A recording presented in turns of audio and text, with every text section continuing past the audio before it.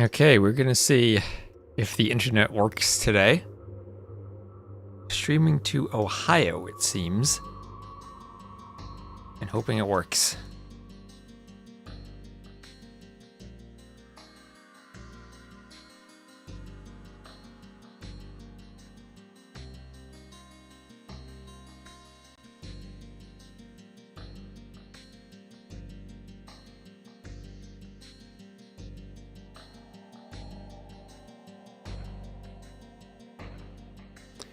And we're getting Codecast with Ornlu today. So.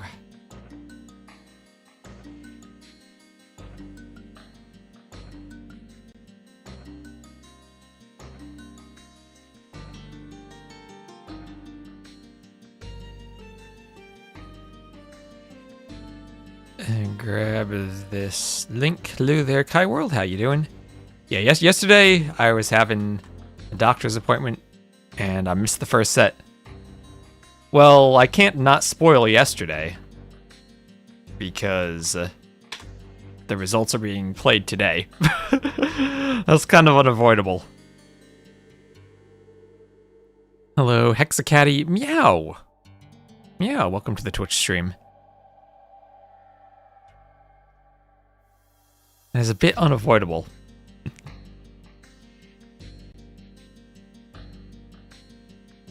Yeah, I didn't cast that on YouTube though yesterday, as I wasn't around for the first set, and I had internet problems during the second one. But I'm gonna hope things might be resolved today, although they probably aren't. I'm gonna hope though. Hello, Noob Netrum, how are you doing? Welcome, welcome.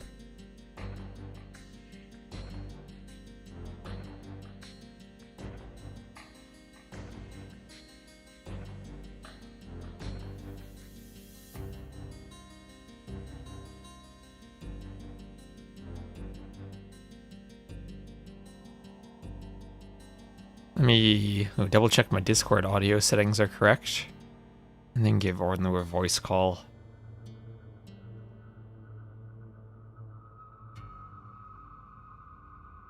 I'll just randomly call him like Ellie does.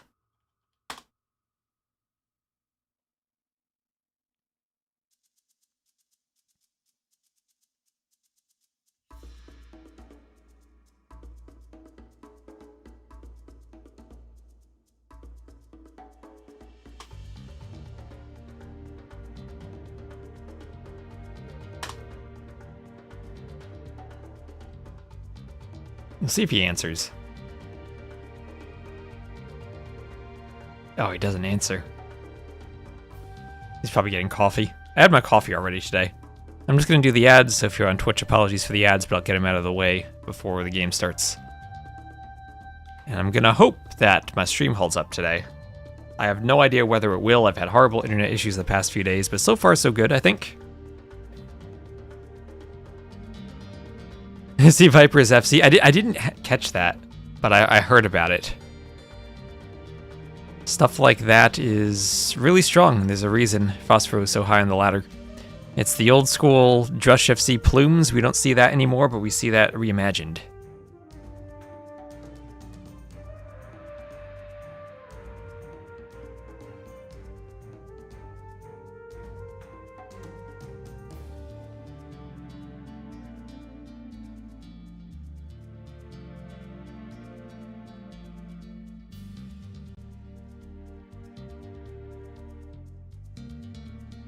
I need to go open Ornlu's stream so I can knock.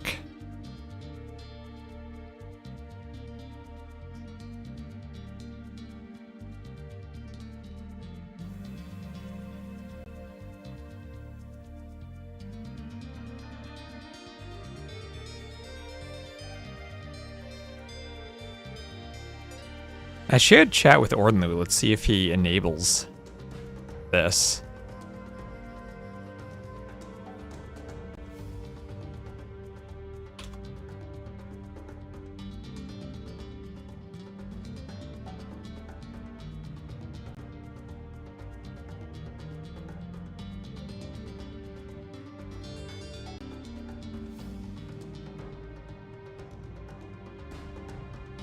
And we might see some more Phosphoro fast castles today. I wouldn't be surprised. I would love to see if Hera pulls one out, but it seems like the type of thing Yo would do. It does seem like the type of thing Yo has done under different guises through FC Castilier in earlier tournaments too. I remember some of those last NAC.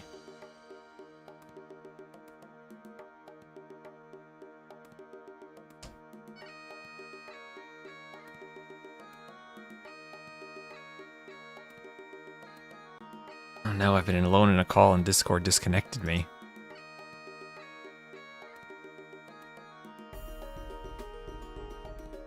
Alright, well, Hera and Yo in the lobby. I'll take a look at their Civ draft. Catan's made it through the bans. Catan's made it through. Catan's Georgians, the first 2 picks for Yo. Persians, Mongols for Hera. He's still favoring Vikings. Again, one of those get ahead by doing nothing for free civs that he so likes. And he will indeed pick Vikings for game 1. Yo going for Berbers. Vikings Berbers, maybe we'll see some hardcore villager laming.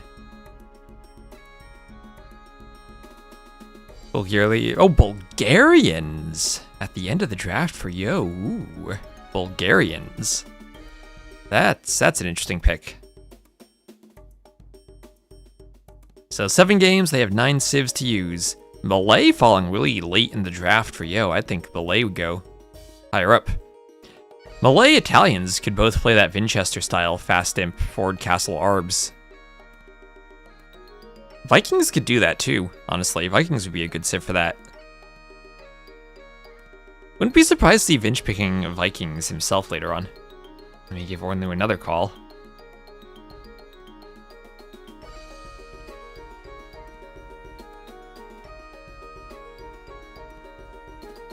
Let's see, I don't know if Ornu's around yet.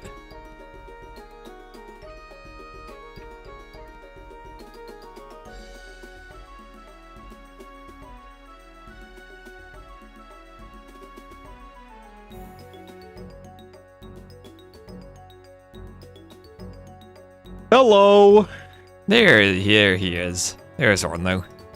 Indeed. I was waiting on my coffee to be ready so I didn't have to go up and get my coffee like 3 minutes in. Yeah, also, look what Yo has as his first pick. Let me pull it up.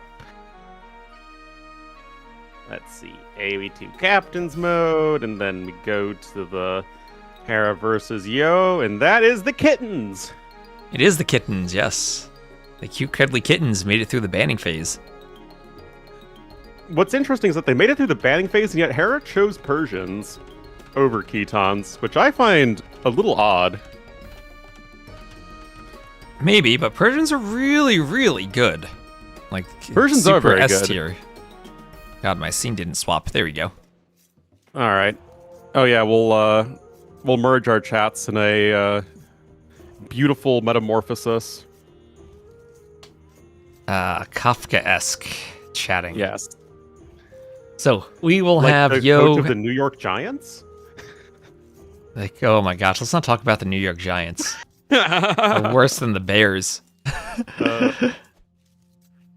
All right, let me see. T West, and then we'll. I should have knocked crap, on they're you in game. already.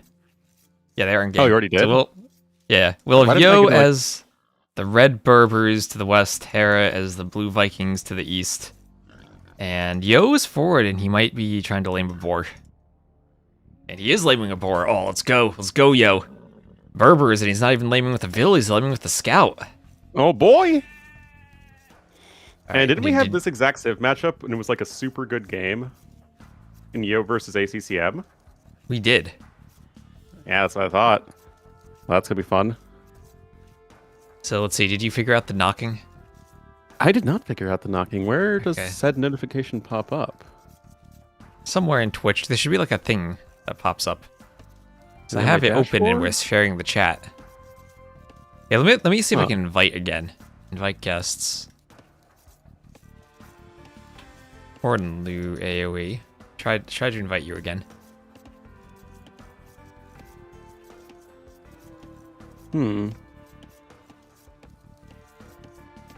Like, does it pop up on your dashboard or on your Twitch chat or? Go open your Twitch channel and you'll see it. It'll be in the top right. Those notifications. You get a big red thing.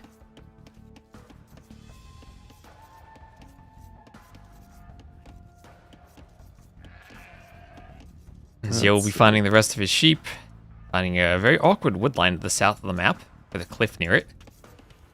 And he'll be adding in a house. Looking at the Yo's map, his berries are very far forward, but his woodlines and his main gold are pretty safe in the back. Has a second gold that's open, but fairly far back too. Hera has a rather nice map. He can do a pretty good wall between two woodlines and the berries, and even has the main gold in the back. Yeah, that is pretty nifty. I'm still getting no such pop-up, so I'll just invite you. Okay, you invite me then. You invite me. Looking Vikings do against camel archers, they can do wheelbarrow and handcart against camel archers. Oh, see. Yes, thanks, Mock Bear Mode. Yeah, I don't know. It instantly popped up when I invited you. It's weird. Hey, you need to share the chat. Can you share the chat? Yep. We're good. Awesome, guys. Thank you for your patience. So yeah, were you casting yesterday, T-West? I casted the second set. Oh, we have a counter lame. We have a counter lame. Hera's forward with his scout. Counter laming. That's how AoE is these days, but Hera, let's see, both pulled it off cleanly with one round of hits on the scout. We'll have Yo going for a very early drush as the Berbers pre-mill with the lame. Hera's boar will be late. But good thing for Hera is he has so little economy right now that there's nothing for the drush to hit. Yeah, Hera looking to go up 19 pop with Loom, but with a very early barrack, so looking like a Men-at-Arm rush, but you don't want to run into the TC fire like that.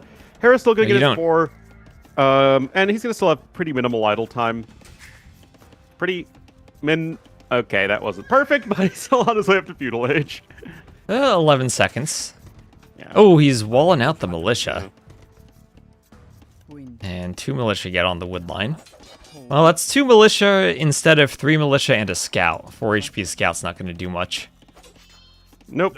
And the militia here are just going to be a little bit annoying. Hera has his own militia queued up, and already he's going to need to make the decision. Do you want to go forward with the militia, or do you want to go help defend at home? Because those villagers are certainly getting annoyed at the moment, but Yo himself is certainly vulnerable to counterattack, especially with these forward forage bushes that are on this really ugly hill at the front of his base.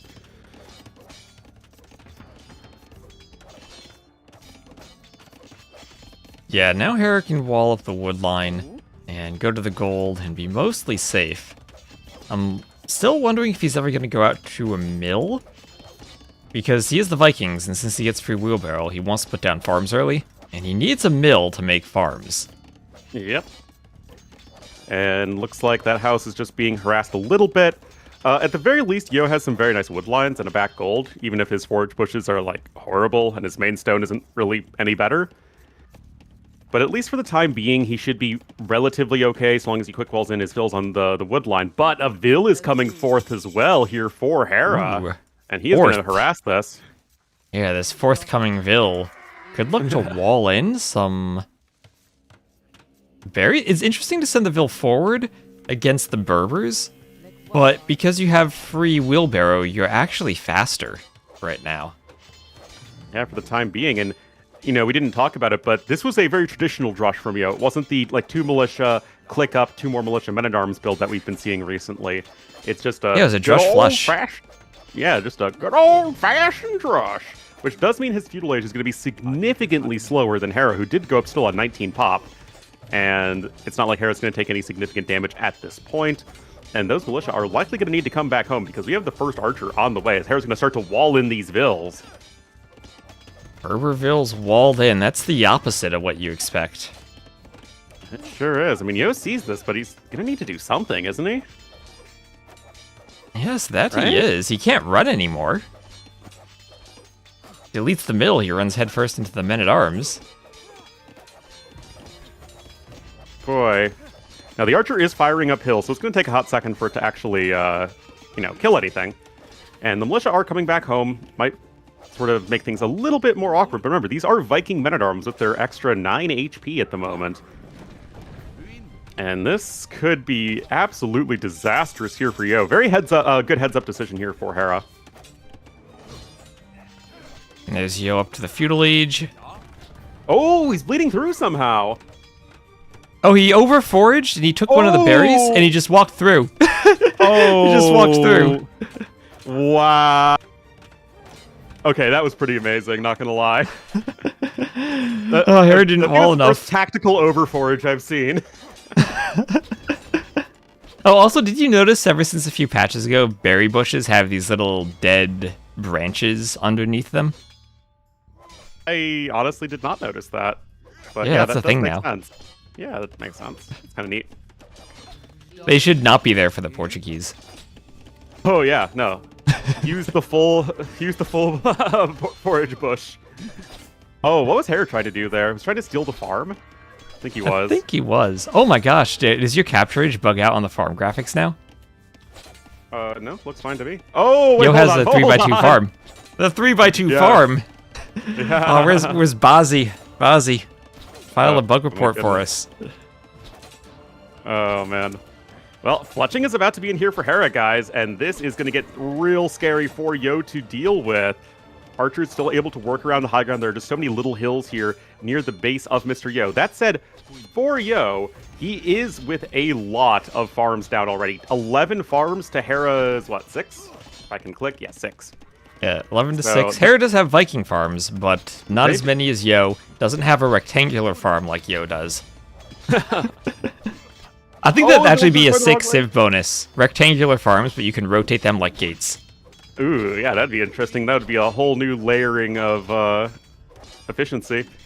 But the palisade there is going to go down. Hera does have a tower coming up here at the back. And we got to say, this is pretty un-Hera-like, generally speaking. Not really the one to be Thorville going tower? forward like this, going with the one bill tower. I mean, this isn't something we typically see from him. Feels almost Will of the Kingdoms meta era, Yeah. KMTD2, of Men-at-Arms towers. For sure. Ooh, nice hits there from Yo, but the archers and the men-at-arms are here. I mean, you'd have to imagine at least one Vill's going to go down, but this is such beautiful control, honestly, from both players. It looks like, yeah, one Vill will die, but honestly, this is fine for Yo. Yeah, and He's killing clearing the everything. Viking men-at-arms. It feels like Hera has had 2 really strong attacks on the berries and then on this woodline that Yo has simply weathered and almost completely ignored and come out on top on farms. Yeah, we're at 15 farms right now for Yo to the 10 of Hera. Hera doesn't even have double bit axe at the moment, and subsequently is still slightly behind in resources. So, I mean, beautiful defense from Yo. Yes, this tower is here. Yes, it is very annoying, but obviously Yo already has his other lumber camp all ready to go. And we could just be working our way towards Castle Age. Yep, and Yo still has another woodline on the right side that is partially walled. Hera's going to come forward with a market by the tower. And not waste any idle time on that Vill, put him to work building a market. Yo's going to do his poor other market villager, at man. home. Do you think they'll trade with each other? Place all by himself that no one can even. None of his other villagers can trade at. Like he's the only one that can even be there. Yeah, I think if you're this close, you have to start trading. I think that's a rule for Age of Empires. You can't build a market there and not trade. Them's the rules, Hera. I'm sorry, you're stuck with it. But Hera will still- nevertheless get that market up first, and then Yo will be clicking up after he does his market, buying food, and will be up probably after this Vill. So not too much farther behind compared to the Vikings, and actually ahead in eco to the Vikings for a civ that doesn't really have an eco bonus. You're feeling pretty good about your position here if you're Yo. Oh, and you know what? Even having that one archer mixed into the army might actually be enough to guarantee the Vill snipe. Oh my goodness! She freaking dove to the Calculated. chopper like it's the Call of Duty 4 campaign. Perfectly Oh, man. calculated. Oh, that's a free wheelbarrow helping you out there with the 10% movement speed. Yeah, one of the very underrated aspects of Wheelbarrow, saving your villagers from otherwise certain death because they move faster. Indeed, and now there is a scout over here. Yo now knows that, okay, my opponent does have a stable, even if he couldn't quite have a line of sight on it. He now knows for a fact. And now Hera picking up Horse Collar himself, Yo getting scale barding armor, but I mean, if it comes to Knights v Knights, or just stable v stable, obviously the Berbers are going to have a huge advantage over the Vikings, so This still does, generally speaking, feel good for Yo, although he did lose one more villager somewhere along the way. Yeah, the Vikings have no bloodlines, no husbandry, and then the Berbers have a discount, and they have access to camels. But probably still want to be mostly on knights if you're Berbers rather than camels in this matchup, expecting crossbows. Yeah, it seems all good to me. Monastery at the very, very back of the map here for Hera. Ooh. A couple scouts going to run by as well. Might be able to pick off a low HP Vil. Yo is certainly well aware of this, but actually very well done there for Yo. Ooh, the quick Actually, can he trap walls. him? I mean, Hera still might get a villager kill, but losing the scouts is certainly not ideal. Oh, the it doesn't tower get a even gets kill. the Wow. Already a very, like, Razor's Edge type game number 1. Also, Orlando, could you check? I don't know if you have maybe another Discord noise gate, but you kind of cut out when you're loud. Oh. Well, I don't know if that happens on your stream. I have no idea, but I'll move the mic a little bit further away. Hopefully that'll help. Well, then you'll just be overall quieter. Oh, okay. Well, do I sound Well, like, okay? Yeah, like your volume is fine. It's just when you're loud, you cut out slightly. I can check my Discord settings. Okay. Ooh, snipe from Hera on that low HP Vil. And he comes forward with a knight, but yeah, we'll get a camel out and be ready to deal with it. Hera with a monk will start converting, and the monk on the wood line will be annoying. That will be very annoying. Oh, yeah, for And sure. he gets a conversion. Oh.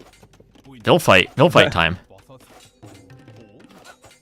Well, that is certainly a bit annoying. That said, the monk was actually able to make it to the watchtower. That's cute here from Hera, as he's got this whole SimCity thing going on at the back of his opponent's base. With a lot of idle villagers at the moment. Ooh. And the villagers are trying to gather from the forage bushes as Hera's coming in with some reinforcing knights. And Hera, with throughout all of this, is just getting such a huge eco lead. Power of Vikings and all that. Yep, they were fairly equal as they were up to the Castle Age. But now, with a few extra Vil kills and that free wheelbarrow and handcart, 1k extra res for Hera, and he is content simply to pump knights and monks. Yeah, only from one stable, but he does have the double monastery at the moment. Hera's going to be able to heal up all of those injured knights. Gonna... Wait. Shouldn't he have got a knight kill there? Oh, I guess it was healed just in the nick of time. Another very good exchange for Hera. Although that monk trying to walk run off the map. Yeah, off the edge of the map. Oh, man. Well, both players still very much only on the single town center for the time being. And it's just going to be the matter of, can Hera's eco really, leapfrog ahead as it needs to? Or is Yo simply going to be developing the better army? Because remember, guys, he doesn't need as many resources as Hera, as he has a nice 15% discount on all of his stable units. That's true, but if you want to really use that discount, it's a weird setup where the more eco you have, the more benefit you get from the discount, because then you can really step on the 3 or 4 stable production. In early Castle Age, you're not going to overwhelm in numbers 1 TC and low eco production. Oh, man, Here's Hera taking 2 good fights at the same time. Yeah, able to get some more kills here and there. Yes, the monk is going to fall, but Hera's gotten some nice conversions, and that eco lead is really only growing at this point. Hera's army is a lot better than is Yo's at the moment. Yo trying to save those injured units, but now the monk honestly could be in danger. Yo actually going to try and go for a conversion right on back, but Hera looking very, very good here in this game number 1. He's still converting on the wood line. Viking monks, Viking knights. Doesn't really matter what units the Vikings make, it's about using their eco bonus, and now he's 3 TC booming. Exactly, and he's on 2 relics here even in just a moment as well. And I mean, it's like, where does Yo even go in this game? He's going to be adding a second TC of his own, but obviously that's still not going to benefit him too much here in the long run. Hera's mixing in some pikemen here, and those Castle Age Viking pikemen are still very, very good. And right now, it just feels like Hera is eliminating any potential loss conditions. All right, my YouTube chat said Orlin was a bit quieter, so I made him louder. Okay. Let me know if that's better.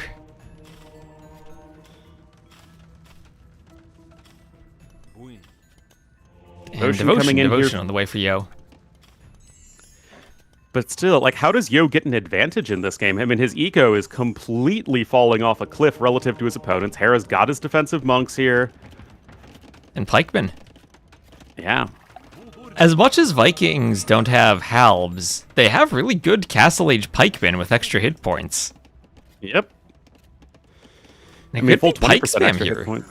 Yeah, it's going to be really good, and it's going to help Hera defend. He's on stone at the moment, and, I mean, this just feels like a huge advantage at this point for Hera that, again, I don't know how Yo could possibly come back. It just feels like Hera is so safe. He's going to be getting such an enormous eco lead. And unless Yo can get a crazy castle drop here, which he's, like, I don't know, that feels pretty doubtful. Feels well, like that's what Vinch did. Victory. That's how Vinch got his victories yesterday, so you never doubt the castle drop. Well, there's only one player I doubt a castle drop from. Viper these days, probably. Yeah, that's true. Well, I mean, yeah, Hera just cruising ahead in terms of villagers. I mean, like, it's not just Hera getting ahead in eco, he is getting so far ahead in eco so fast. Like, it's wild. Well, that's exactly how Hera wants to play and why he's picking the civs he does. It's those civs where you get ahead in eco by doing nothing. Vikings, that's why Persians are the top civ in his picks, or the top pick in his civ draft. You don't do anything, you just have a good eco bonus, and you ride that eco bonus to get a small advantage that then snowballs. Indeed. Forest Color just not coming in for Yo. Hera's had Bowsaw ever since early Castle Age, and of course Handcart in to no Wheelbarrow. All of those upgrades really do add up over time, and at the moment, just seems like Hera is going to click up to Imp in just a second, although he is missing a building. Yeah, that is a little bit of a minor screw up from Hera. 0 out of 10, no longer #1 player in the world. Disappointing. Yeah, needs that building. But not as desperate as Leary needed that market yesterday, but pretty desperately needs to go up now with those resources. He needs to spend them. He's up by 5,000 resources. He can't just float them in the bank. I mean, it's just so crazy to me that it's like, again, in Castle Age, they were basically even. Like, as soon as they hit Castle Age. And yet, it just completely throttled so far ahead from Hera. I mean, it's the combination of the Viking eco, the fact that Yo's eco was under a lot of pressure, and Hera was killing villagers. So all three of those things adding up like crazy. And right now, Hera is just on his way to a victory here in game #1. Well, I don't really recommend running pikemen underneath the castle like that. That's a little bit of a goofball move. But still, he's on his way up to Imp. He's got a forward castle. Yeah, if you're going to do that, at least get arson so you can poke the castle more forcefully. Mm-hmm. I mean, flaming pikes sound pretty awesome, let's be real. That they do. Anyway, Hera's going to switch over into the archer play, just archers plus pikemen.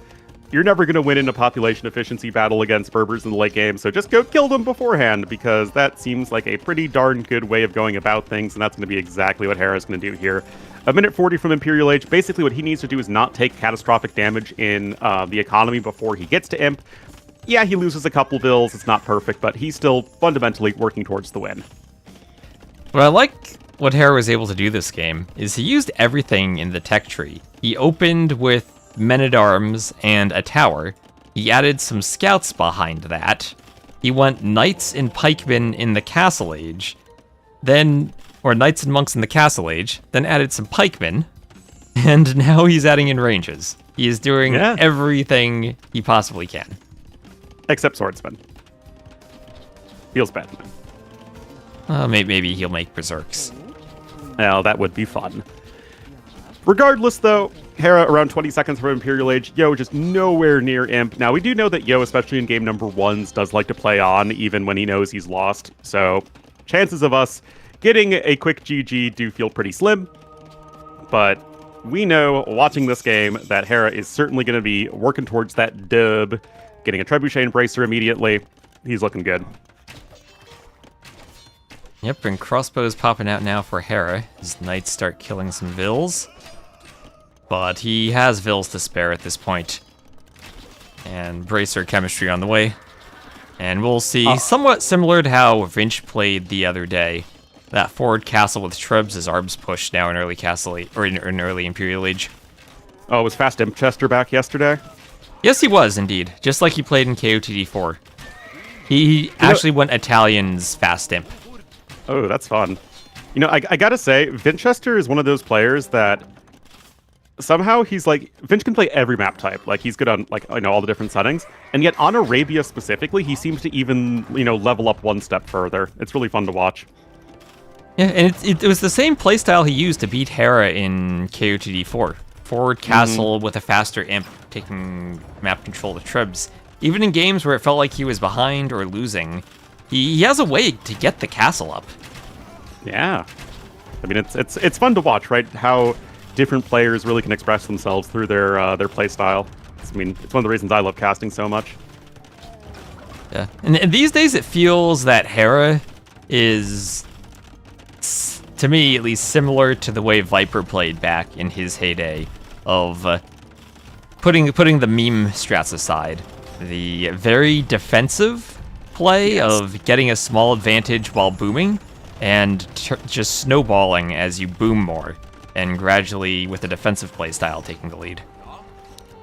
Yeah, I mean, I do think that in goal, it's pretty similar. I would say in method, though, Viper was more of, okay, let's have literally the bare minimum of units we could possibly need to defend right now. Whereas Hera's more about just taking away loss conditions for himself. So, I mean, it's still very much that defensive, economic-oriented playstyle, but Viper's definitely felt a bit greedier. Anyway, GG. Yeah, and there you go. And it's kind of surprising to see Yo had a 61 to 35 KD advantage that game and was so far behind. But it's just about the timing. It's so weird to see he had his military population in early Castle where it felt like he was getting raided and taking losses, and yet had more military than Hera by a good number, and still couldn't defend his map properly. Well, part of it was the fact that Hera applying so much pressure prevented Yo from ever being fully walled.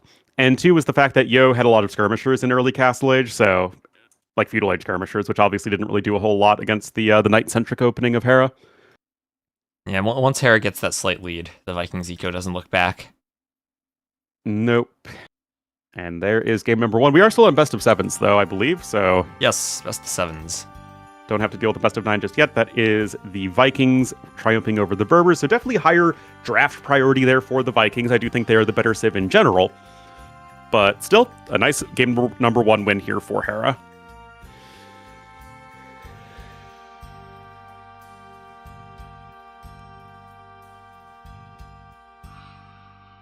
And let's click some buttons to update.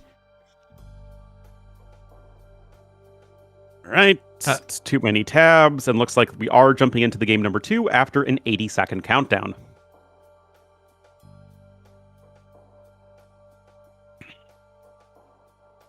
Oh, I pressed the wrong button, Ornlu. Oh, To no. play 1 minute of ads, I accidentally clicked 2. No. I don't know why my Twitch dashboard does this, but it displays the ads as 1 minute, 30 seconds, 1:30, 2 minutes, and I can't rearrange them, and they're out of order. Oh, that is odd. Thank you, Majika, for the sub to Ornlu. Yep. 87 months. Majika, one of the OGs for sure. Majike. I say Majike. Majike 03. To be fair, he's never Majiki. corrected me.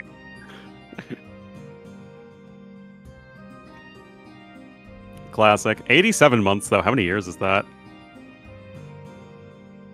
84 is divisible by 12, isn't it? At 7.25 years. There you go. You're the math guy. I don't do numbers in my math, though. That's true. You do letters. I don't even do letters, I do arrows. Oh, yeah, that makes sense. I got it right on day 1 miraculously. You know, guys, small miracles happen every day. Alright, so we'll have Yo as the Red Georgians to the southwest, and Hera as the Blue Mongols to the northeast. And do you think Hera's going to lane right away with that extra vision on the Mongol scout? Oh yeah, for sure. You betcha. Sorry, I was trying to take you back to your Madison days for a second. Yeah, that was horrifying.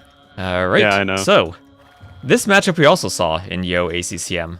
Reversed, though, where Yo was the Mongols and ACCM the Georgians. Indeed. And I gotta say, Hera really just doesn't seem to be letting up at all. Vikings game number 1, Mongols game number 2, some very strong early picks. That said, Yo is also with Georgians. That said, like, I really think Georgians are insane, whatever the win rates on ladders say. That said, I think that Mongols being so much faster really is going to be nice for Hera. Yeah, Georgians are a weird civ in that if it goes late game, I think they have the best eco in the game. I don't think there's anything that competes with fortified churches. My experience was Romans with 5% faster was insane. And fortified churches are 10% faster, and when you're floating wood, you have them everywhere. And they help defend you, so you don't get pushed as quickly. But it's gonna have to be Yo using an eco lead here, because I think the Mongols are a civ with a unit composition against which the Georgians will struggle. They have access to camels, cav archers, and Mangudai should be good for them. And it's going to be more about the economy and timings for Yo. Yeah, it feels like for Yo, it's all about weathering the storm. You know, Georgians very strong defensive civ. They are nice and quick on their feet in the early game, right? So although Mongols are a lot faster than most civs, Georgians are one of those civs that can at least, you know, sort of keep up with Mongols early on thanks to the free mule cart. That said, if Hera gets that early eco lead, which you always do with Mongols, Yo needs to somehow find a way to sort of not take damage and keep pace. Because if he can get the Castellate to get those fortified churches down, there's going to be a long, long window where you have a lot of bonuses working for you as Georgians and you don't as the Mongols. Yeah, and if we look at Yo's map, he does have a very safe back gold, but nowhere to wall it on the left. His berries are out there. Yeah. And his wood lines are pretty decent if he wants to wall to a wood line and then wall to the TC. But the gold is pretty exposed. Yeah, that's definitely not what you're looking for early on. Yo looking to drop a mill at this point. I mean, we just have to imagine sort of the default for both of these civs is still going to be a scout opening. Georgians Look. He's doing the double deer push, the double mouflon push. Oh, jeez. He's getting both of them in. Look at that micro from Yo. Oh my goodness. This is... I didn't even know this was a thing. It is a thing. Ever since they updated deer to make them easier to push, they actually made them harder to push because you have to push 2 at a time now. That is wild, wild, wild. All right, I mean, that is ridiculously efficient there here for Yo. He's getting his mouflon in, and he's going to be able to go out onto the map and scout relatively soon, when normally you kind of have to pick one or the other. Yeah, he's going to leave that last mouflon there at the back of the map. Yo going to be going up. Does he have the resources for 18 pop no loom? Oh, yes, he does. Just 5 seconds idle time. So that should be 8 minutes flat he gets up then. Or 8:05 with 5 seconds of idle time.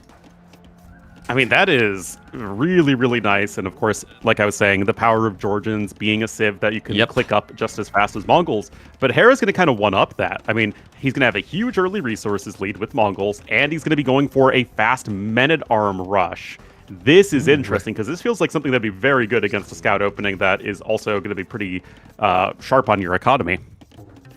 Yeah, I still have those nightmares of that show match we played against Hera, and we had to wait for 2 minutes before we could start moving. And he was in my scout. He did this same build with the Georgians, the 8-minute uptime, but was in my base with his scout for a good 2 minutes before I was feudal. Yeah. That was painful. Yeah, that's rough. I forgot to start the YouTube stream. I actually did not forget to start the YouTube stream for once. I'm usually pretty bad at that. But it says I have 0 viewers. So I've... Oh, you know what? I don't know if this has ever happened to you, TOS, where I'll hit start stream, but then I like switch tabs. But like if because I switch tabs, it doesn't actually go through with the starting stream. Oh, okay, yeah. I did in the YouTube settings, there's a button you can press to sync your YouTube with OBS. So it starts when you start in OBS. And when I press that, I think that handles that case. Okay, yeah, I might have to enable that one. Yeah, Maybe because it's so weird, because like it was grayed out, like start stream. And that is so weird. Well, regardless, Men-at-Arms are coming in here from Hera, and Yo is going to be well aware of this fact, and it's just going to be on him to figure out a way to stop this. Men-at-Arms come forward. And at this point, Yo should be able simply to wall and keep himself safe. I wonder if we will see a quick arson from Hera. We do see that sometimes for the Men-at-Arms to go through houses or small walls. With only 3 Men-at-Arms, though, I don't think that's enough. I think that's more of a 4 Men-at-Arms thing. Maybe as the Japanese, too. Really to punish these walls. Some did with an early bonus. Nevertheless, Hera is here, and he is ready to apply pressure. Looking for that Spearman. It is on the way. Quick archery range coming in here as well for Hera. He was able to get double bit axe. Of course, you can get all those things as the Mongols early on. And right now, Yo still is going to need to cobble together some sort of combination of units to defend here. And right now, it feels like Hera's just in such a good spot to continue applying that pressure. Yeah, he got a nice hit on one of those scouts, too. And Yo, not looking to pick reinforcements. Hera will get that spear across without issue. Now, these Georgian scouts will heal over time. And still no forward archers for Hera. And the question for Yo now is, what do you do with the scouts? You can't engage the Men-at-Arms and the spear. And it's hard to do counterattack damage with scouts because they're so easy to do small walls around your resources and keep them out. Usually the best thing you can do is search for and try to pick off the archer reinforcements. Or you have to wait and amass enough to the point where you can fight the Men-at-Arms and just hope the reinforcements don't arrive in time. It's a very tricky situation as the scouts player, for sure. And now Yo is wandering his way across the map here. And to be fair, okay, it's because Hera isn't quick-walled yet. And then, of course, just as I say that, he quick-walls perfectly. So, so much for that concept. Still, the wood line is a bit exposed. He does have a spearman hanging around the gold miners. But I imagine with all this forewarning, Hera's not going to have too many issues here. He does need to wall that wood line. He might be Viper-like and greedily hold it till the last second. And 5 scouts on the wood line. Yeah, the 2 spearmen right there, I think, are going to be enough to shoo away the scouts for now. Yeah. The hill bonus was extremely strong there. If he was, say, in the opposite position where the wood line were downhill, then the scouts have a hill advantage and they can probably attack there. But with the hill, the Vills can fight back very well and wait for the spears. Yeah. Very cleanly done there for Hera. 3 spearmen for him. There's like a spearman from Yo that's trying to get some pokes on the scout, but is ultimately being unsuccessful. Yo himself is going over to the gold, res collected, still around that 300-ish resource advantage for Hera that he's just had from the beginning of the game with the power of Mongols. And okay, now the spearmen are a little bit out of position. But yeah, it's that hill that you're talking about. Yeah, yeah, look at how healthy that Vil still is, over half health. Yeah. And touching on the and way now for Hera. The archers are showing up to us. Hera immediately going to be moving the Men-at-Arms to right by the palisade wall there. And this is just going to be getting really, really ugly really fast. Yo trying to jump some archers on the gold by Hera's base. The spears will get a couple of pokes, but he will get some kills. At least being useful there. And at the same time, he's able to run the villagers, but not all that well. 2 dead villagers. Men-at-Arms running into some TC fire. I've seen that quite a bit in KOTD. Yeah. It's amazing how easy it is to let your Men-at-Arms take TC fire, even when you're one of these very, very best players. Yes. But we're seeing seeing me the feel effect. a little bit better. I don't know about you. Yeah, we're seeing the effect of the berries and golds being farther from the TCs. Both players able to take engagements by these resources, whereas on normal DE Arabia, they'd be just a couple tiles closer, and that TC would be much more protective of them. Yeah, and that villager, he is avoiding death by the slimmest margin at the moment. But it's just Hera having the numbers. Got a couple units coming in here from Yo, but he's going to have +1/+1 on those archers. And right now, it just feels like Hera is still absolutely dictating the pace of the game and is even getting further ahead in resources as he gets another blacksmith upgrade. And scouts still running around. Men-at-Arms and archers come forward. That low HP Vil might need to run back to the opposite side of the woodline soon as Hera comes forward with more army. I mean, I just don't know how he fights this, man. It's just a really big old scary army here from Hera. These villagers are very trapped looking. Another one's going to bite the dust. Fletching just now coming in for Yo. But Hera still has all of those other upgrades in. He has more units. He's got like one of every flavor except a skirmisher, ironically enough. One of every flavor. Yeah, well, just like last game, he's using everything. Yep. Even the starting scout. And ooh, Oh, yo! boy. Again, gold far from the TC. You get more heavily punished for mistakes like that when your vills wander their way out when they need to be hiding. And behind this, Hera with 18 farms already.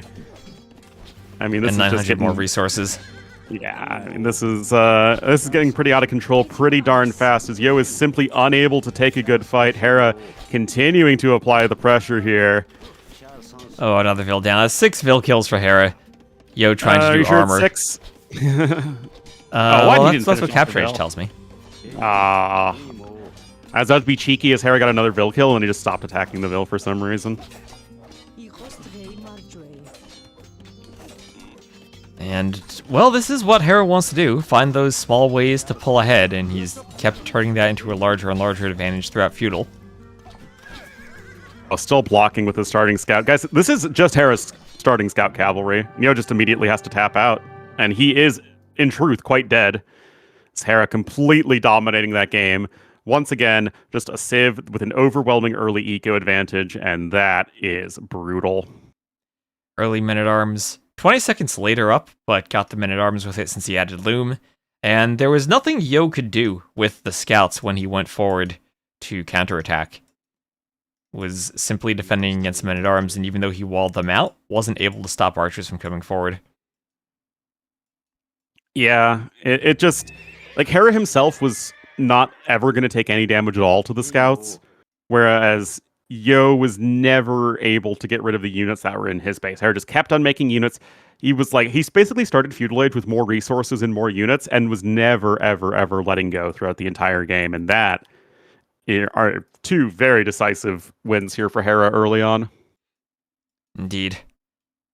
And that was only 18 minutes, 18:47 of game time to win. But also kind of what you expect seeing Mongols. He did what he wanted to do, taking the win before the Georgians get into their churches and their real eco bonus. Exactly, and here we are. Going to be game number 3 in a moment, and Yo is going to be going strong here with his number 1 Civ pick. He wants a win. He wants to go Khitans.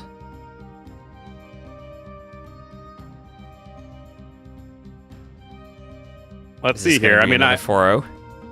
I hope. I mean, if Yo's gonna win, it's gonna be with the Khitans. Yeah, you'd think so.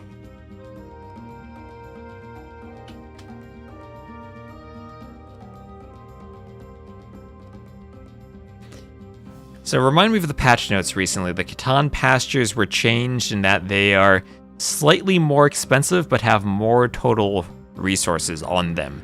So it's a bigger investment, but you get more food from them. So a bit of a slower start to them, but overall longer lasting. That is correct. Yeah, you nailed it. Getting your pizza delivered at 2:10 a.m. That is a good pizza timing. Oh, yes.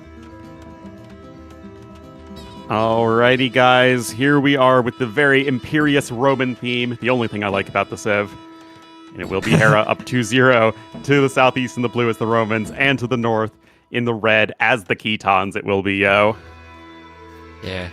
And the cute cuddly kittens, they have been the scariest Civ, and they've been banned so much, I don't think I've actually seen a game of them played so far in KOTD from what I've casted. From what I've casted, I've seen them like a few times, and they've looked extremely strong whenever I've seen them. I mean, they really are the kingpins of Arabia these days, in my opinion. They're so good in so many situations. You can play them in scrappy aggressive games, you can play them in boomy passive games, and they're just going to be good at basically all stages until, like, full-blown post-imp. They'll be good with the Skirm Wars, they'll be good with the Scouts, they'll be good with their men-at-arms. We have double armor against double attack, maybe that washes out at some point. Yeah, for sure. I mean, Romans are at least a very fast Civ to help compete with the Khitans, and their own economy is so powerful that you'd think that, okay, that is still an area where you're not going to fall too far behind, but Hera's coming forward here to lame. He is going forward to lame. He will get 1 goat, so not all that bad. Will he go for the boar? Oh, he has a Vil. He has a Vil. A Vil with Yeah, Scout. yeah, that's what I'm saying. And he's going to take the boar on the hill, so he takes less damage. And while Very Yo nicely tries done. to chase with the Scout, Yo won't be seeing the villager, and Hera can be up to some mischief here. Not too sure what exactly he's going to be able to do with the Vil, though. He'll kill gazelles. Anyway. He did this against Hart. Lamed a Oh. boar, killed gazelles. Hart was the Chinese and was in the Dark Age forever and dead. Oh, that is certainly the traditional weakness of the Chinese. And while this seems to be what Hera likes doing against the super good civs, seeing if he can get some Dark Age advantage. You're going to find the Scout over here way at the edge of the map. That house in the back for Hera. And saying, you know, I don't want to waste idle time at home. I'll build my house forward. Sure, why not? That's some valuable property you got here, Yo. Yes, the middle of the desert. Very valuable. Oh, you're going to try and stop it, but of course Hera... Oh, does indeed screw up the lame a little bit there, as that boar is going to be waddling on home. At the same time, though, Hera's forward, he's now lamed a second gazelle. And Yo taking one far to the side. And I think that'll be the last one for Yo. Yeah, looks like the last one. So Yo will have to wait for that boar to walk back. And Hera with the Vil there. Yo... Will Yo notice this? Oh, Hera's gonna wall the lumber camp in. It's not going to do anything. Yeah, it's not gonna do anything. I don't like that. I think he needed to hide the Vil until the boar was back so he could lame it. I mean, Hera's just being annoying here. He's still ahead in resources at the moment, somehow. And... Okay, Yo is just going to be going ahead and taking the boar. Okay, yeah, this is... Oh, Hera's this blocking. is a He's mess. blocking the Vil. Yeah, but he's doing fine, I think. Yeah, Yo used the house and swapped Vils. Yeah, that was very, very nicely done. And you can see at the end of the day, this is going to work out for Yo. And honestly, Yo should just go kill the Vil. I mean, she's going to need to have wall herself in or something. Yeah, and Hera hasn't had the cleanest Dark Age of managing his TC. You see he's doing a panic house up now so he doesn't get housed. And he's had a few multi-goats decaying under the TC at the same time. Oh, what's that Vil? Oh, wait, Hera, you were safe. And then you left. I mean, there Hera got should be greedy no there. world in which this Vil survives. I mean, I know AoE is dumb these days with people Alcatrazing their way to victory, but in no reasonable world does this Vil survive. Oh, there she... Oh, I think he missed it. I think he missed it. Yo's on his way up, by the way, guys. And Hera's not. Oh. Oh, there you go. Yeah, as good as Hera is, and as good as he is at quick walling, he doesn't quite have the same Rage Forest flank Vil walling skills that some players have. Yeah. Very true. And Yo is on his way up to Feudal Age. Hera not quite there yet. Actually pushing in another Gazelle. Oh, no, never mind. That was a boar. Yeah, he should be fine, I think. Yeah, pretty slow Dark Age. 23 pop now. He does have Loom. So all that laming put him behind was maybe a bit late luring in his own food. Yeah, and I'm sure this is entirely because of the Sif matchup. Hera is like, okay, I'm against Ketons. I'm already facing an uphill battle. So let's try and make the game messy and maybe I can sneak out a cheeky win. But at the moment, the lane was not successful. And this is going to be very, very tricky now for Hera, as Yo's going to be hitting Feudal Age right now. And those scouts are going to be coming in swinging. Yep, and this is exactly what you want if you're going scouts. A bit of breathing room. Actually, where's the stable? Is he making a stable? No, actually. He's making pastures. Hey, he wants to preserve his milk. He needs to pasteurize it. I don't know. I think he needs to drink that milk fresh. And make some scouts. Yeah. No, he needs his raw milk so he can get his, all the bad bacteria in him.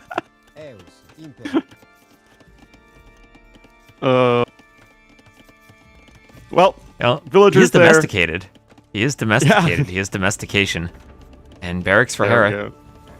So he is looking to get an eco lead. He's looking to get the eco upgrades in and get the early pastures and go for a range, not go for scouts at all. Yeah, and I think this is an interesting adaptation. I'm sure in a vacuum, Yo open scouts this game. But seeing how things were messy, seeing as his opponent was going to be slow up to the feudal age, he got the early villager kill. Yo knows he has a lead. Yo. Okay, Why did he attack that Vil? Yeah, that wasn't the best. Why is Hera doing a market? He's not FCing, is he? He's Romans, he'll go FC Scorps. Oh my goodness. Well, one thing that Hera didn't do is scout the lack of stable. He might be thinking, I'll go spears to defend against scouts and FC with this market, but he won't be prepared for the archers that come forward then. Nope, Hera Scout's already on basically half HP. Yo, don't you dare. Yo, Oh, yo. He dared! Right, Yo has an archer out onto the field. We got a spearman coming in himself, and of course these pastures are going to start to really take off. Respect the stick. Who are you, Dash? Oh, the stick. Don't worry, I've already played stick today.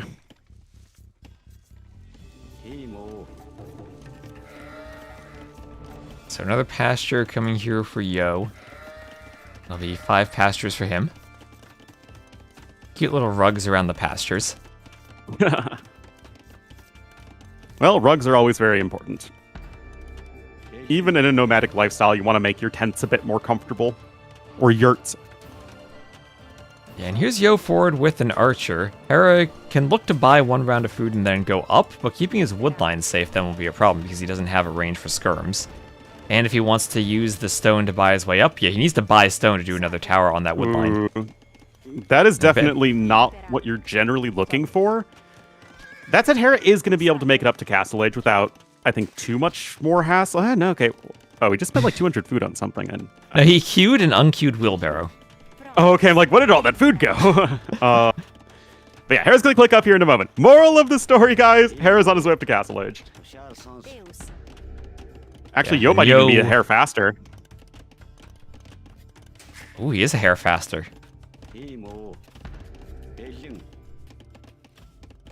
There we go. And Hera this is looking a Hera slower. very good. He is a Hera slower, in fact. He is 1 Hera slower. Oh, spear fight. And Yo wins. Is that like the cripple fight? The spearmen slowly poking each other. At least they hunker down in their animations now. Yeah. It's not like villager versus wolf, which feels slow these days. Does it? I mean, It does to me. I mean, it's the exact same, right? Vills and wolves There's a have the pause, exact though. same combat stats. Yeah, they're the same, but the animations are not continual anymore. They pause a bit while poking each other with their knives that's or true. eating each other with their snouts. Well, we have a second stable coming in for Hera, so he clearly does want to go for some knights. And I don't know about you, I thought it would be for the Scorpions, right? If you're going for... It's not technically a fast castle, but it's like a fast-ish castle. Right. But... Oh, no, I was coming forward. Okay. Does Hera know what he's doing? Is it Knight plus Scorpio's coming forward? They're both going to be there. Yeah. Forging on the way for Yo. We'll get doubly attacked from that, but the Vils will be under the safety of the tower by the time that happens. Well, Romans do get that 40% discount on their towers. Pretty OP. Oh, wait, they do? It's AoE 1 Romans. Yeah, it is AoE1 Romans. You got me confused there for a second. I was like, I remember they had the discounted towers, but they only had Sentry Tower. They didn't have Guard or Ballista Tower. Yeah, it was pretty bad. But and that here was we the are, Roman campaign. You had a bunch of flags, and you had to build towers by them. Yes. The Trajan... Was it the Trajan campaign, or no? Is that the old AoE 1? No, that was AoE1. That was the original Yeah, Rise that was of the Rome Rise campaign. of Romans one. Yeah, so Rocket Cart now for Yo. rocket carts that, over time, I think consensus they're a bit better than mangonels. I don't know what you feel about that, but I think they're a bit better. Well, their damage against buildings without masonry is definitely better. So for like this sort of push, they are quite good. Personally, I still prefer mangonels and the actual like mangonel v rocket cart micro, but I think it's still very even. They're pretty tricky to use because there is that slight delay where if you move them in the middle of their firing animation, they don't shoot all their projectiles. Yeah. So they're a bit trickier, but when you get used to that, I feel like I usually see them winning. Yeah, they are pretty good. And they are also squishier. That is definitely the downside of them. Very interesting to see a monk opening from the Romans, who don't have the best monks, no sanctity, against the strong light cav of the Khitans. Yeah, gonna very much two-shot those monks. Hera is gonna have husbandry, and honestly, this could be a very good counterattack. Ooh. Yo on that wood line, one vill around the back. There's another weak vill in there, and he's not walled. Oh no. Oh, this could be very bad. Yo is gonna, like, I don't know, need to try and go for a counterattack or something. Oh, those monks are... Oh, if this rocket cart goes down, and it's gonna go down... Oh, everything falling apart for Yo. The monks are quick What walled, is that the raid lack is of in. conversion? Okay, there you go. When Hera gets an insta, what? Oh my goodness. Oh my goodness. He's doing such a great job of keeping the monks protected and even puts them in the tower. Insta. Seriously. Anyway, Hera's going to add a second TC at this point, and it is going to start to look really rough. Hera's going to take the eco lead in just a second. Is he though? Because Yo has a second TC already. He has pastures out. He's still the Khitans. He is... Okay, there's one conversion there. That honestly feels pretty fair. But both monks still end up falling. Couple light cav are going to swoop in here. Remember, no husbandry in yet for Yo, which is... What is these instas? Yeah, and Yo using the full stable. Steppies, camels, light cav, and converted knights. So far, the numbers are quite even, but again, we need to reinforce the fact that this should have basically been a free game for Yo, with how bad Hera's early game was. And the fact that Yo is still faster up to Castle Age by even a little bit. But Hera just absolutely fighting his way back into this. Are you sure monks are fair and balanced? Yeah. The thing is, siege towers are the hard counter to monks these days. They sure are. So, step lancers for Yo, wandering around the outside. And Yo is not all in by any stretch. He's adding the third TC, and I will say that if Yo was going for... he's definitely trying to go for some early Castle Age pressure. I do think that it would have behooved him to go for a second stable. I think only having the one stable really limited the amount of just units he could throw on the dance floor there against Hera. Yeah, and Hera's monks did a great job of dancing themselves by that tower. Yeah. Yo trying to attack from multiple angles. Yes, you're hanging in there. Oh. How's Ornlu to co-cast? Ornlu is lovely. Oh, thank you. You're lovely yourself. As Yo trying to get a little bit more value here. Siege Workshop's gonna go down. The guy has to clean it up. Too bad. I like how Hera still has that house in the middle of Yo's eco. And if Hera ever does Town Watch, it's basically a mini outpost for him. Yep. There's even a little balcony there where the person in the house can view everything that's going on in Yo's base.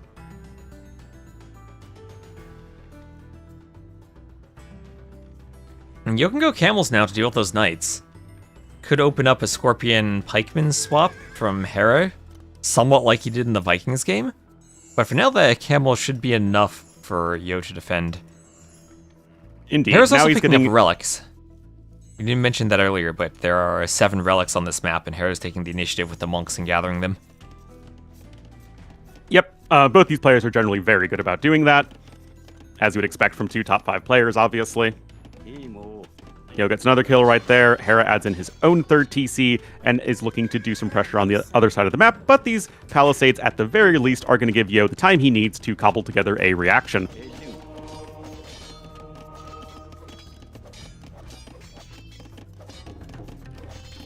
Koreans pronounce the Yao as Yo. I actually didn't know that. But I guess I study Korean history in English. I don't study it in Korean. Didn't you study Korean language too? I did, but like the language study and the history study were, completely separate for the most part. I mean, learning a little bit of Korean was like semi-helpful in picking up on names and stuff like that, but there isn't like as much crossover as you might think. I like how the monks are fused together. Doubled up right. Oh, those are 2 monks. Look, TOS, what are you talking about? There's just 1 monk there. Oh, no, there are 2. There are 2. Oh, boy. Yo is finally getting some more eco upgrades of his own, and now Ketons are really flexing that eco advantage. Hera's going to get a conversion at least on a villager, but honestly, it's not the biggest of deal because it means it's a conversion on a not military unit, and now Hera himself is going to need to skedaddle. Yeah, and it lets Yo clean up the monks. If the monks had 2 fresh conversions to take camels, that might have actually been a difficult fight for him. Indeed, but Hera's picking up bloodlines, he's picking up iron casting. For his part, Yo still just with +1/+1. Of course, no bloodlines available to the Ketons. And he is going to be making... Whoa, that's 4 ranges. Whoa, HCA is on the way. That it is, and heavy cav archers, as the Ketons have, HCA available in the Castle Age and costs -50%. And they will have full upgrades on the heavy cav archers aside from the bloodlines that they're missing. So if they're fighting melee units and fighting from a distance, that doesn't matter. If some skirms or scorpions start coming out for the Romans, then they do get picked off a bit more quickly. But the advantage is you have them in the Castle Age. Yeah, and I guess for what it's worth, the Keton HCA having that +1 attack is really huge against the Knights in particular. And nice snipe there on the Monk there from Yo. And now it looks like Yo is really starting to get more of a footing in this series, shall we say. Well, we'll see how this fight goes. Hera, I think, has more knights here. Even against the camels, he might still win the fight until the cav archers come over. Well, they might not come over in time. I would have preferred if Yo sent the cav archers forward a little bit sooner, but I think it's going to end up fine for Yo. He's got husbandry in. He's got ballistics in. He should be fine. Well, Hera will take the KD lead, and that was a very awkward fight for Yo. Yeah. I just don't know why he didn't send in the cav archers right at the start. And here Hera will try to get back towards the TC as the camel comes over. Third stable coming in here for Yo. And he's also going to start to mine stone. Hera himself is on the 4 TCs. Eco upgrades still look quite comparable as Yo is getting pastoralism. Hera himself is going to click up to Imp, though, in just a second. Now, Yo isn't going to be probably too far behind, but notably, Hera still is on his way, and he's got his double siege workshops here. Double siege workshops. 2025, ending the way it started, cav archers and scorpions. You know, siege towers, too, and more skirms, but cav archers and scorpions still here. Well, no siege towers in this particular matchup. Not yet. A Roman siege tower legionary? That probably counts as cav archer. I don't know. It feels like the legionaries are still not going to be doing all that well, but again, what do I know? I am not one that should doubt the power of the siege tower play. Hera will be house walling himself. Don't think there's a hole anywhere, so the cav archer shouldn't be able to get in. And he will be up to Imp with a similar economy to Yo. And the question for Yo now becomes, how do you deal with scorpions? Well, your rocket carts for Ketons are basically the same as onagers. So you still more or less have onagers with siege engineers if you want to go in that direction. And you probably will need to do something in that direction because you don't have bloodlines, so your cav isn't as good against scorpions as you would like. Another option are going to be those mounted trebuchets, which are surprisingly quite good at sniping other siege units. That's true, the camel trebs that the Khitans can make. I never see them, because usually the Khitans are either banned or win before that. But could be a very interesting option against the scorpions, especially if they get bunched up. Yeah, and did they get a buff recently? I feel like they did. And in the transition, having heavy cav archer for an extra attack will help out tremendously against the scorpions, since you'll be doing an extra point of damage to them. 2 damage instead of 1 is double the damage. Thank you, oh master of mathematics! And yeah, I mean, that's still some good fights here for Yo, getting those villager kills here and there, but there is basically an entire Imperial Age of difference between these two players. That said, Hera can't really do all that much with Imperial Age for the time being. It's not like he can really get many upgrades. His gold income is quite poor. He's getting this castle over here to the side, which is going to be helpful. But again, it's like not like the Cavalier spam is coming in. It looks like he is going to save up for Heavy Scorpion, and indeed that is going to be on its way. Certainly no surprise there. But I think this castle should come up for Yo without too much of a hitch. I think it should too. Also, it should be over the monastery with 3 relics inside of it. And that should be a good steal for Yo if you can grab them. Indeed, but here come the H-Scorps. The H-Scorps. That's what the cool kids call them. Hera's gonna run some H's around Yo. Now that's what we did in, or not me, because I was a cross-country runner. I ran outside in the winter, but all the wrestlers, they ran H's because our high school was shaped like an H, and they ran down the hallways for their practice. Oh boy. They called them H's. Oh man, that sounds not so fun. By the way, I love the Khitan Castle. Whatever else you say about Khitan, I really like it. And it's based off of a ruin as well. Yeah, I think it's ever so slightly not proportional to other castles. Like, it needs to be maybe a bit taller slightly. Other than that, I like it. I like the stupas on it, though. Liking, What piece of the architecture is that? Oh, sorry. That's the little stone statues. The 6 of them. Oh, okay, yeah, the statues. They're very common in Buddhism. All right, and, well, I don't think Hera likes that architecture much because he's trubbing those statues. And he's lost one of his workshops. Yo pushing forward.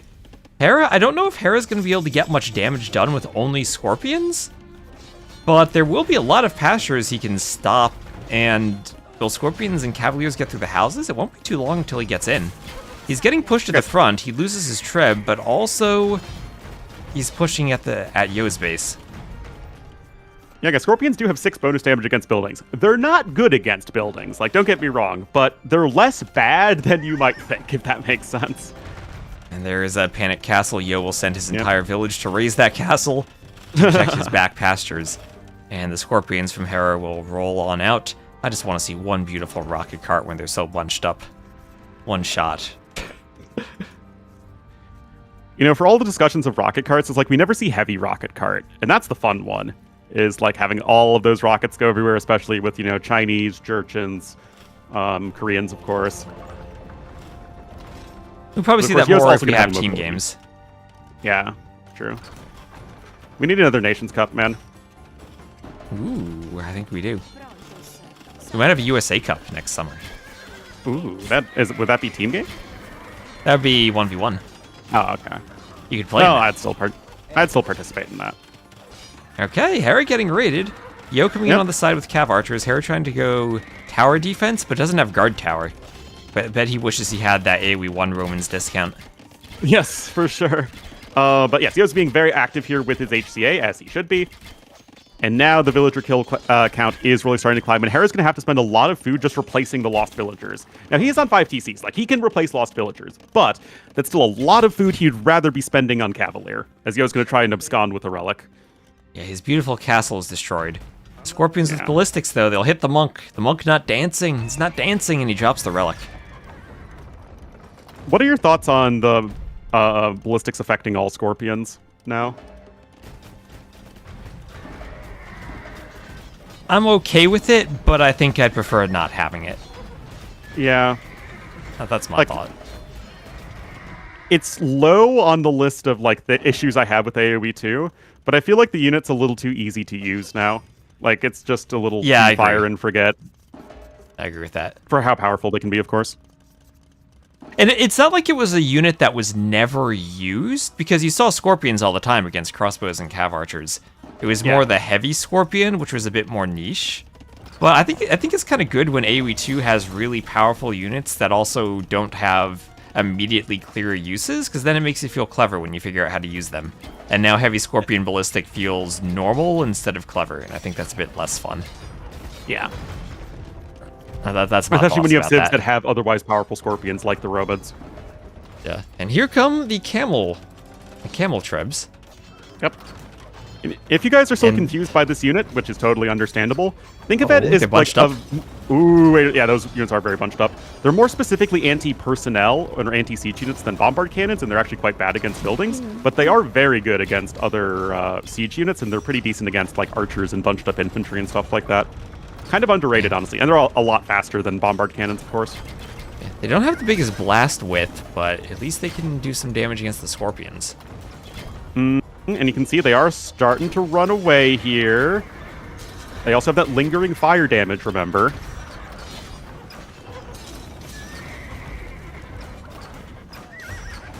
Oh, there we go. There we go. That's what I've been waiting for on the Scorps. Finally taken down by the camel trebs.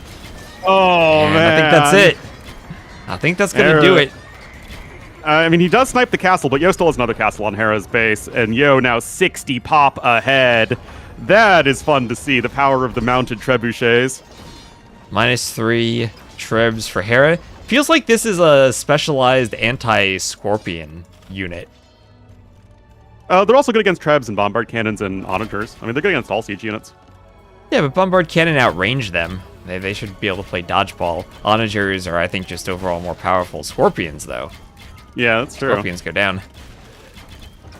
Yeah, they're very good against bunched up archers or skirmishers.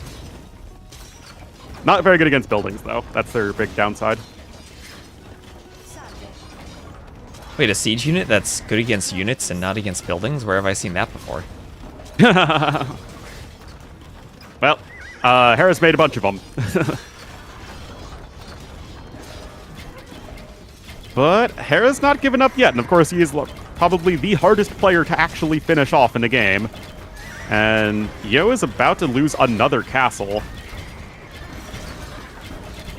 There's 2 trebuchets working there from the high ground. Murder holes coming in here from Yo, but Hera's just running out of population. Yo with north of 100 villagers killed. Oh, Yo really should save the castle. Okay, he will. Barely. Masonry saved the day. Murder holes for Yo. Yeah. Oh, Hera camel has one traps can be army. healed by monks? Yeah. Same with ballista elephants, right? Yeah, I didn't realize, but the camel traps are made from the siege workshop, though. They're actual siege units. Yes, they are. Do you need redemption to convert them? I guess not, then. No. That's all consistent. Masonry, the best 150 food, 175 wood you'll ever spend. That's an old command on my stream. Back when players still didn't research masonry all the time. I'm like, guys, you need to research masonry. And now they do. A tech that has had no changes ever made to it, but has become far more researched these days. People just realizing it's not expensive and it helps a lot. It does help a lot. Anyway, Hera is still playing very well, mind you guys. Like, expanding to the side of the map, trying to get those extra resources when he can. He was still trying to pick up relics. Like, all of this is still very well done from Hera. But, Yo... And you can just see how much more comfortable in a game against Hera Yo is when he's not falling super far behind early on. Yeah, now Hera has a TC in the middle of nowhere on stone, but Yo should be able to take that out rather quickly. He's going to castle himself in the area. Yeah, Trebuchet immediately on the way. Yeah, and there we go. GG called. No sweeps today. He doesn't have a base anymore. No.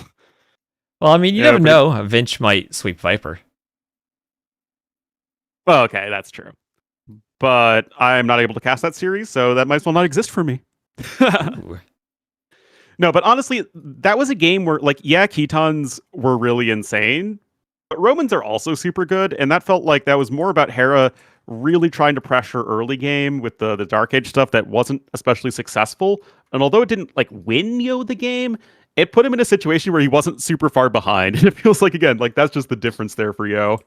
Yeah, and even when Hera was able to push a bit, Yo was already far enough ahead that he took some damage, but still was slightly ahead. And the Camel Treb, of course, came in super clutch. That was fun to see. And yes, although it was the number 1 pick for Yo, it was Hera's number 3 pick. So, I mean, it is technically like a draft advantage for Yo, but not a significant one. I think it's pretty significant if it's Catan's. Yeah, that's true. Well, Hera has used mostly his top civs so far, hasn't touched the Persians yet. I guess same could be said for Yo using his top 2. And we have an interesting matchup coming up here, T-West, in a minute. No, Hera was not trolling. I think that Hera thought he had a rough Civ matchup because it's Ketons, and he tried to do something a bit cheeky in Dark Age, and it didn't pan out. Yeah, and it's exactly what worked against Hart when Hart had Chinese. So he went for it. On that, now I guess if he goes to the finals, people are probably aware of that. If Hera laming tendencies with the bad Civ matchups. Yeah, exactly.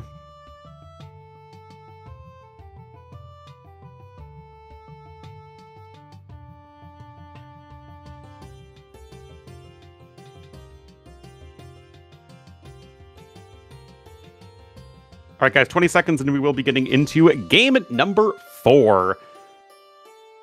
But Yo getting that win there is super important. You want to get the win with your number 1 Civ pick, right? That's just how that works.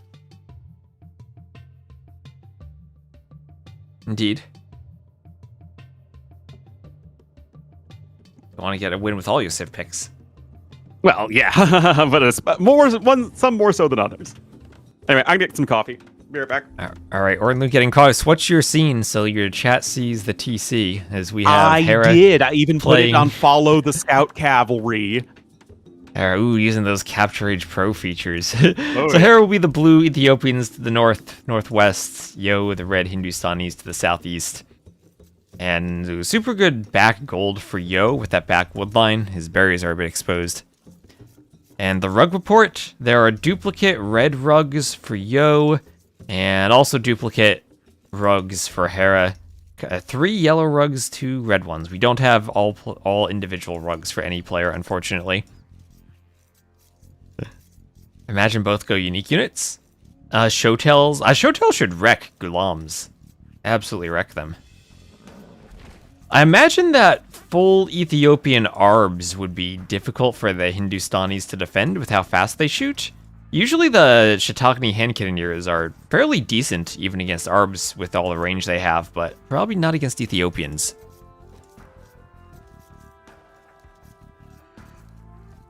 How can you be in the game? EA Sports, it's in the game. Torsion Engines time? I would love to see Torsion Engines siege onagers in a 1v1.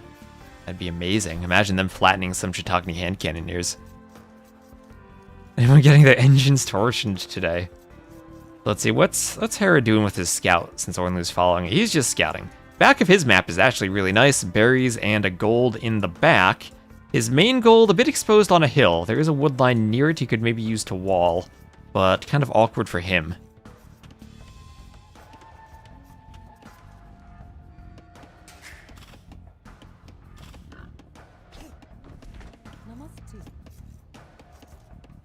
I do like... Oh, yo, he's doing it again. He's doing it again. I was gonna say I liked his lumber camp plus gold combo, but he's doing the double gazelle push again. Ornlu's following the wrong scout. Yo's scout is the one getting all the action. Hera's scout, he is pushing in 1 gazelle right now. Oh my gosh, Ornlu can only imagine the micro, the precision of the double gazelle push. There it goes in for Yo. One followed right by the other. Perfect in towards the TC.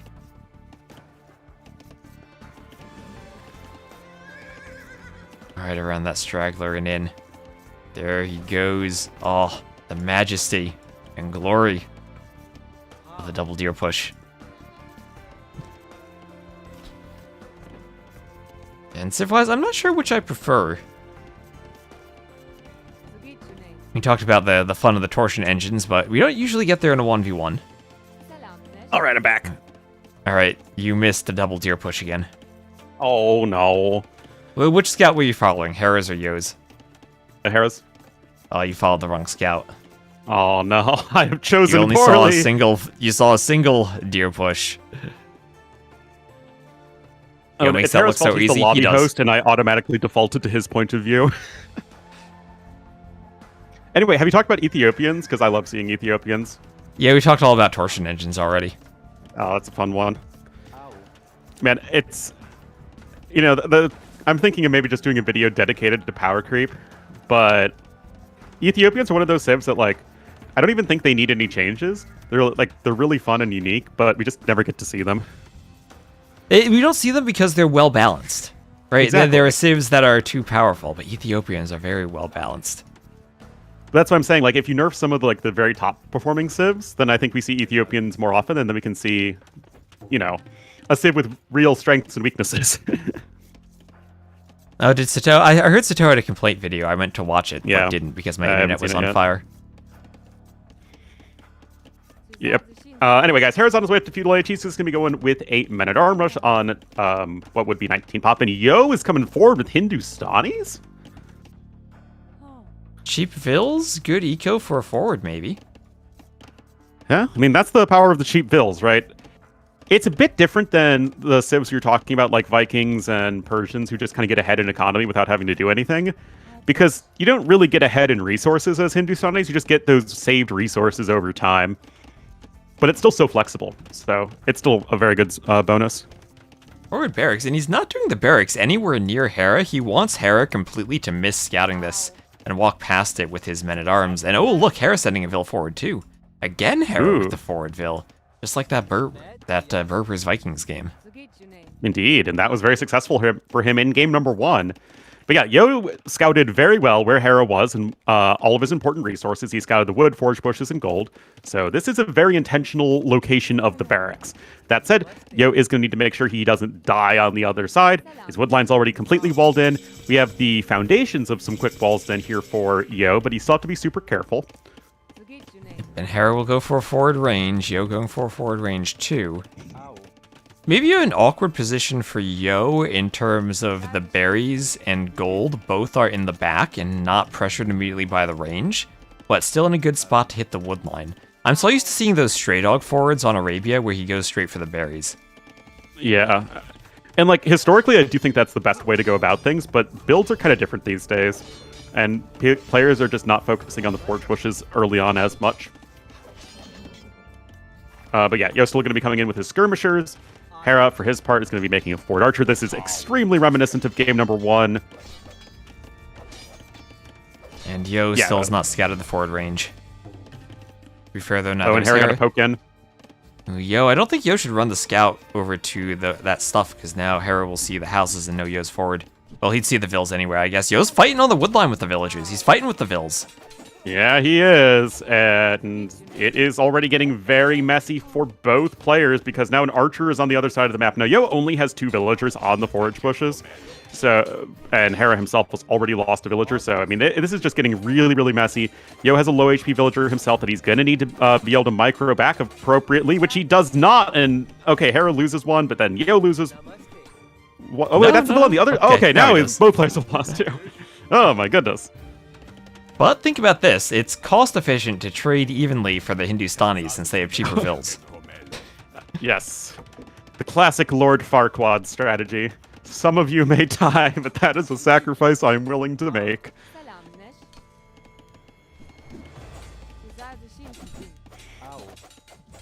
And It is Yo indeed wood denial continuing. time.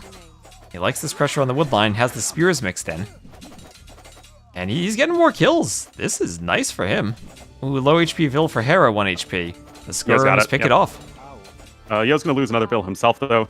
So it's Ooh. still +1 in overall villagers killed for Yo. But this is what you're talking about, the cheaper vills for Hindustanis. 0 seconds idle TC time for Yo, whereas we already have over a villager worth of idle time for Hera. And that is just going to be good for our red player. Defensive tower finally forced up. And the key so far for Yo is that he has been able to defend using walls for the most part. Hera had that Ethiopian's extra resource boost that he spent on the men-at-arms, but hasn't gotten as much value from the men-at-arms as Yo has just from being forward without anything other than vills. Indeed, but now Yo is actually really struggling for food income, and this is, the result of denying those forage bushes. Even Hindustanis can't deal with that forever. Also, Yo is never able to pick up double bid-axe, whereas Hera was. And now things are actually looking really ugly for Yo. He has no resources. Oh no. He has to bring his skirms back. And if he can clean the army, maybe he's okay, but he just lost that mill. He'll need to add that back if he wants to take the berries again. But now Hera's fine. The back forage bushes do help out a lot. He completely moved his bills off gold because he just didn't need the resource, which I think was really smart, because you just sort of need all hands on deck to gather food and wood just so you can sustain your own economy at this point.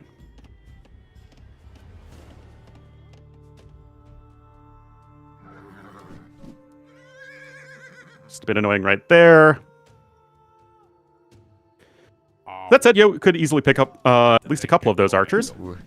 It's one. That's nice. Force Hera to keep running around with the men-at-arms. Whittle down their HP over time. And Yo just continuing to push out across the map. Yo will, of course, rebuild that mill. You want to take the forge bushes. You want to be able to get horse collar sooner or later. Although, again, you still don't have double bid-axe, and that is such an important upgrade to pick up now for Yo. I really hope he hasn't forgotten it. Yeah, and if you look at Hera's eco, he looks like he might be thinking of the Castle Age soon, sending vills out to gold. Nobody's doing a stable. Maybe he'll be doing scouts instead. Might be a bit before he clicks up still, but his farming is smooth and his berries are in the back. Yeah, the res difference already feels like it's kind of getting out of hand, honestly. Hera 400 ahead. Even if he makes a couple scouts here, at this rate, he is going to be faster to Castle Age, but not by an insignificant margin.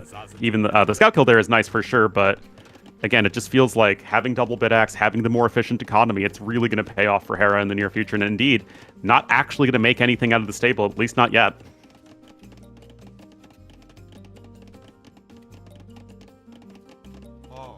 And 4 vills forward will, of course, hurt your economy quite a bit too.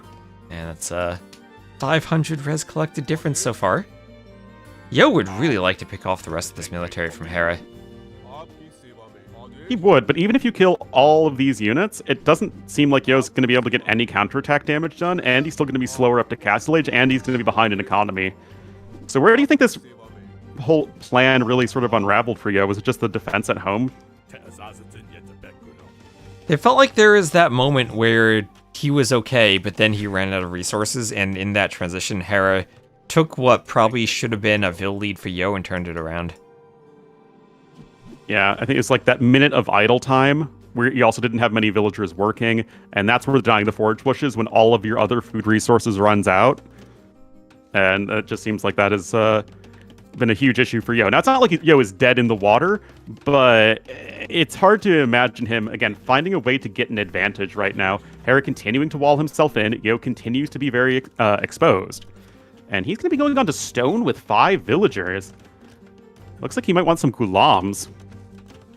Okay, well, what if Hera, Chat had said this earlier, what if he goes Shotel Warriors to counter the gulams? Do Shotels counter gulams? They should, right? They're a strong melee unit. That is true. I don't actually... It's not one you see very often because, again, Ethiopians are way too balanced of a civilization to see often. And we're looking at around a minute difference in Castle Age time. Yo still missing any eco upgrades to speak of.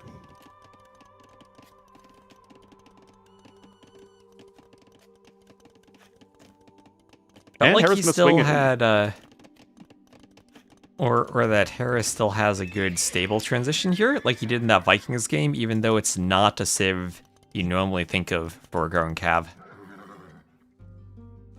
Yeah, no bloodlines for Ethiopians, although you do have husbandry, which is still helpful. Yeah, I'm of the opinion I'm agreeing with Grumpy Pirate. Show tells would slaughter the Gulams. Slaughter them. You would certainly think so. I do think so, certainly. Yeah. All right, Horse Collar now coming in for Yo as well. Hera with a few scouts here. Just be able to apply a little bit of pressure. But Hera's going to get Castle Age. He could add a TC. I mean, he could take this game in any direction he really wants to. He has a big lead, 10% more resources collected. Yo going to try and rush up a stable here at home as he sees all the scouts. Monastery for Hera. Still hasn't really committed to anything yet, though. Hera pulling ahead in score. And oh my gosh, that res collected. And this is every single Hera game. It feels that it looks even if you look at the Vil count, but he's ahead by 800 resources. It's why I firmly believe that Hera wins games on macro far more than he ever wins them on micro or decision making. Which isn't a knock against Hera. It's really impressive that he's able to do that. A couple more villagers killed here, and this is all very, very good for Hera, as he doesn't really care about any of these units individually. And camels for Yo now. Crossbows for Hera.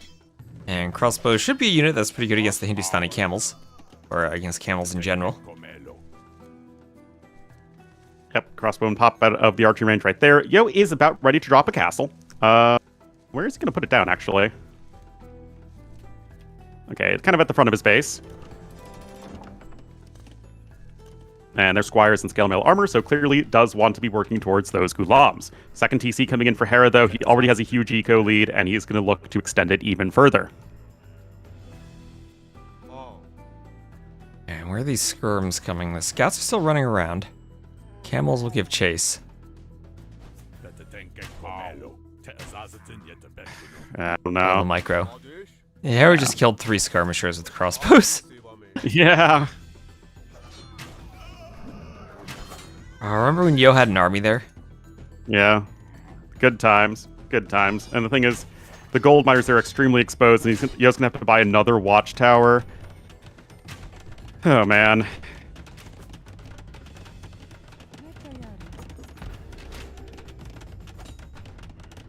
The only way Hera loses this game is if he underestimates the Gulam, so we get to see the Ethiopian church as well.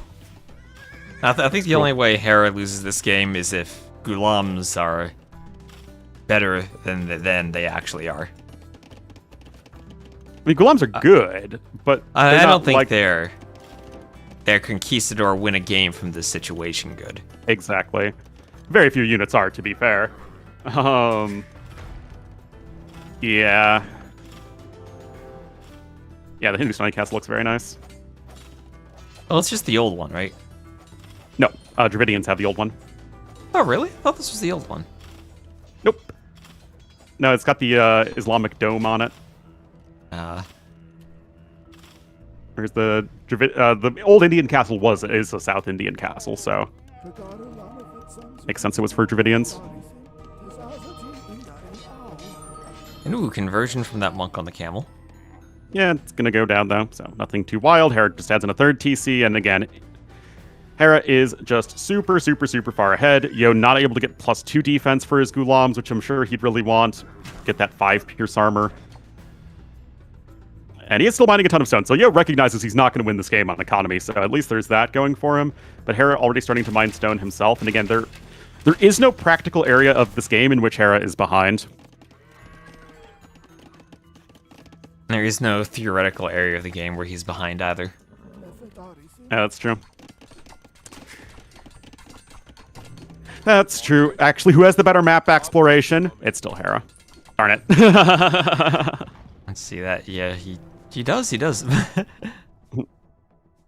Oh, Yo has crossbows. I don't think this is a game-winning play for Yo. Yeah, not at all. Oh, conversion comes in. Gulam goes down to the crossbows. They have the hill advantage, and Yo doesn't have the second armor, so the crossbows will still do decent damage to the Gulams. Yeah. This isn't going to be pretty here at all. Yeah, this is a game-maintaining play for Hera, not letting Yo get an advantage with his army.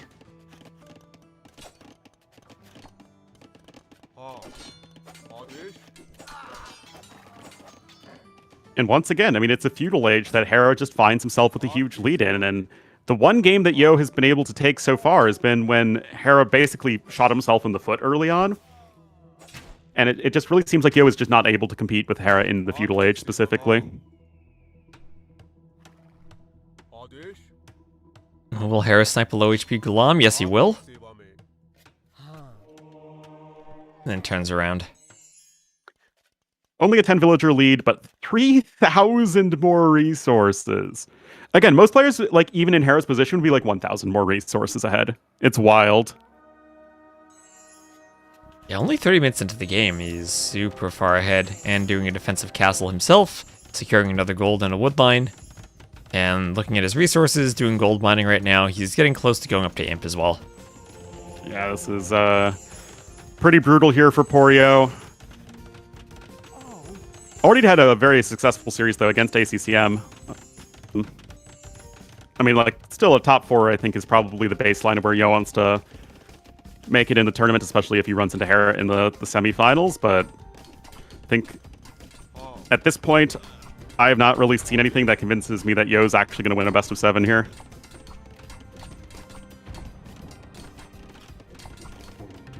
Yeah, he's trying to break in, but Hera's ready to wall him out. And Yo did win against Hera in Medieval Masters over the summer, which was a fairly standard set of maps. So, you know, he can be competitive against Hera. But how much, again, with Hera and the fact that Hera doesn't really prepare for any tournaments unless they're huge, it seems. Like, how much of a difference? Oh, jeez.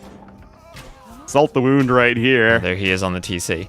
I mean, that it's not like that was a strange set of maps that took a lot of preparation.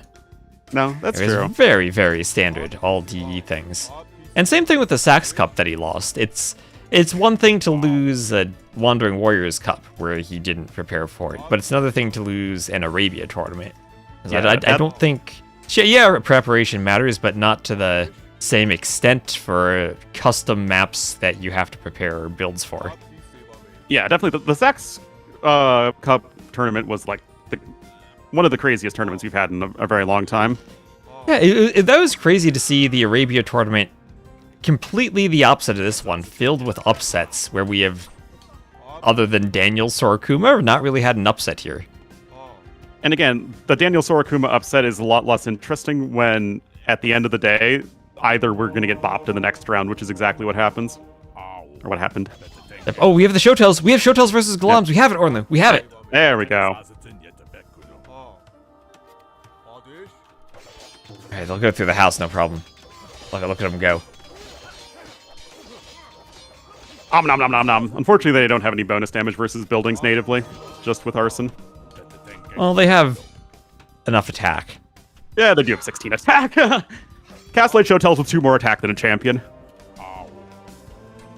Yeah, so that's 16 base attack versus 9 base attack. And yeah, they do a bit of punch through melee scorpion-like. Okay, here we go. Will Yo fight? He will. Will he get massacred? Oh, look at the Showtails go. Look at the Showtails go. There we go. That's what we want to see from Showtails, right? This is a matchup they should do extremely well in. All those corpses decaying. And eco upgrades coming in. Heavy plow for both of them. Bowsaw finally for Yo. He hasn't had Bowsaw for a while. He's still struggling to hold on, even with 5 Hindustani TCs pumping out Vils. Hera with a 23 Vil lead. Yeah, we're getting pretty close to the point where you can just camp Showtails underneath TCs to kill them. Is 12 enough? Maybe I don't if think they 12 is had... enough. Maybe if they had Iron Casting. Or... I guess Yo doesn't even have Fletching. But maybe if they were all, like, all full HP. Well, no Fletching, and they have 2 Pierce Armor, so they do hold up a tiny bit. Imp on the way for Hera, and maybe Yo calls GG once Imp comes in, if not sooner. Yeah, I think so. Another completely dominant game from Hera. It's one thing if Yo would have Shiitake Hand Cannoneers to deal with Showtails, but that is a long ways away from him at this point. And by the time Yo gets to them, Hera's already going to have fully upgraded Ethiopian Arbalests. Herbal medicine to heal the Showtail warriors. Units that have 45 HP. Probably would have been better to spend the herbal medicine cost making more Showtails. Yeah. Maybe he'll have enough anyway. Yeah, that's true. Oh, round two? Yep. No, Yo can't fight that. Yo clicks up, but again, he's just too far behind. 5th favorite caster? I thought I was your 3rd favorite caster, Klavskis. That's Oh no. We're just falling off a roof here.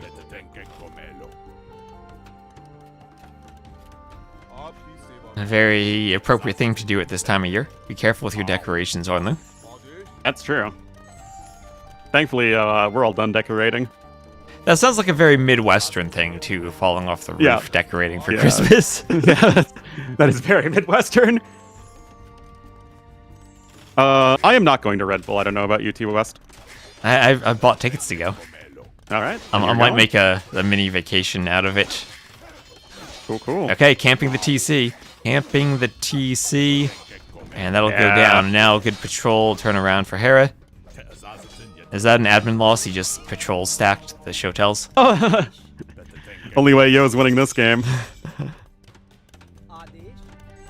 8,000 more resources for Hera. Like, again, it's just crazy how far this guy gets ahead in economy. Oh, game is paused. That's an odd one. Let me see, does Hera need to check the tech tree again? Oh, it was Yo saying, sorry, Go. Yes. Anyway, the Elite Shotels are going to come in. They don't get that much more attack, but they do get some extra HP, which is nice. And they get, like, the almost instant train speed. They get the old effective Royal Airs basically baked into the unit with the Elite.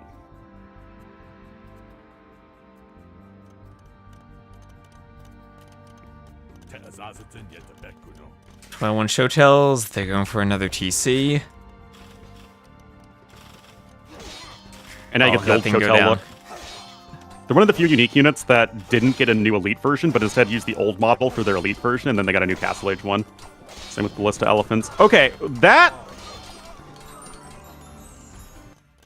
Okay, it's still GG. Gulams can still be very good, though. Well, Hera lost the Gulam, or lost the Shotels, but did snipe TCs with them. And, oh, while he was sniping TCs, there was also a Doubt Castle. Oh. Or whatever. It There really was also didn't a Doubt matter, Castle. guys. He was massacring two groups of hills with Shotels at the same time. Yeah. Doubt Castles are significantly less exciting, guys, when they literally make no difference either way. I mean, that is Ethiopians getting the win over Hindustani, so there's a nice draft win for Hera. And he is one game away from moving on to his, like, 18,000th Grand Finals in a row. And he just wants to put the boot on the neck of Yo here with this potentially final Civ matchup. Hold on. I need to get out of the game.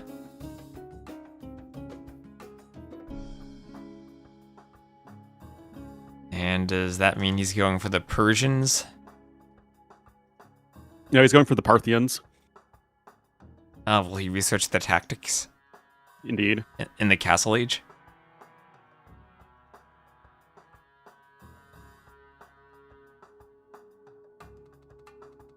Why does it say Hera's team is White Wolf Palace on the dashboard? I guess they didn't update it for a while.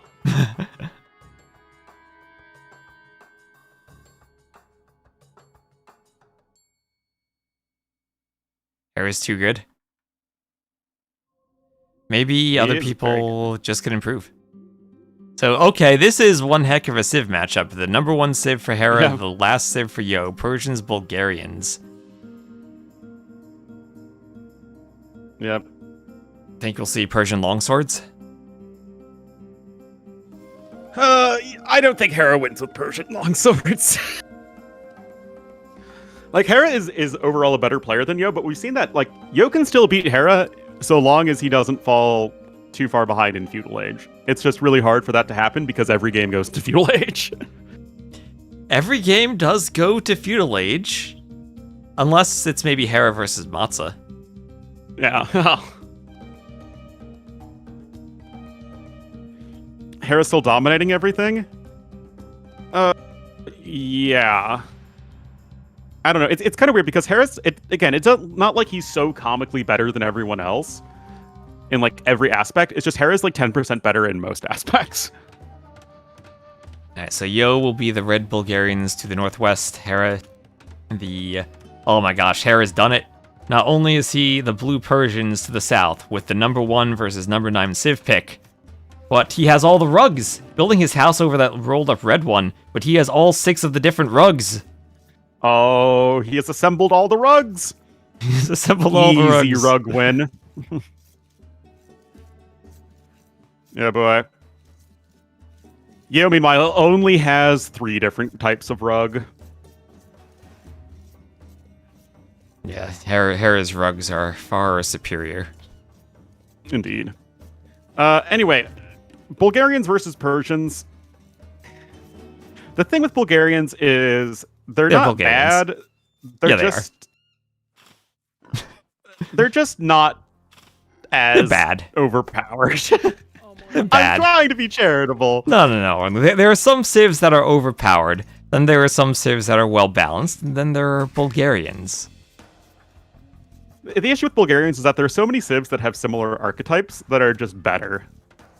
Like, why pick Bulgarians when you could pick, Slavs or Georgians or even Slavs are, yeah.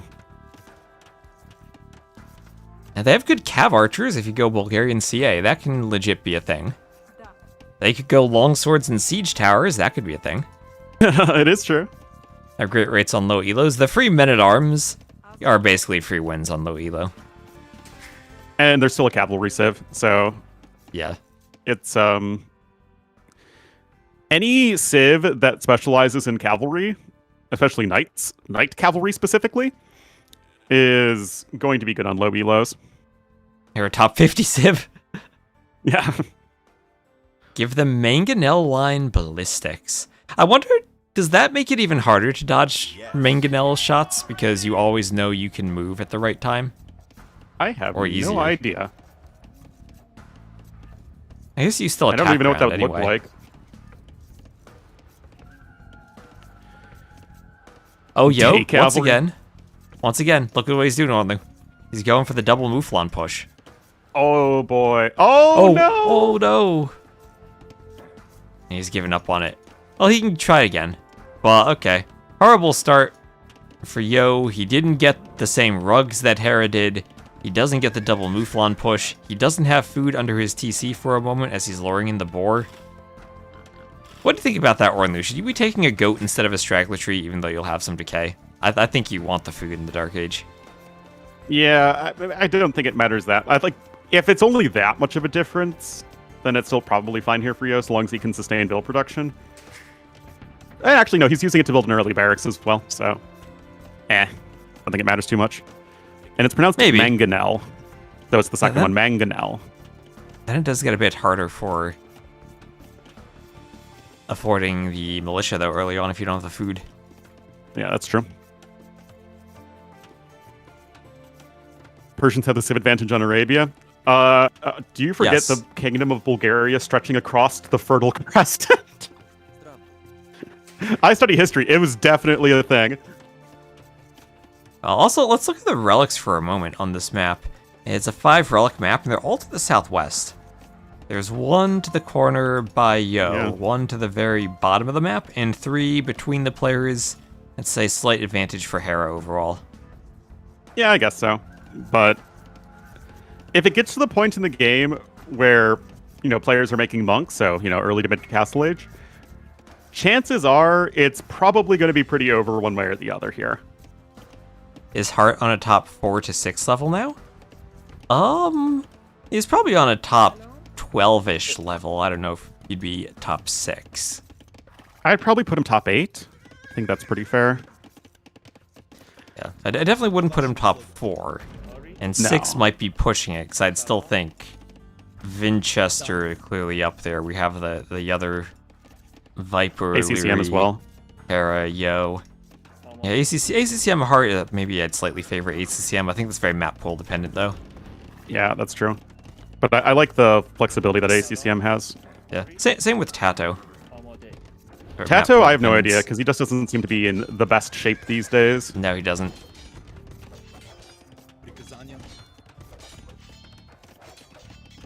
But Hera will wall in that Vil by the mill, dealing with the 2 militia drush from Yo.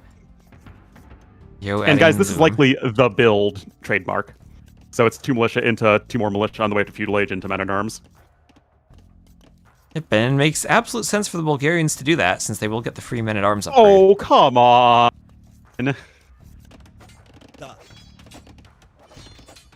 Just Hera spam clicking right there. Looking like Viper. Oh my god. Oh no. He does it again. Oops, I did it again. You ever play the Tamerlane campaign with the Britney Spears music? No, I did not. Oh, that's a good one from the early 2000s. Is that Vil going to win the scout quite handily, and it's not even close? Well, yeah, because the villager was punching the scout before the scout was actually pushing back. I guess that's fair. So Anyway, Hera Hera's goes gonna for build range. the archery range. I mean, Yeah. this feels DOA here for Yo. Should the Cumans be good on Arabia? Cumans are... I don't think they've been played once in KOTD, when Mem showed me some stats the other day. So apparently not. Yeah, there's no reason to pick humans on this version of Arabia, because it's just so unlikely that you can get the 2TC boom off, and if you're not 2TCing with humans, then what are you even doing? You're doing cheap military buildings at the start of the game. Yeah, but again, it's like, is that the best thing you can do?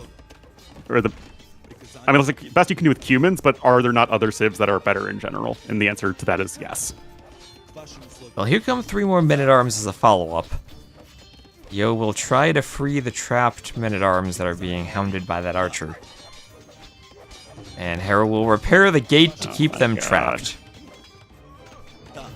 And also, since he knew he was going to keep that trapped, he swapped the archer to target the outside man-at-arms and only swapped back to the inside one after they ran away.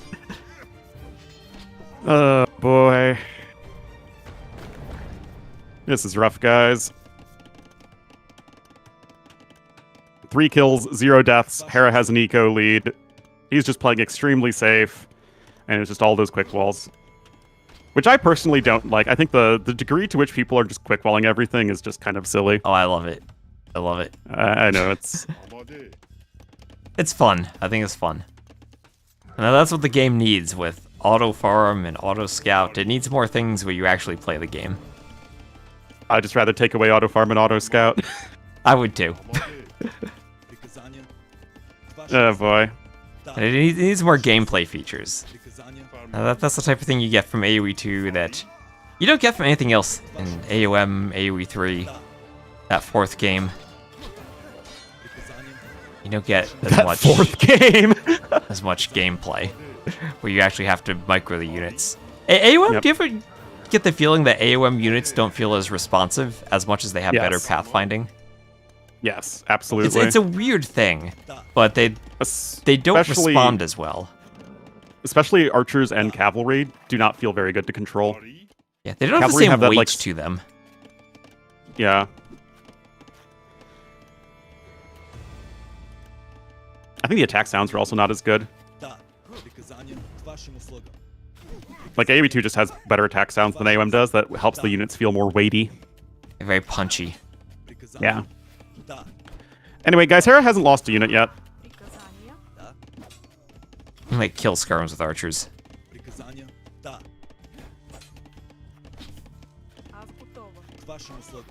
Look at this micro. Oh, Yo, poor Yo. Yeah, this is just microing sad. his heart out. At least he got an archer. Yeah. Oh, he got a second archer. Alright, well, 9-2 now.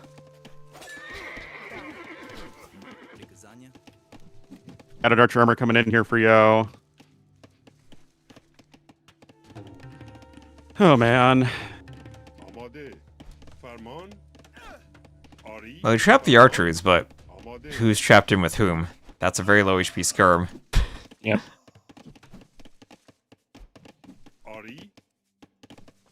Is that the main feature of today? I have no idea how they... Oh, because of the other archers coming in. I mean, I guess that is correct from Yo, but yeah. Oh, don't. He's gonna get the Vil there. No, he's not. No, he's not. Okay, that is very well done from Yo. See, you gotta believe. But at the same time, Yo's gold is super far forward, and Hera can harass that with archers too. You're not even playing and you feel frustrated by this? Yeah. Market coming in. Stable now for Hera, obviously just to use all the skirmishers, go with a ton of Vils on gold and nothing to spend that gold on. Isn't AoE 3 the fourth game if we include AOM? And it's... Yeah, it is. Then AoE Online would be the fifth game. We do not speak of it. I tried to play it once and it didn't work and I never played it. Yeah, no, the servers were already down, like, way before DE came out. Ooh, low HP Vils for Yo on the gold. TC. Oh, Hera running into the TC again. Yeah, Hera going a little too wild here.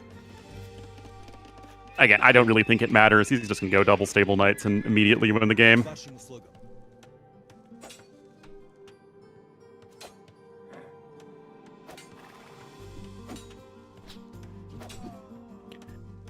Oh, boy. That auto quick wall? No, no auto quick wall. We already have rotatable gates, and those are powerful enough. Honestly, rotatable gates is just a quality of life feature that I think is a good one. Yeah, Viper versus Vinch next, yes. Yes. I cannot cast it, but I assume you are? I will, yes. Okay, I'll throw my viewers over to you.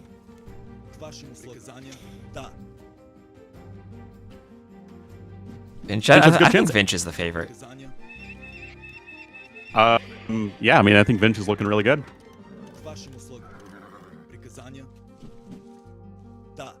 17 Vils on gold here for you. What on earth is he trying to do? He's gonna use them, but does he have a market? He does have a market. What's he gonna? Yeah. Double workshop when he gets up somehow. YOLO siege. But Bulgarians don't have a siege bonus until Imperial Age.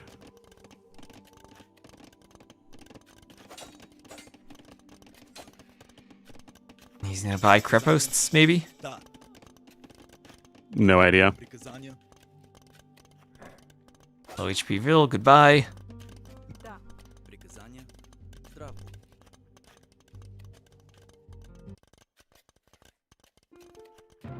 There's the GG. And Hera Dominant 4-1. From Hera. The matchup he loses is the Catan's Romans, which still he played pretty well in that game. He did. The only game that Yo had a chance in was the one where Hera basically shot himself in the foot in Dark Age, and Yo also had the best Arabia Civ. Pretty darn decisive, and Hera will make another finals. And well deserved for him.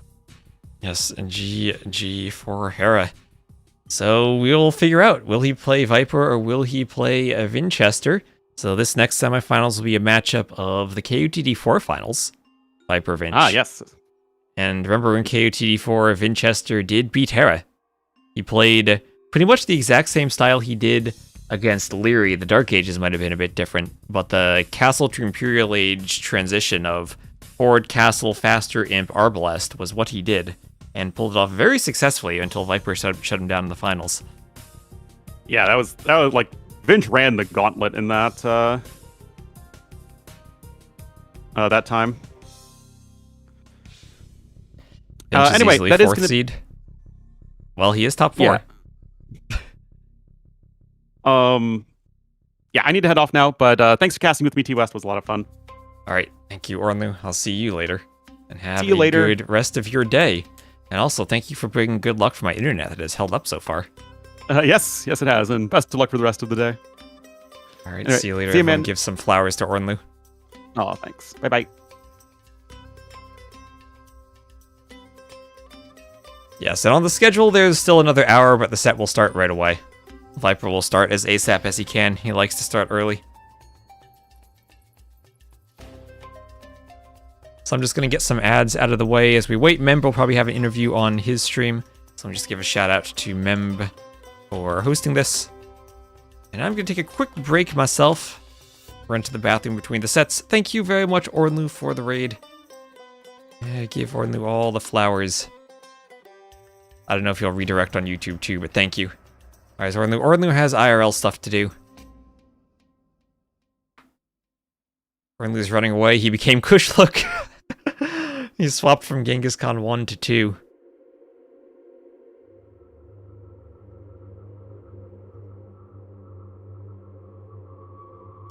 And let me update my overlay a bit. I'll have Viper on the left, Vinchester on the right.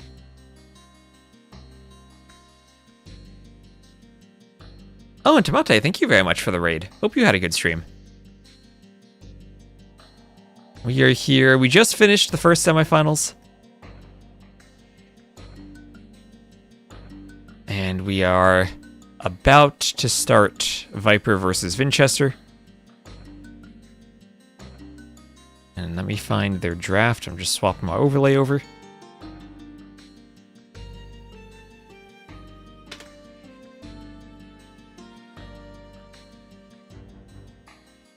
Oh, I don't see the draft yet.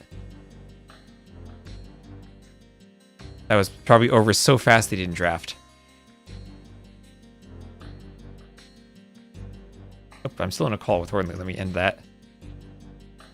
There we go.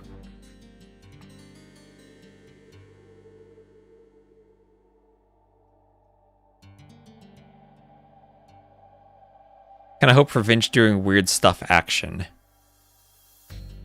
Well, as I was saying earlier, Vinch has a very defined play style, where he goes for that faster Imperial Age, and he tries to get the forward castle up. And he did that basically 3 of the games he won against Leary. Actually, all 4 of the games he won. Same thing. Those first 2 games felt like he was maybe a bit behind when he went forward for that castle, and managed to pull it off. And game 3, he picked Italians, went 2 TC with a pretty fast imp. Basically destroyed Leary's imp TC. Leary put imp on an outlying TC and was ahead pretty much, and Vinch was pretty much ahead the entire game. So I wonder, I'm sure Viper will be very well prepared for this. This is, as I said, exactly the playstyle Vinch did in King of the Desert 4, where he actually defeated Hera early on, before losing to Viper in the finals. So this is a rematch of the finals from KOTD 4. And Vinch, pretty much the entire tournament, has been playing a build where he goes 2 Militia early on in the Dark Age, goes for a bit of a longer Dark Age than the 18-19 pops we've been seeing, and then adds 2 more Militia on the way up to Feudal to transition for Men-at-Arms, and eventually find a way to get to the Imperial Age fast. And I'm curious to see their draft. I still haven't seen the link to their draft. Maybe if I look at the Captain's Mode website, I'll see it. Their ELO odds calculator. Now that's interesting because Vinch has been dominating the 1v1 ladder. He is 3022 ELO last I checked. And at the #1 position.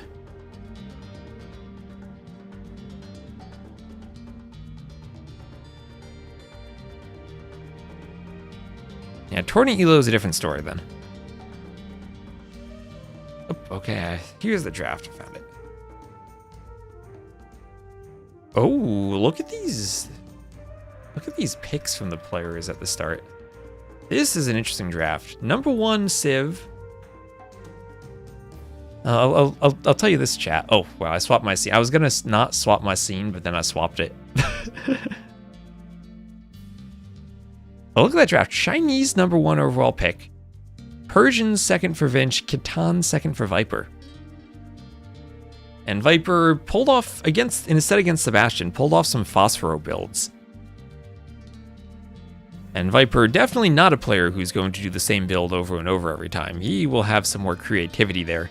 That's always been his playstyle. As much as I was talking with Ornlu earlier about how Hera and Viper feels to me that at their peak have a similar playstyle of taking small advantages while greedily macroing and booming. Maybe Hera not quite the greed to the extent Viper was. But Hera doesn't throw those curveballs the way Viper does with the Phosphor builds or any of the mayhem he's always done. FC into throwing Axeman. Viper does have the Franks. It's been a while since I've seen Franks played on Arabia. And Vinch has Aztecs at the end of the draft. And looking at the top 4 civs for Vinch, Chinese, Persians, Wei, and Shu, all amazing for that fast imp Arbalest play that he so likes. Inca could probably do it too. Aztecs also could do it fairly well. Malians, Huns, and Burmese, not going to go Arbs. But could still go imp fast. I think Franks were played a few times, but not really played.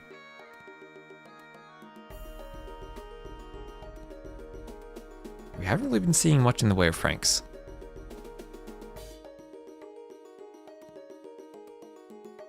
Hello, Dio?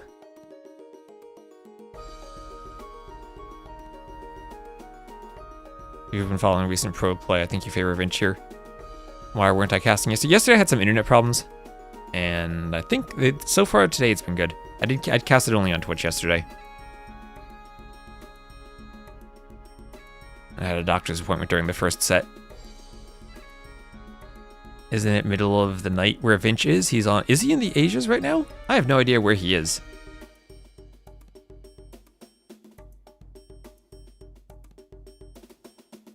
He's a world traveler.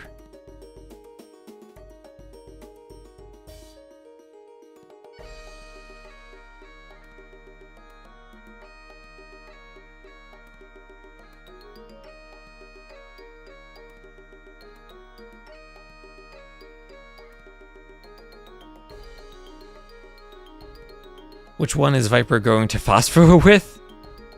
That is a great question. What is his best Phosphoro civ?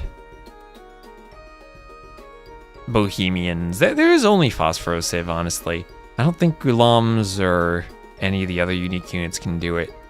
Certainly not Axemen or Samurai. Khitans can do their own FC shenanigans with Lancers, but that wouldn't be Phosphoro-esque, I don't think. Chinese could do it with the Chuko Nu, but I don't know if you pick Chinese to go Phosphoro. Maybe Vietnamese with Rattans, but again, they have such a good eco, it might be Rattan Archer or Fire Lancers for them.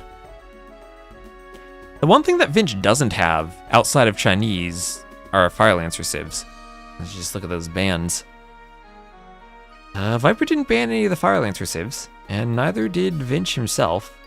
They were not taken, only the Jurchens taken in the random bans. Oh, Koreans too. Koreans, Jurchens then. Okay, yeah, then Vietnamese, the remaining Fire Lancer civ, Viper took them. Koreans, Jurchens. Thankfully, the Siege Tower shenanigans getting admin banned.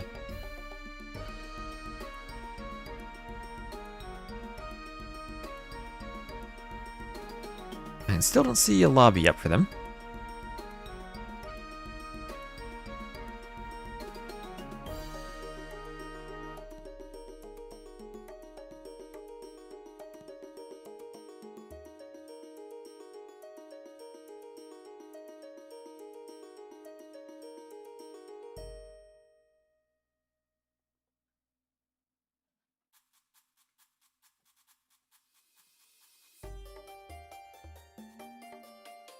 While we have a brief break then, I'm just going to grab some more water before we get started. And should hopefully be getting started soon. I think Mem probably had an interview of the previous set if you want to go see that too.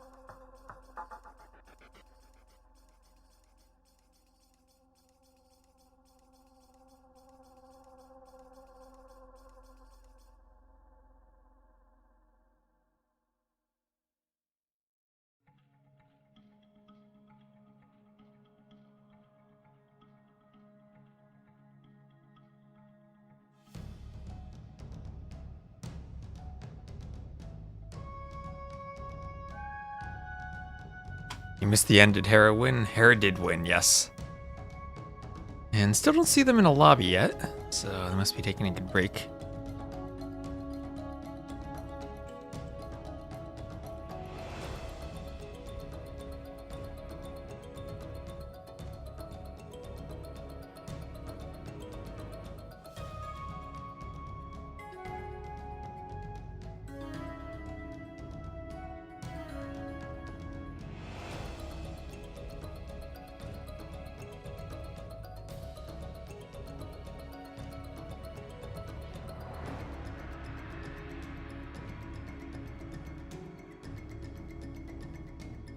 Hello. Bomb Squid, get those Norway flags. Do you think they need to double the number of random bans? I feel like we still see a lot of the same civs. Maybe. That could be fun too. It's interesting how they never banned the Chinese. They want to play the Chinese. Out of all the top civs, they're not banned like Catans, but still picked to play.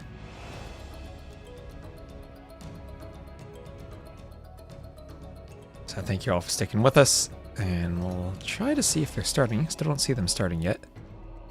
This is why I open up Mem's stream and see if he's there yet.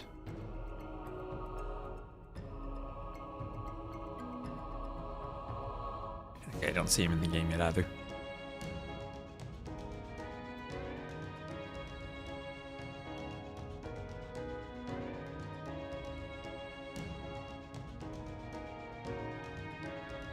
Portuguese, Koreans, Bungalows? What?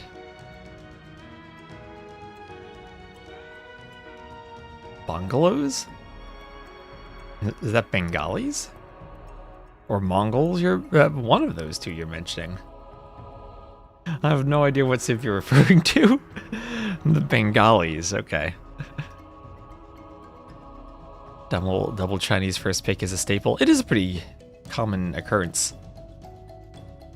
I haven't seen the Chinese mirror yet. Players seemingly are picking Chinese at different points of the set. Could always see a double save China for Game 7 situation.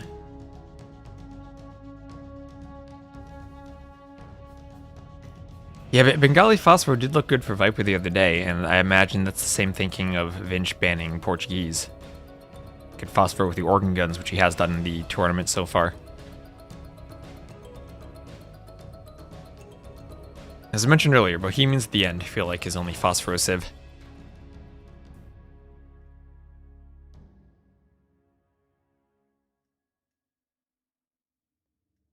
You're calling it FC Axemen? I mean, Axemen have been buffed a bit, right? They have extra... Did Bearded Axe gave them one extra range, I think, now? Well, it does help them. Don't know if it makes them good.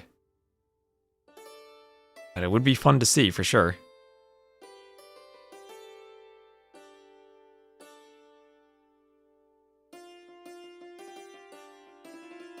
Okay, I got an email from Twitch. We're going to be on the front page in January, casting Red Bull.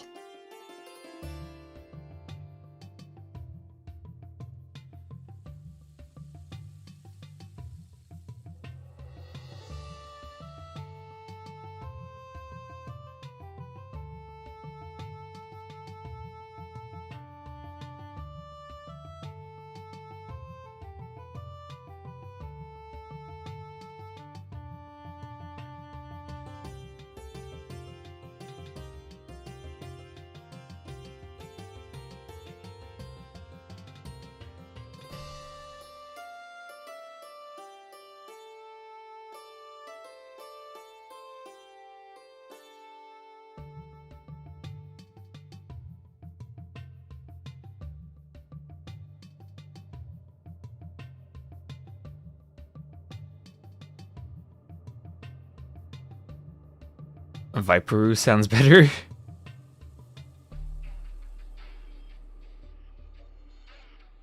Yeah, the Viperu. Axemen are so slow, if they were mounted, they would see more use, like a Mamluk. That's essentially what a mounted Axeman is. Only extra better because it has an attack bonus against Cav. So I still don't see a lobby. I guess they're taking their time. Well, that previous set was so fast, maybe they were caught off guard with how quick it is.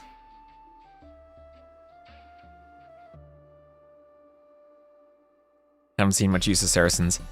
Wait, I have seen them a couple of times.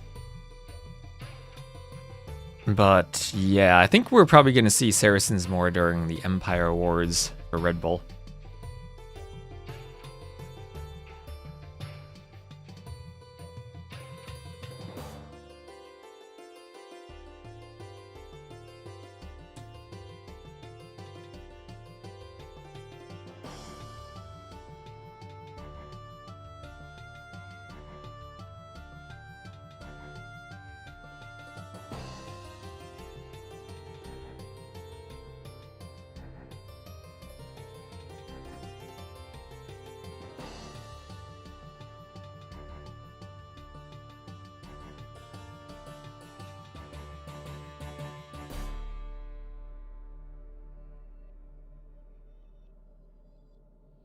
Who died in the Wool Clowns?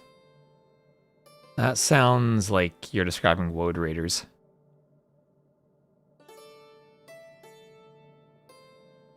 Hera definitely does not count as a clown. He's not a clown.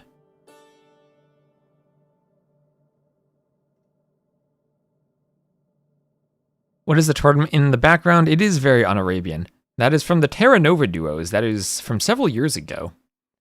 It had a bunch of creative maps. Ideally, I would get the background set up individually for every tournament, but that would be a lot more effort than I'm able to put in. It does take a good couple of hours to go around and collect clips. And if you want to keep adding to them throughout the tournament, that's then continually adding a couple of hours of work every week just for updating the background. So at some point, I'd like to add some more stuff to it, swap it around a bit. But it works enough for me for now. Same thing about the music.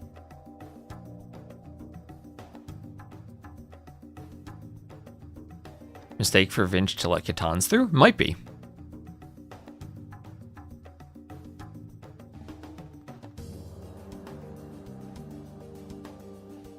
Hera got into Turk's Porto build for Arena, and that was more anti-clown.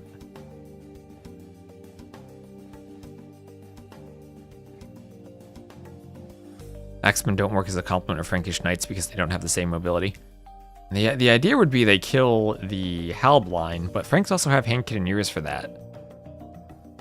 And in some matchups, one is better than the other, but hand cannoneers are usually pretty effective. What about the music? Oh, the music I was saying that I have about an hour of background music, but at some point I need to add more to it because here I've already been streaming for 2.5 hours, and I know some people have said it gets repetitive after a while. So I'll need to figure out a way to change that up at some point. Let's see, still don't see this game anywhere. I gotta check other people's streams, make sure I'm not missing anything. Okay, looks like I'm not. I'm just playing some highlights.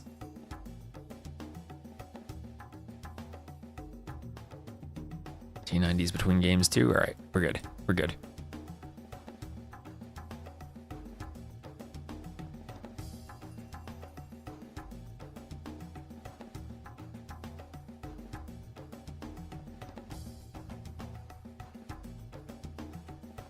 He starts singing himself? Now that you mention, I do have to practice my part for the musical BB's been writing. I remember when Vinch trushed whole arena tournament. Yes, when Vinch trushed the whole arena tournament. He's very distinct playstyles on maps. He trushes on arena. He does the 2+2 Drush Men-at-Arms into Forward Castle Arb on Arabia.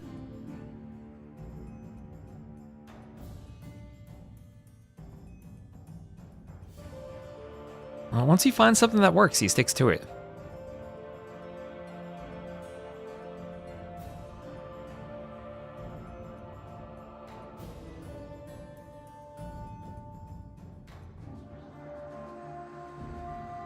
Interesting thing about these two drafts is I think the Civ quality drops off substantially after each of their first 4 picks. Don't know how Inca do these days. Probably very matchup dependent. Gajurs I've still seen picked kind of favorably. But then the second row of Civs, I think, not nearly the same quality as the first row these days. Which is an amazing thing to say about Huns and Aztecs.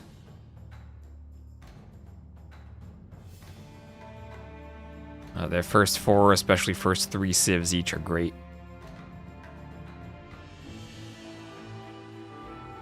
I remember when Slam, I think it was Masters of Arena 6, made it all the way to the finals before he lost it out, of going fast imp Arb Ram on Arena every game. Arena meta certainly has shifted since that, but that was a cool strategy to see work repeatedly for him.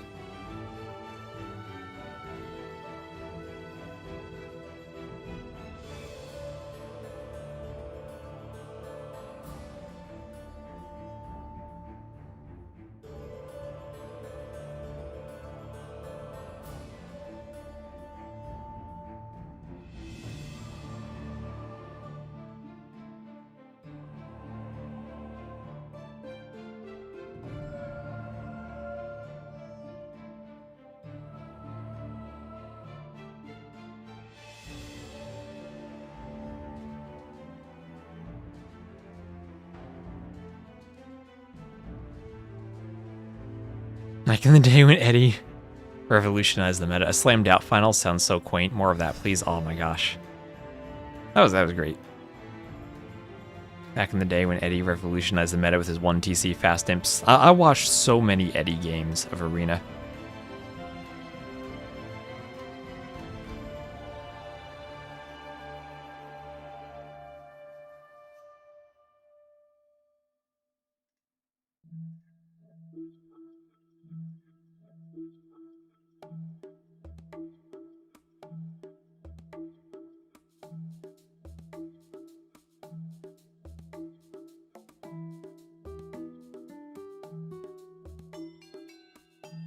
Lost so many Eddie games on Arena. And that's still my favorite playstyle on Arena, the monks. Oh, not this patch because of the siege towers, but if that ever gets fixed.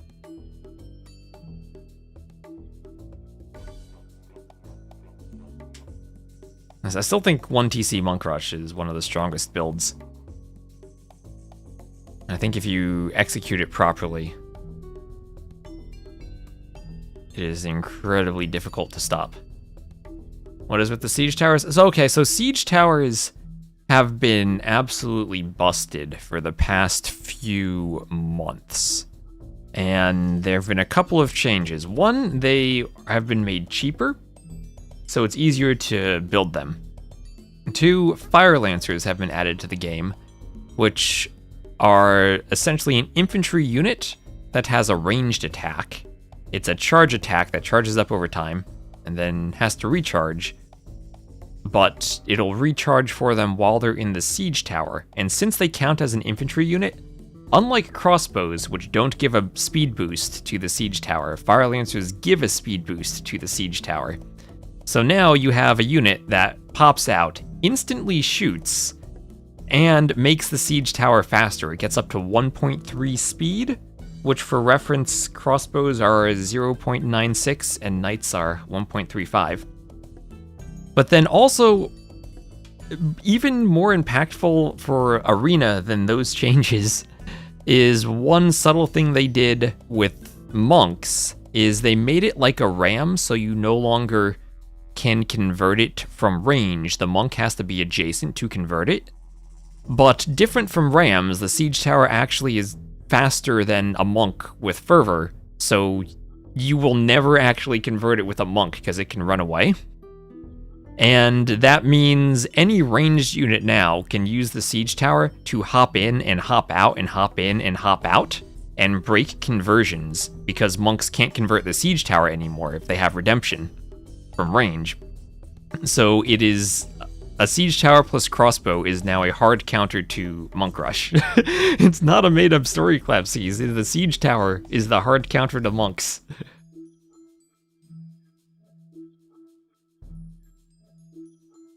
Would a simple fix be to remove the speed boost? I think that would probably help. I honestly think siege towers should just not have a garrison capacity. It should be something you roll up to the wall and then the units hop over, like they behave now. I think if you took the siege tower, gave it 0 garrison, and then by virtue of that it wouldn't get a speed boost, it'd be fine. And using it as a taxi is quite silly. Why do we not see monk rush on Arabia? They nerfed monks to the ground, with devotion too.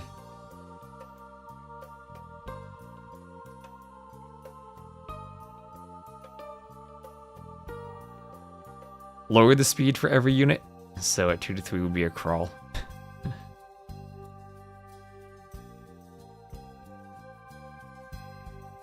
Let's see, still don't see a lobby, still looking around for that. It was 0 TC monk rush.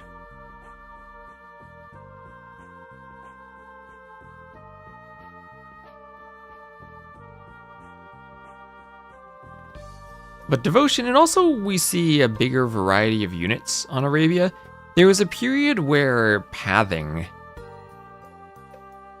I think, really favored knights over crossbows, and also a patch where they made crossbow more expensive, and we really stopped seeing crossbows for a while. And without crossbows, monks get stronger because they were a stronger unit against knights. And we started seeing more knights, which led to more monks, and then people complained about monks.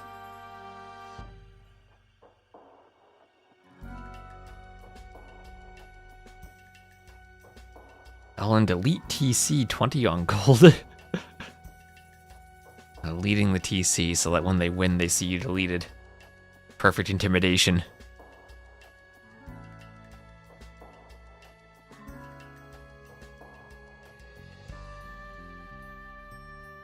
Let's see, did they write anything in the Discord?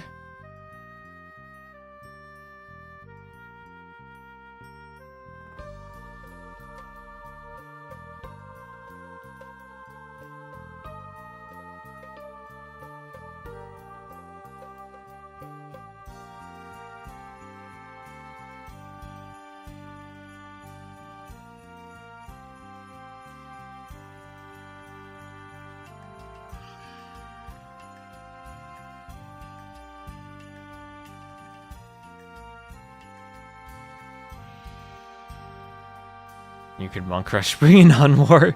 Yeah, Spring's still around. Spring still plays sometimes. I remember when Spring was our #1 USA player. Yeah, we're only left.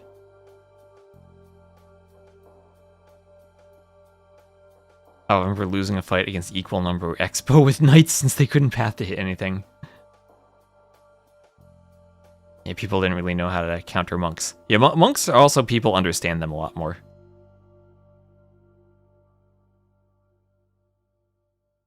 They drop carry ability of Siege Tower, no one will use it. Well, then you are forcing it to be used to go over walls. Which feels like the way it should be used. It is always, since African Kingdom has been a taxi. The Siege Tower Gebettos were the other ranged unit, right? Because the Gebettos count as infantry, so they speed it up. But at least the Gebetto had a long attack delay. That was the original use, that Viper Tato game on, I think it was Random Everything Deluxe. He had completely lost the game, then put Gebettos in siege towers, bypassed a whole bunch of galleons, and destroyed Tato's TCs with them.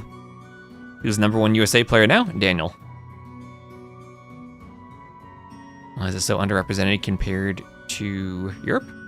I have no idea why no one in the US plays AoE 2.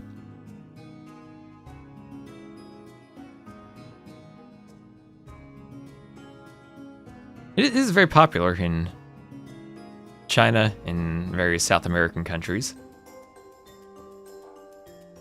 But why not so much in the USA? The US has a couple of really good deathmatch players, but has never been there on random map.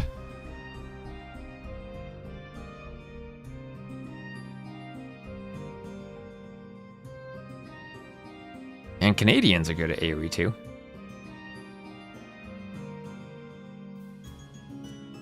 Canadians named Chris are good at AoE too. That is, of course, Slam's name too.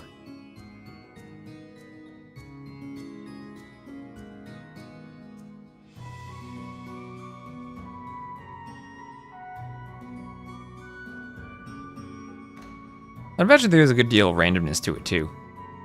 Like Norway has 2 of the top players and then drops off. They're up there with the United States in terms of Nations Cup disappointments.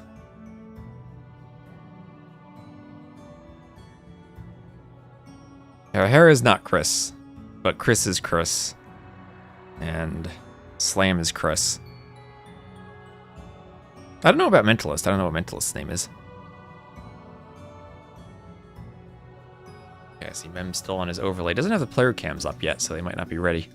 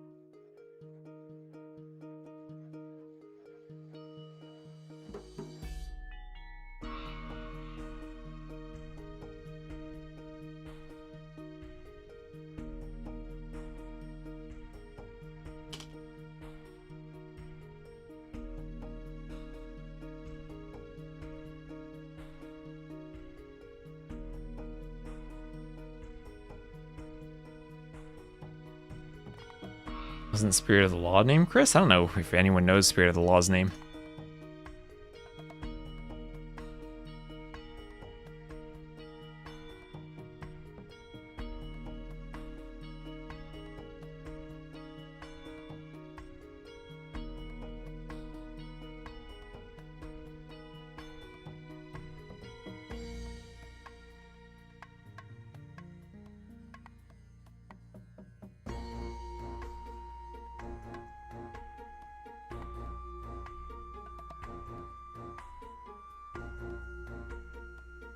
Clearly Spirit.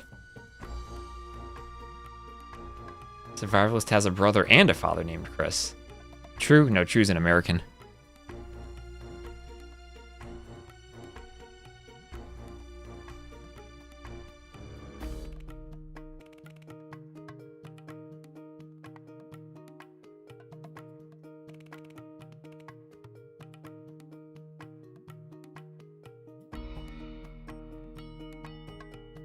Okay, how I rate that joke? That is a joke that we tell after Ornley raids us.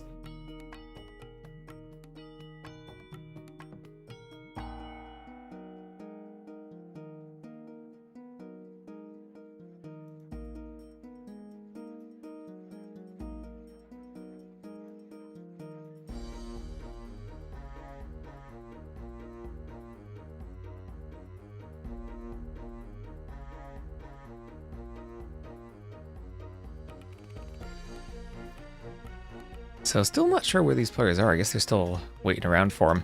Maybe they're really not starting until 19 GMT. That'd be crazy.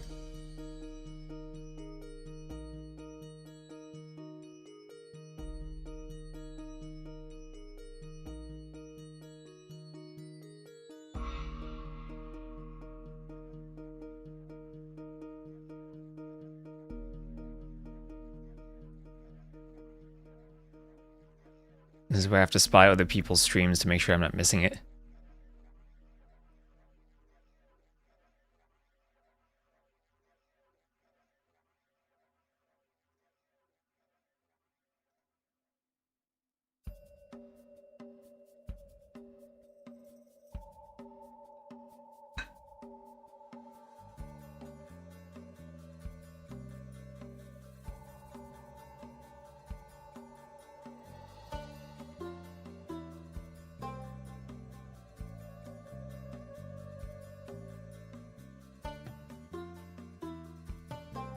I think is the best Imp Arb Civ?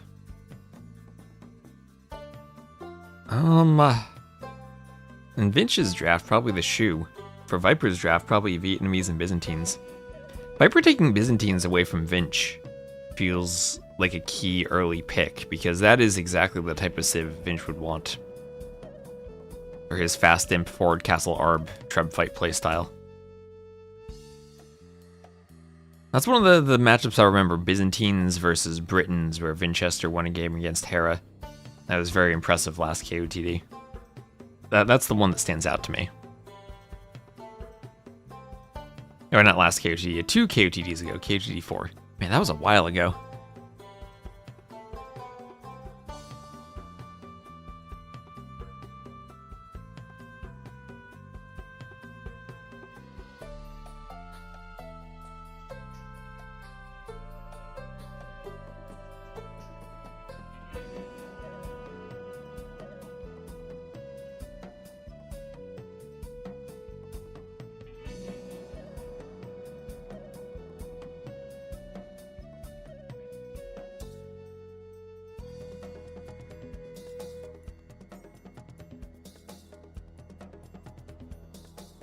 Britons are terrible now? Well, remember, the archery range production speed nerf hit them really hard. Now, not even just in team games, in 1v1s too. They don't pull nearly as far ahead as they used to. Now, that's something I think they need to get given back to them. If not as a team bonus, then at least overall as an individual bonus.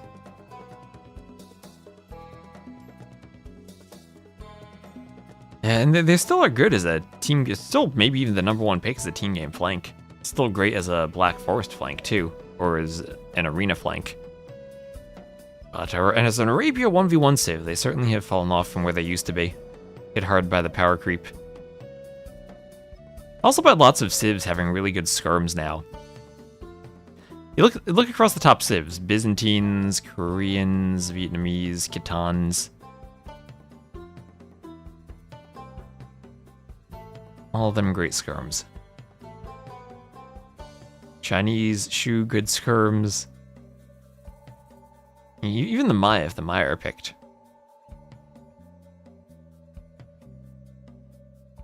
You were 600 elo, and once you started to try into micro, you dropped down to 345.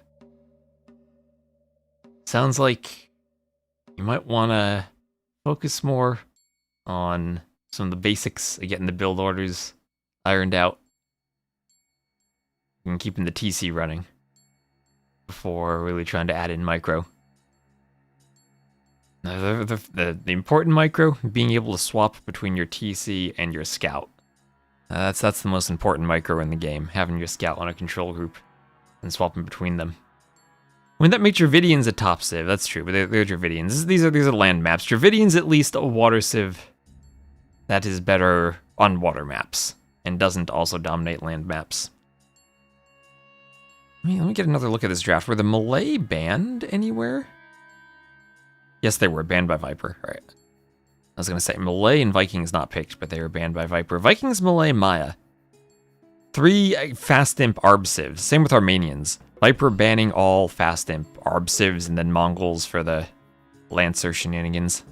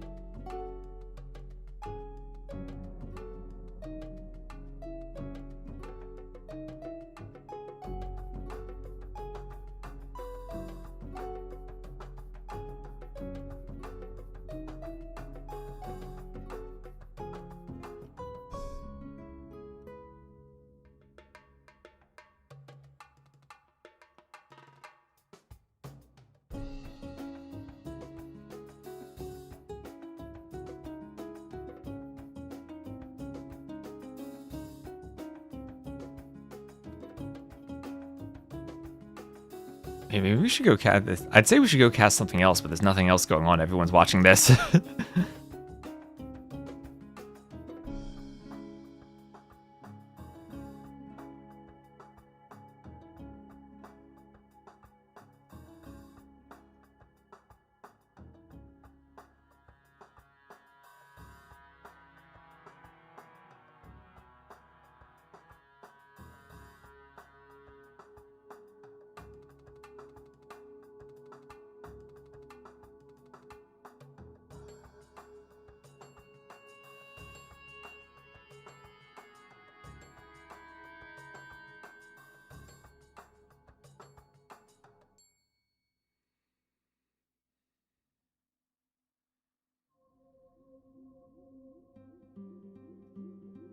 Archers on stand ground, your enemy TCs as micro.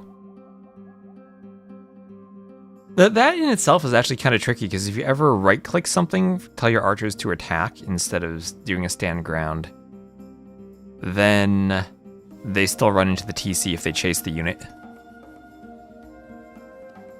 And we have seen Hera in that previous set running into TCs several times. So even at the highest level, it's something you have to be aware of.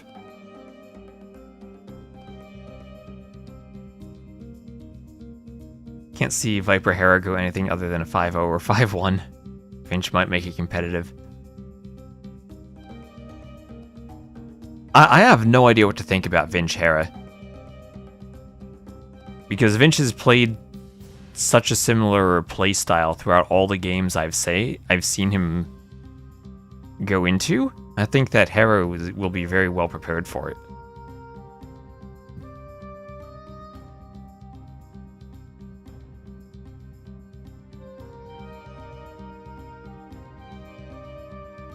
Britain's 100% accurate skirms as a team bonus. Skirms already get that through Thumb Ring. I don't think that would be too useful as a team bonus. And they have 90% accuracy without Thumb Ring anyway, if I recall. So I don't think it adds too much to skirmishers. To be fair though, it's probably more useful still than the old faster building houses bonus from the Inca. Feudal skirms that are more accurate, would that help them that much? I don't know, I feel like accuracy is something that matters more after ballistics. +1 range to allies as a team bonus. That is something that would be even stronger than faster working ranges, I think. That'd be very scary. But it looks like Viper at least has his webcam turned on, so hopefully Vinch is ready soon. And this is a very big set for both these players. Viper trying to get back to the finals for KOTD once again. And the big question for either of them is, can they compete with Hera? Ethiopians with +1 range, but you would put Britain Saracen pockets then to combine team bonuses for Maya and Ethiopian flanks. And the flanks would be spamming archers.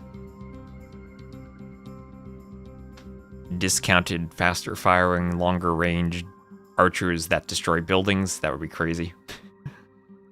So you can play amazing against other players in other tournaments and then immediately fold versus Hera. It feels like he has become a bit of a mental block now. Well, that's basically what we saw from Heart. And we have seen Viper get swept by Hera before. It's been a long run since that Hidden Cup 4, I think it was, where Viper basically toyed with Hera in the finals. Lamed him 1 easily.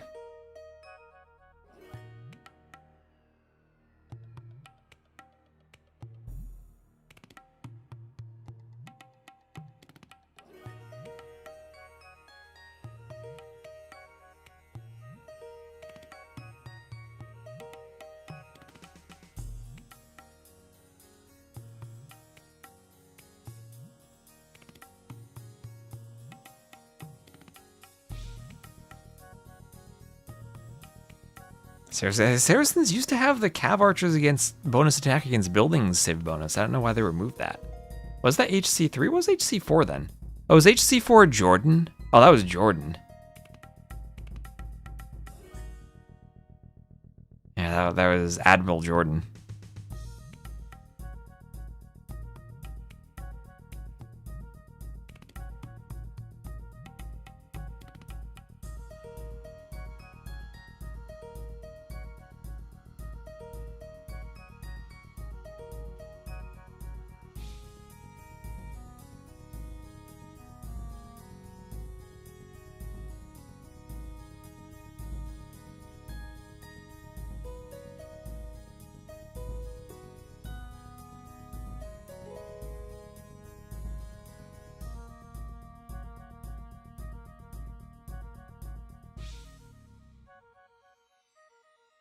Okay, are we in a lobby? We're in a lobby! We're in a lobby! Are we okay with yellow versus purple as colors? We're gonna keep those colors. And we'll keep those colors.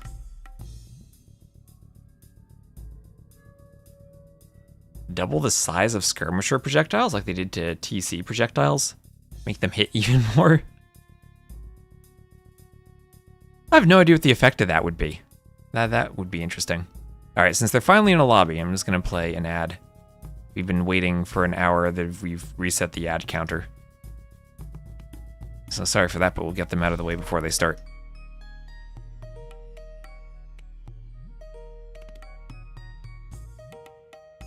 Undodgeable. You know, I mean, that would take Micro out a lot. That would help. That would help against Leary.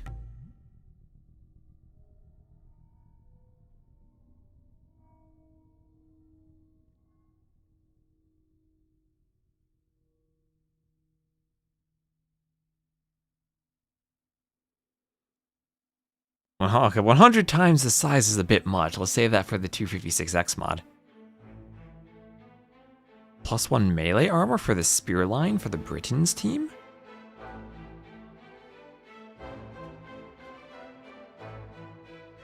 Oh, thank you, Savage27, for the follow. I think Britons already are not that weak to Cav, or at least not in a way that they usually go spear early on. That would be late game for Halbs, and I guess that would overlap with the Teutons, right? The Teutons already have that, and feels maybe more appropriate to leave it for Teutons.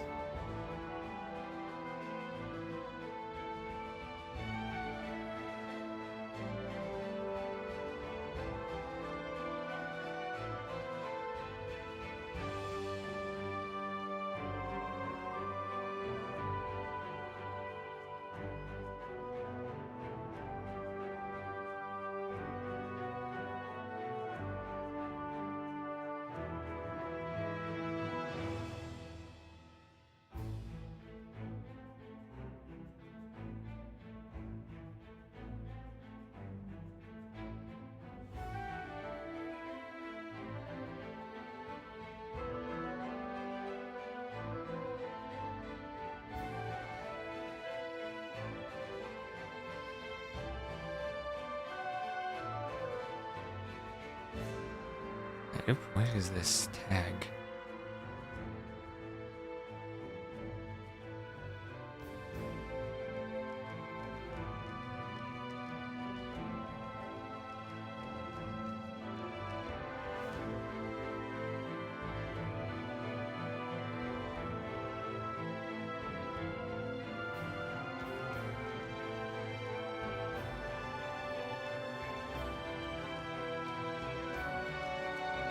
Alright, we're about to get started here, and they are launching. Alright, they have launched. I failed to download match content.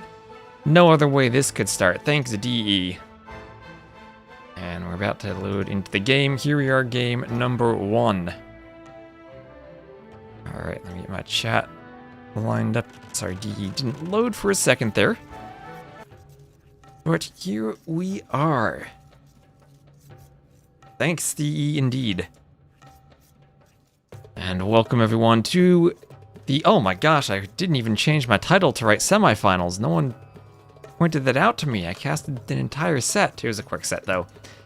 The semifinals of King of the Desert, the second semifinals to see who faces Hera tomorrow in the finals. Will have Viper playing as the yellow Hindustanis to the south, already luring in his boar.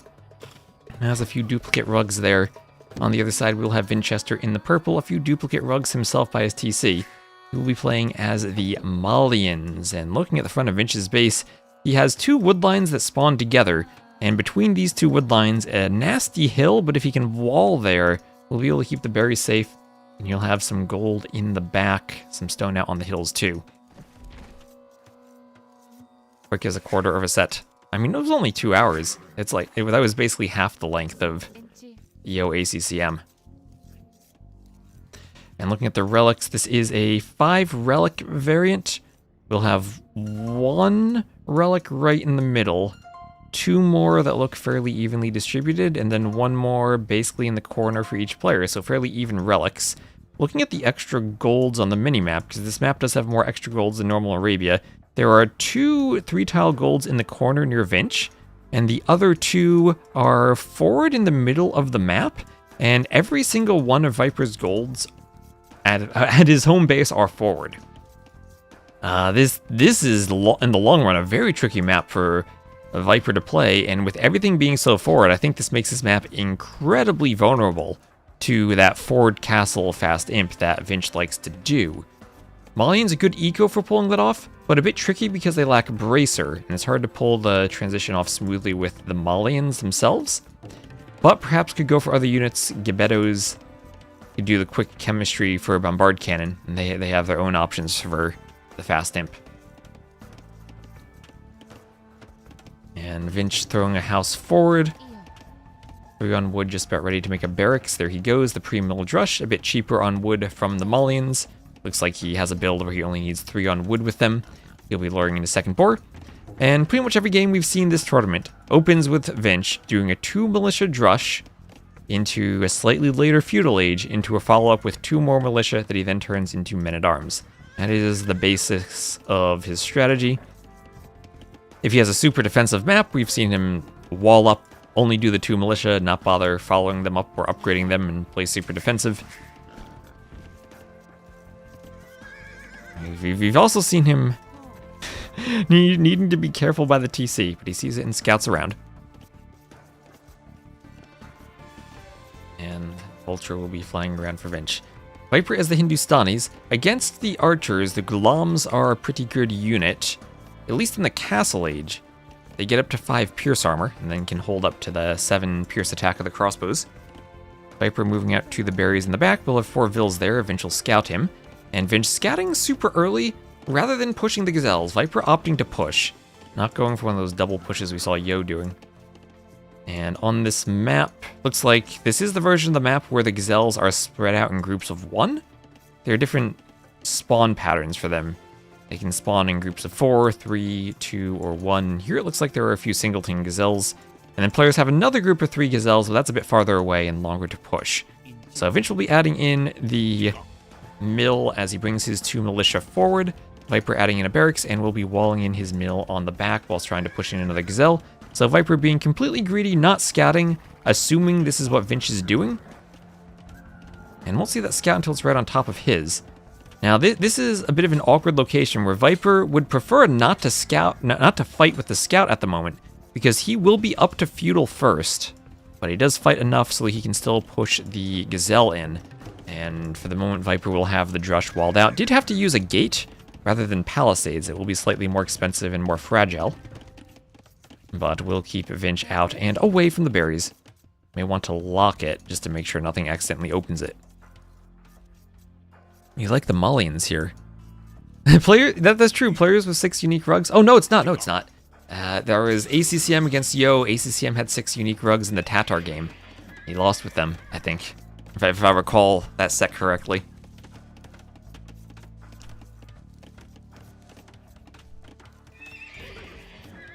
Here's a stable from Viper. And double bit axe on the way for Viper. These forward golds are going to be really annoying for him, and he'll need to find a way to control them. Even going scouts, if he were to go heavy for scouts, we're not going to see bloodlines as a follow-up if he can't get to the gold. Now, with the feudal age timing advantage, he is forward. Here are the follow-up militia for Vinch. Didn't keep his militia forward, wasn't trying to attack a house or anything, simply brings them back to group up. Now the question is, does he do a spear first or will he do men-at-arms?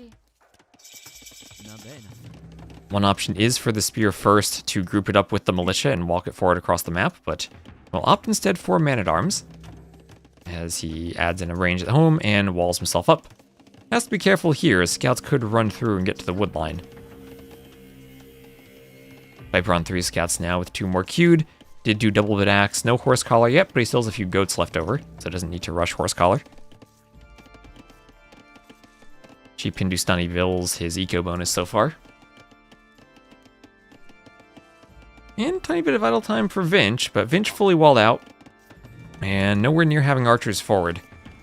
This is where Vinch will have to be careful to add spears to escort the archers forward. One reason you might not want to do the spear so early is you won't need it to escort the archers, and scouts probably still don't want to dive 4 men-at-arms with a scout.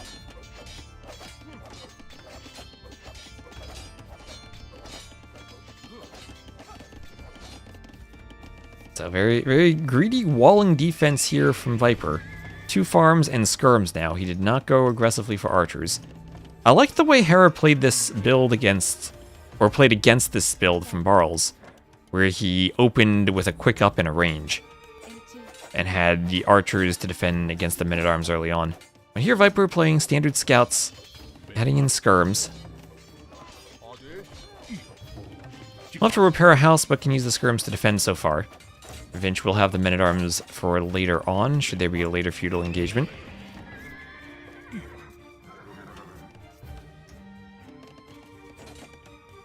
And so far both players well walled, and we'll pay attention to Vinch's scouting. He sees that both of Viper's golds are forward. He did just miss scouting those middle golds, but as he gets more vision of the map, he sees that Viper doesn't have a gold here. He's probably wondering where Viper's final gold is, maybe assuming it's back here somewhere. That makes sense, even though it's a bit farther there. He just missed scouting it by a tile. But he knows Viper does not have a good map in terms of gold. And he has to be thinking about what does he do now to punish that. Could he have expected a phosphor rush, since Viper did it earlier with Gulams? Could have been on the table for Viper.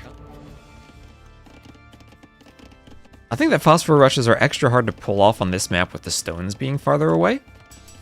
Maybe he was thinking of it. But Hindustani's not one of the strongest civs for the phosphoros, I don't think. They're not Bengalis.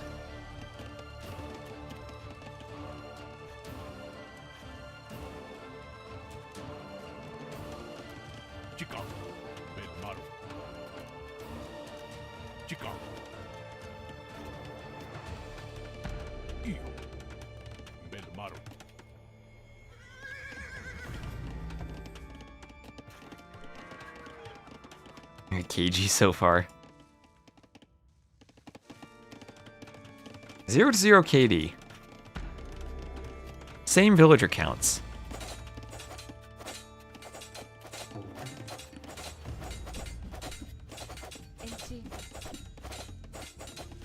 And fletching armor on the way now for Viper. As the Hindustani's extra attack against buildings, he will go right through that house. Doesn't even have upgrades on the scouts. But looking to apply pressure to Vinch, forcing Vinch to bring the men-at-arms back and use them defensively. Viper won't be able to pressure the gold by that tower. But will maybe be able to get in and worry about disrupting some farming. He's attacking the range. Bringing his skirms inside. Now this is a risk. Vinch can ungarrison the archers and attack the skirms whenever he wants. Vinch will try to bring his army around the back, but Viper has the hill bonus. Viper has the hill bonus. And will try to run the skirms while hitting the archers. Does not want to fight there, does not want to fight without any upgrades on his scouts. Question is, what do you pick here first, the scouts or the spears? There's a good number of archers for Vinch, but Viper will get away. 3 to 2 KD, actually had more kills there. That's a low HP scout for Vinch. Viper focusing the archers. Ooh, the scout 1 HP left. And down it goes. Hurts to lose the scout, you do lose a lot of vision. And now with the hill, Viper taking the hill in the fight. All those extra pierce armor helping the spears from the Malians. And Viper will be pushed back. He did snipe the spears. Armor is in for the men-at-arms, so armor plus the Malians bonus there, helping the spears for Vinch against the skirms. And Viper will be just about cleaned up, but so will Vinch. 2 low HP men-at-arms and maybe 1 archer, if at all, escaping. So both players trading and clearing their armies there. Res collected still pretty close, within 100 resources. Viper maybe spent a bit more on those scouts, but also didn't have quite the same early investment like Vinch did to the men-at-arms. And look at that, 20 farms for Viper. 18 farms for Vinch. And both players getting ready to go up. Vinch a tiny bit farther ahead. Malians with the extra gold, what you'd expect from them. And Viper still needs to play with that forward gold. He's adding in double ranges. And as he goes up, he'll probably expect to add in more skirms. And if the Malian player decides to do a knight transition, then Viper can go for camels himself. And look at that, within 2 or 3 seconds of each other, both of them up to the next stage. The scout melting buildings rush. That certainly helped at the start, but not enough HP to take the range down. Maybe it would have been better to melt one of the houses instead. Yes, attacking the range, if you destroy it, is more valuable than destroying a house. And it's also more expensive to repair. But also the house, the thing you're more likely to destroy. And that man-at-arms doesn't get in, Viper shift queued the house. Awkward stone position there. And Vil on the hill will fight the man-at-arms, but Viper needs to remember that man-at-arms has armor. And can't quite pull off that fight. Archer now for Viper to come help with the men-at-arms. They are hoovering around, going for the low HP Vil. And will we see a quick wall? No, we won't. Viper doesn't get the quick wall. And our first Vil kill of the game. Viper loses 1. That gives Vinch a Vil at advantage.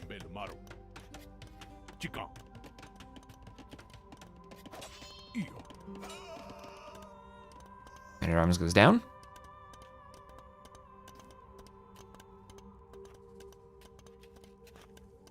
Do you reckon we get to Imp Camel versus Varimba Camels?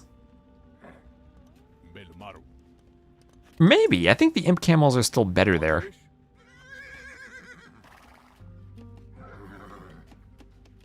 And then I think the Shatagni hand cannoneers are still better for the Hindustanis. And then Hindustanis also have siege engineers, so their bombard cannon are better. And they also have bracers, so their skirms will be better. And their Shatagni hand cannoneers should be able to deal with champ scarls. So I'm actually thinking, what do Malians do late game against Hindustanis that Hindustanis don't just do better? Like seeing your expensive gold units parading around the map.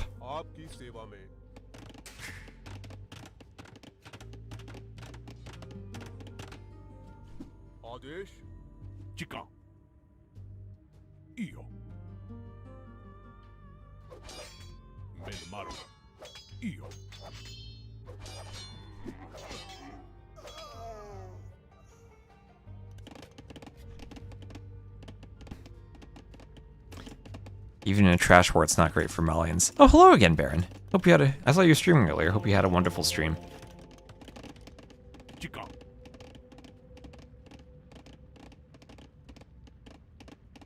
Now, internet died on you. I am sorry. I have had that problem many times this past week. Fingers crossed it has remained stable so far today. One day I will have a stable fiber connection. One day. So Hindustani Cav Archers from Viper. He is a man who likes his Cav Archers.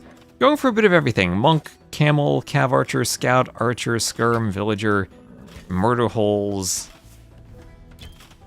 Cover underneath that tower. He'll add in Wheelbarrow and Armor. A few Skirms coming for Vinch. As Vinch goes for a house on the side. Issue with weather. Oh, you have fiber? You're still going out. I'm sorry. It is painful. I do not have fiber in the very rural area known as the New York City metropolitan area. I think it'll be decided with a big Castle Age battle around 80 to 90 Vils. That is often how the Malians like to play. They're a civ that I think struggles with their imp transition, but has an extremely good Castle Age composition with upgraded knights and crossbows with their gold eco bonus.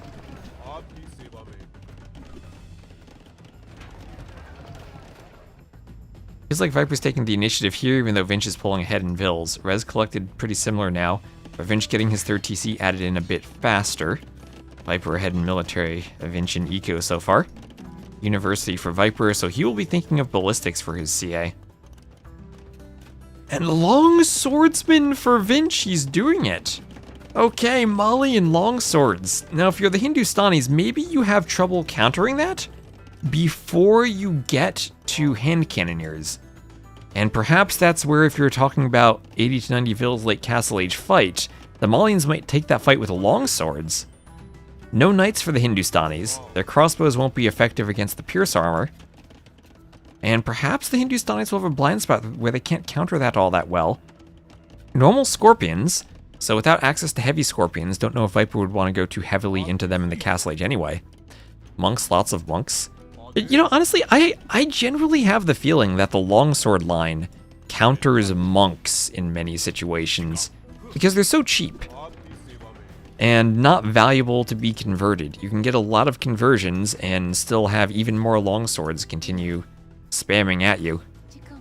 It's not going to be goth-like, but it will still be numerous. Yeah, and very cheap, too. So cheap plus numerous plus not that valuable to convert. And Viper behind this picking up, well, he likes your monk suggestion, apparently. He's picking up the relics. We'll have 3 of them. As we said, there are 5 on the map.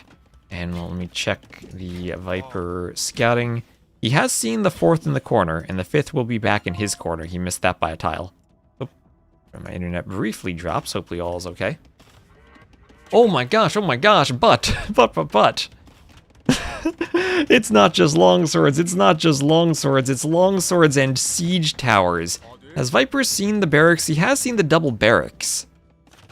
And he will be adding in a castle. Longswords, I would think, do well against Gulams. Cav archers. What will the... Oh my gosh, it's going to be a doubt castle. 6 longswords will get in before the castle goes up. Viper can't quick wall because it's a siege tower and it could drop over the walls. 75%. He might need to throw his gold vills over there or garrison the tower. Yeah, he has to garrison the tower. And he quick walls with a house because it's a siege tower. Again, don't wall with a palisade.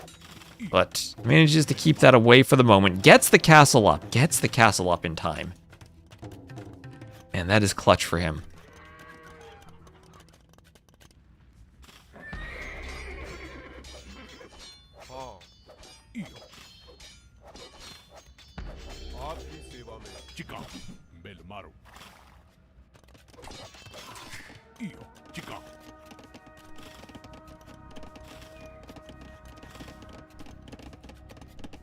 Siege taxis striking Viper.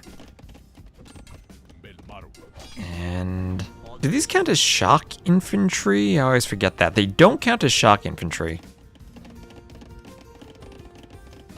And maybe are they okay against longswords? Maybe they are okay then if they don't take bonus damage from longswords. And it's not the greatest engagement from them, but they did whittle down the HP of the longswords. Now Malians, no Gambesons. They do have +2 pierce armor though. So I think the longswords get up to 6 pierce armor in the Castle Age for them. Cav archers will still do 2 damage then. And yeah, they have 5 right now. Oh, I guess they do get 5. Never mind. It's not 6, it's 5. Oh, that's right. With Gambesons, usually it's 4. So they get up to 5 pierce armor. The Cav archers still do 3 damage to them. So I think they're still decent. Siege tower not doing too much damage for Vinch, and he still has a nice eco lead, but Viper will be Viper. While the siege tower is in his base, he went for a forward castle, and he is adding in a forward TC along with his workshop. This is the Viper. This is the Viper I know. This feels like old school Viper. Using the unique units, doing a forward castle, and getting the TC forward. Jicho, hello. And arson, and armor. He needs his own siege tower now to go over that gate.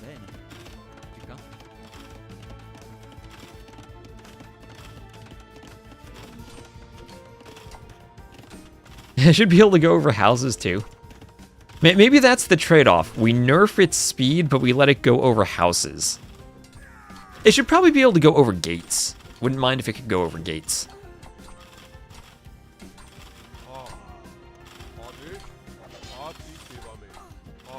It'll start to go down. Longsword's defending. Longsword's still decent against the Gulams. This is a good raid for Viper, who has now killed 22 eco. He has Gulams everywhere throughout the eco, has the forward map presence, even going for an elephant. And this is a game 1 win for Viper. Game 1 win for Viper, easy now. All of a sudden, Vinch, the siege tower did not work for him. He doesn't have fire lancers, he only has longswords. Didn't play for that early fast imp map control. Maybe felt it was a Civ matchup that wasn't going to work, and now Viper is doing to Vinch what Vinch does to, or what Vinch did to Leary. Castle forward right on his face. Castle going forward, the elephant knocks down one of the barracks. And Vinch now falling 30 vills behind. Gulams raiding the stone mine, more vills dying. Longsword's not fast enough to defend everything. And Viper picking off additional vill numbers. Oh, they're still going down. Yeah, the Gulam's gonna get another hit. Yes, it does. 99 to 61, 100 to 61, 40 vill lead for Viper. Vinch going up to Imp and doing a Desperation Castle, hoping maybe he can Treb and do a quick chemistry for a Bombard Cannon to take out that castle.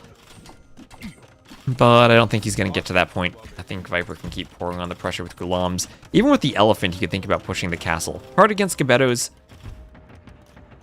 but still could push even in the castle age. He's going for another castle up on the gold to the north.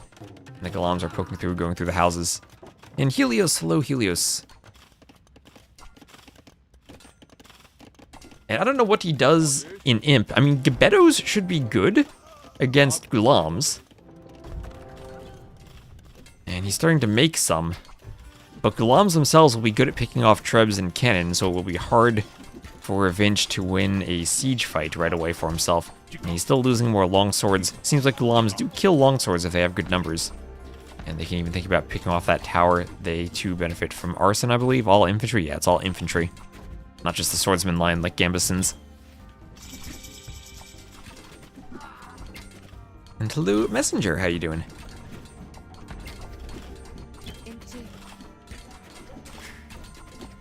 Elephant comes forward, hits the TC. Desperation Siege Tower is still running around his base.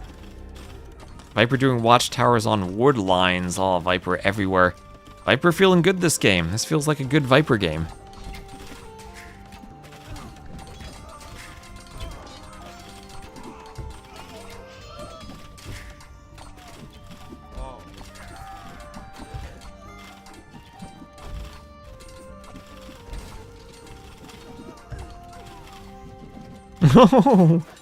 Well, now it's a 70 villager lead for Viper.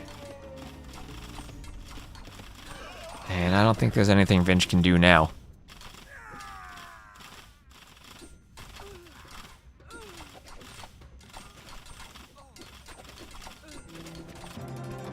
And there we go. Viper wins game 1. Siege Tower Longsword did not work. Did not work at all. And Viper with a huge Gulam transition in late castle, got the forward castle he wanted himself up. 10k more res collected. They were neck and neck for a while. And then Viper dominated. Since when do Gulams counter longswords? That is a good question.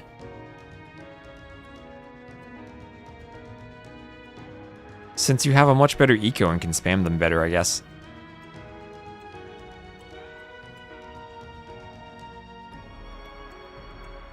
And Viper was well prepared for that.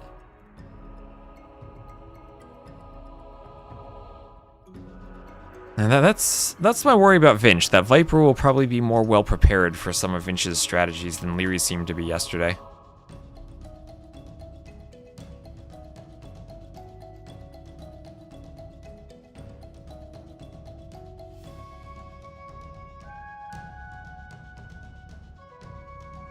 And we'll get the next Arabia going. And where are we at? There we go. Vietnamese Persians. The number 2 Civ for Vinch. and the number 3 Civ for Viper.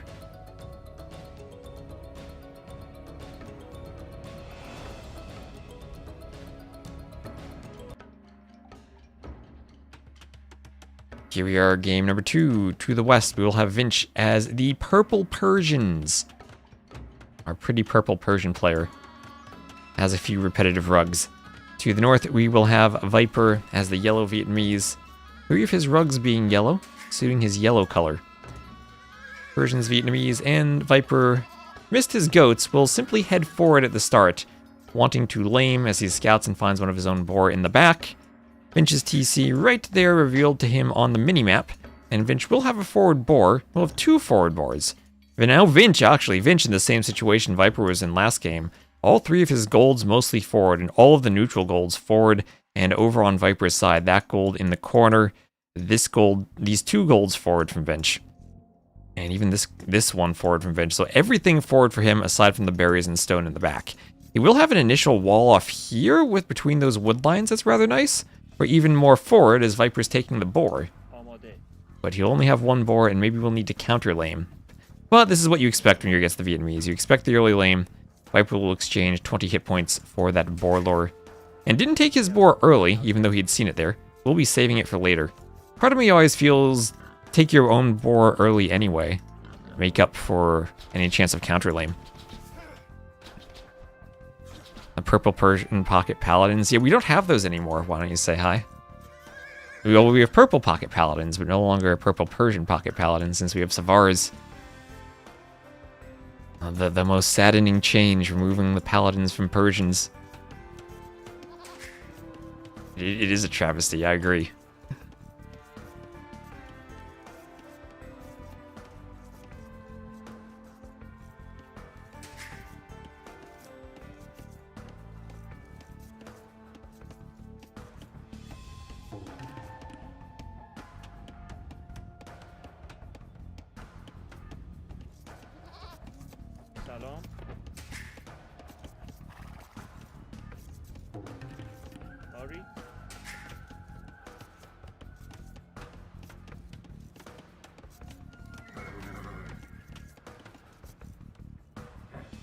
And Mouflon push now from Vinch. Only a single Mouflon, not a double Mouflon like Yo had been pushing. We'll get that in under his TC nicely. I think Vinch is a better map for walling? I don't think there's a way he walls over here, though. He could wall from the wood line towards the TC. But whatever he does, I feel like the back is going to be exposed. Mythville over on wood for the early barracks. Interesting build then for the Persians, who do start with extra wood. Another save with a good Dark Age for doing that early drush. Extra food and extra wood to afford the militia with an early barracks. Viper has no way of walling. I guess that's fair too. He does have a gold that feels like a good TC spot later on by that wood line maybe, but completely open in the front and hard to wall as you write. Another gold to the side. Is it weird if I want both players to use this wood line as part of a wall? Vinch can wall from here to here, Viper from here to here. That'd be silly.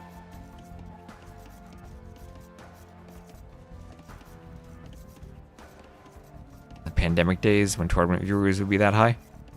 Well, I think that's true across streaming in general. Not just AoE2 specifically.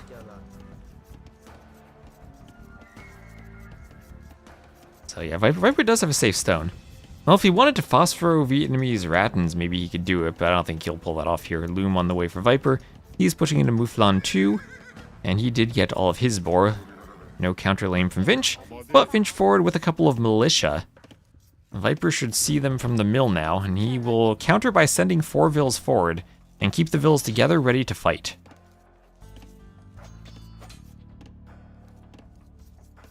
And again, a situation Viper is seeing this build, knowing what's coming from Vinch, where he won't want to fight with the scout until he hits feudal.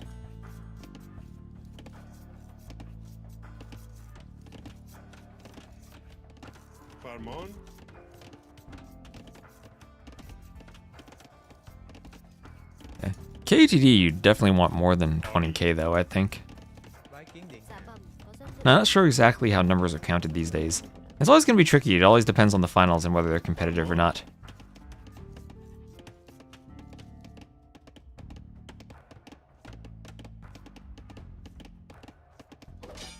Is Viper going to trush? Well, he is going to go forward with his Vills, going for the barracks. Still dealing with that rush in the back. Oh, that's actually rather cute. He sent the berry Vills forward. So Vinch might not be expecting that since he had scattered Vills on the berries. Vills can come forward, and Vinch not sending his next militia forward yet.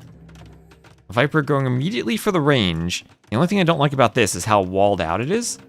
Vinch will wall his gold Vills upon seeing Viper's feudal age. Doesn't want the scout doing anything weird. And he will see this. At this point, I think he should go finish the walls, but it's a bit too late. Yeah, he wanted that. Ooh, it's not too late. It's not too late. The scout from behind. Is it too late? Oh my gosh, I don't even know. Here comes Viper. Viper wants a tower. And Vinch does get the walls up. The scout somehow gets to the opposite side of the walls and gets walled out. And the walls will be right up adjacent to the tower. Won't be a tower hop situation there for Viper. But it will take the gold away from Vinch, and we look at Viper's scouting. He didn't see Vinch's third gold. And he didn't actually see Vinch's second gold. Oh, that's actually really unfortunate for him. Missed both of them by a couple tiles. Especially that one. But they are both very far forward for Vinch anyway, and still tricky for him to take now that he lost his main gold. Adding in a range, and he likely will have to go for a stone. And oh, Vinch, oh, the scouting. He missed the goats. He missed the goats. Oh, poor Vinch. Poor Vinch missing the goats in the back.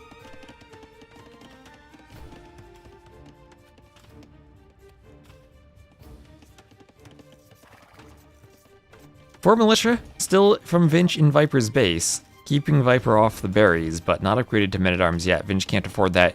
Needs to do the skirms at home to defend, but Viper ahead in skirm numbers so far.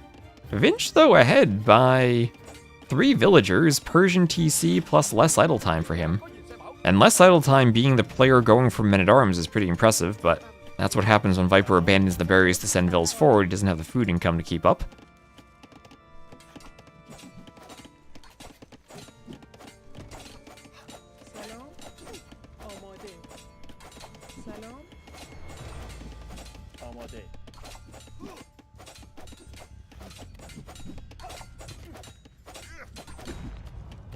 Wall goes down.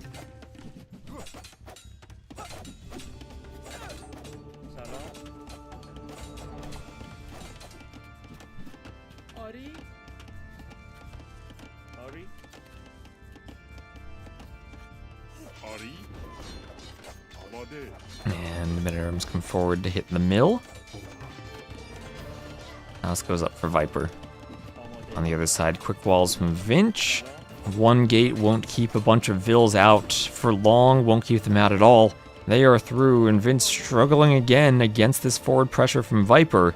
At the same time, though, he is pulling ahead in Vills as the Persians. He's going to take his entire village to fight. This is looking like a Rage Forest flank game.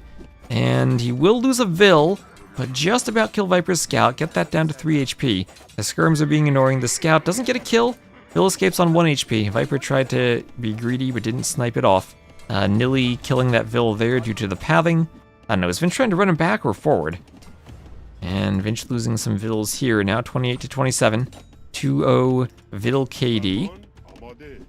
In favor of Viper, the forward picks off a 3rd Vill, and just about picks off a 4th Vill. That's a spear that goes down for Viper, not a Vill. The Vills are chasing the skirms away, and the Vill doesn't die to the spear. 1 HP left, but it does die to the skirms. Viper trying to wall the skirms in, or Vinch trying to wall the skirms in.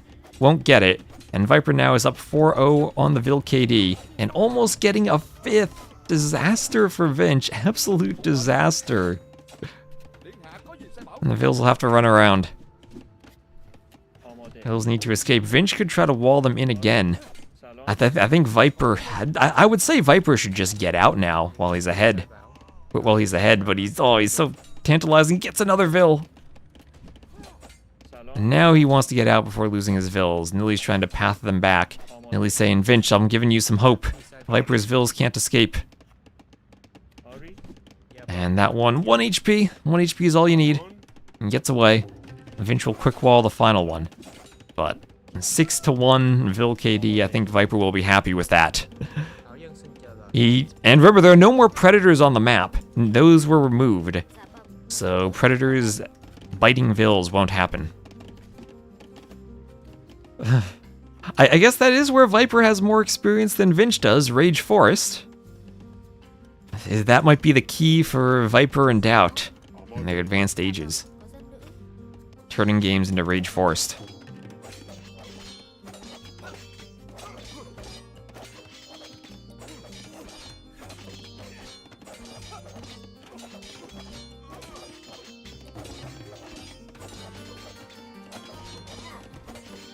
Viper repairing that house and adding in farms, 13 farmers, long distance mining gold, and adding in a stable. Doesn't have a mill on his berries anymore. And despite all of this, Vinch is the Persians. Still somehow has a better eco by 600 resources collected. Where are his forward Vils? Oh, they didn't go home, they came to the tower. Vinch walls them away from the tower. Oh, and the spear could poke them down. They get through the gate. He's gonna try to keep the tower up. Use the higher HP Vil outside the tower. I don't think he can quite pick off the spear. Maybe he can with the Vil now. Yeah, we'll get the spear. Deletes there for some reason? That was weird. Wants to trap the... Oh, traps the skirm with the Vils, which he can do with the minimum range. Another skirm from behind, and he might need to garrison. I think the tower will go down. Oh my gosh. Viper. He got greedy keeping the Vils forward. Lost the second one. But still, it's 7-2 Vil KD. Now has to be careful. There are still men-at-arms in the back of his base, but he's not worried about them. A nice job by Viper to trap the skirms against the base of the tower. And now he'll run back with his own Vils. So he got another Vil kill. He's still fine. And Vinch does feel... It feels like he's falling apart, but look at res collected. Look at the fact he still has a villager lead, despite losing 5 of them. Persians are crazy. And now gold mining's on the way for Viper. An unfinished palisade? Ah, that's fine. He's making a scout transition now, and feels a bit closer to the castle age.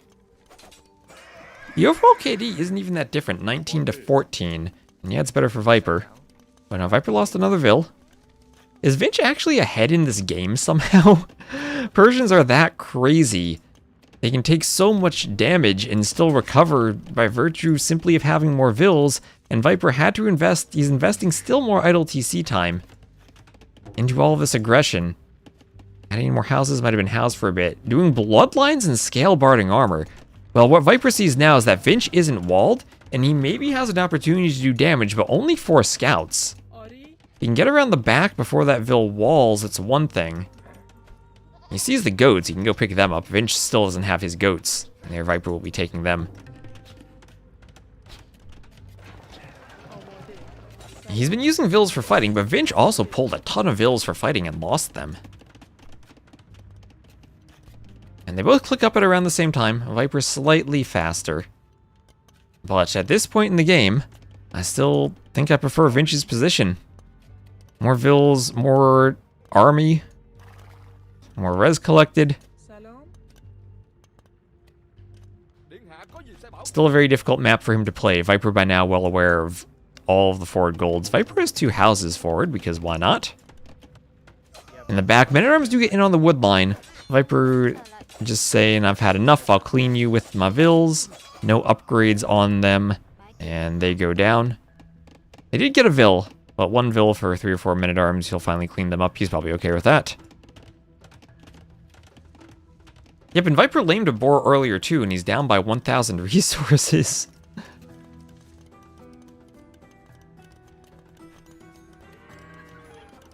Vinch goes CA.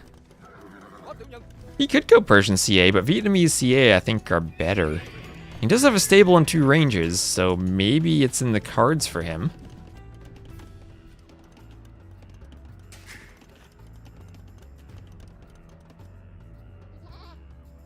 Goods being stolen on the side from Viper. Sheep exploration score.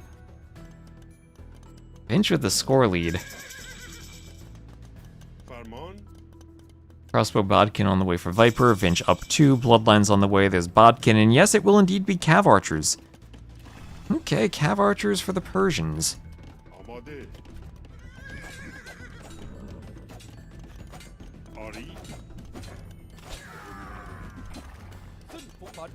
And Vinch not getting the pokes he might have needed from the spears. Viper clears one, crossbows are in, and he clears both spears. All the skirms and army go down for Vinch. Vinch is forced off of his gold. And now he is down still in cav numbers compared to the crossbows. Viper will run through the TC, get to the wood line, and while he harasses Vils with the crossbows, can run in with the scouts. Ooh, tried to kill a 1 HP Vil, but didn't pick him off. Gets the scouts there, will lose them. Not able to get any follow-up kills. Viper wanted to push the Vils away from the wood line with the crossbows and kill them with the scouts, but couldn't quite get the follow-up and didn't even get the 1 HP Vil that was there on the house by the TC. Vinch able to move out to his gold now, with the Viper having lost some of his army. Although, 5 crossbows and a spear, maybe he should just turn. Ooh, never mind, gets a Vil. I was gonna say, maybe he could turn and fight the Cav Archers better than the Vils. No ballistics for either player yet, both of them doing their armors, but this will be the second armor for Viper, only the first for Vinch. And that spear doing some work, poking them away. Vinch should be able to clean this up now, though. Persian CA should be better with Parthian. Well, that's true with Parthian tactics, but that's still more expensive. Vietnamese got their HP for free. And with Bloodlines, that's 80 versus 70 hit points.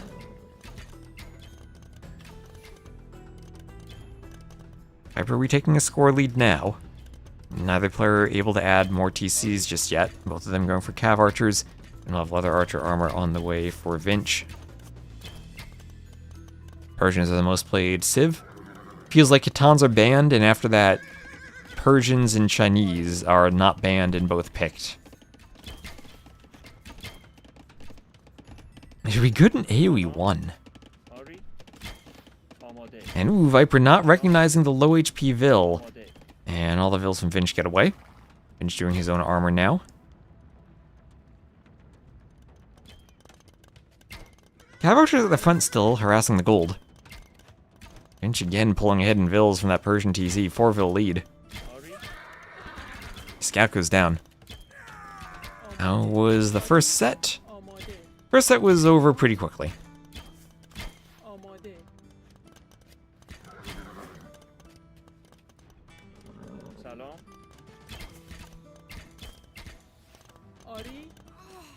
And Vil goes down. Ballistics in for Viper now. And it's Ballistics versus no Ballistics. Cav Archer versus Cav Archer. Vinch selling stone. Selling wood.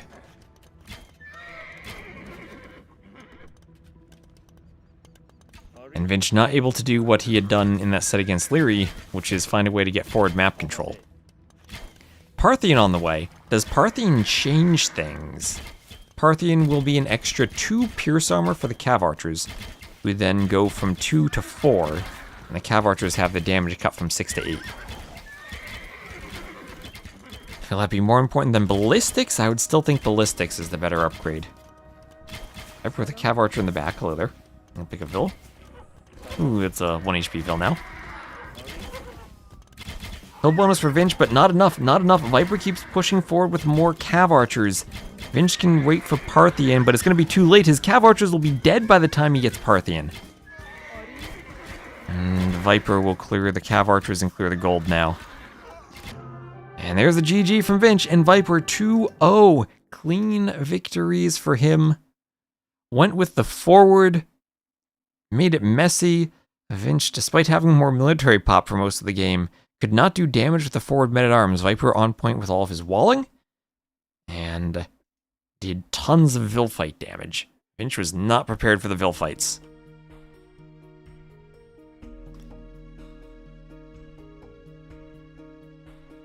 And already Vinch struggling.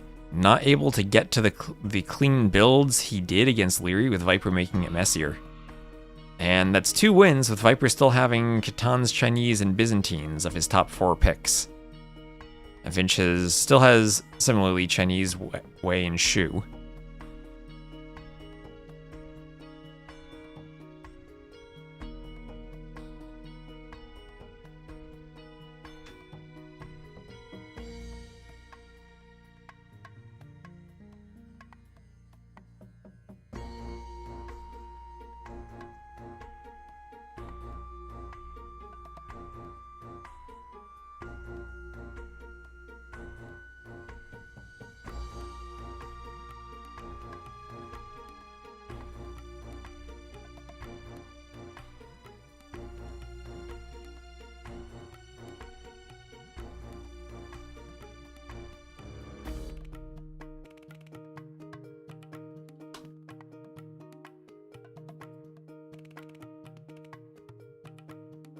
Finch, yes you did, yes you did.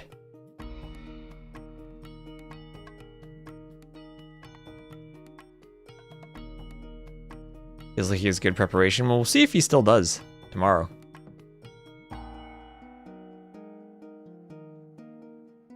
If he does make it, indeed.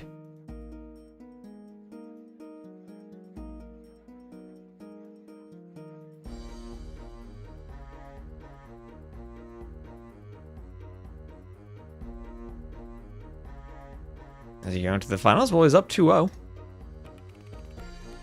That's a pretty good indication of he's on his way. Is this 2018? No, 2018 he'd be winning the finals 4-0.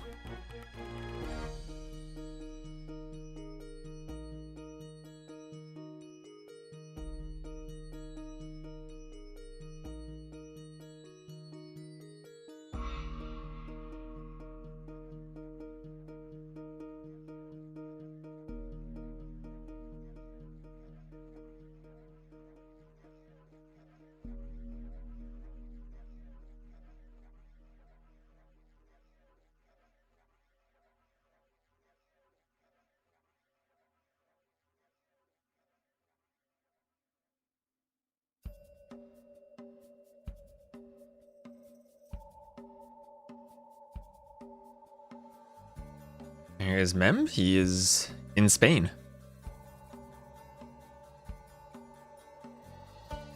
Leo wins 7-0 again.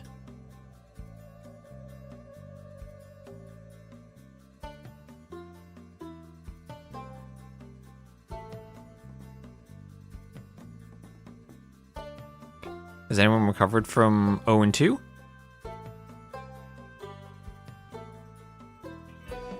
Yo, almost did.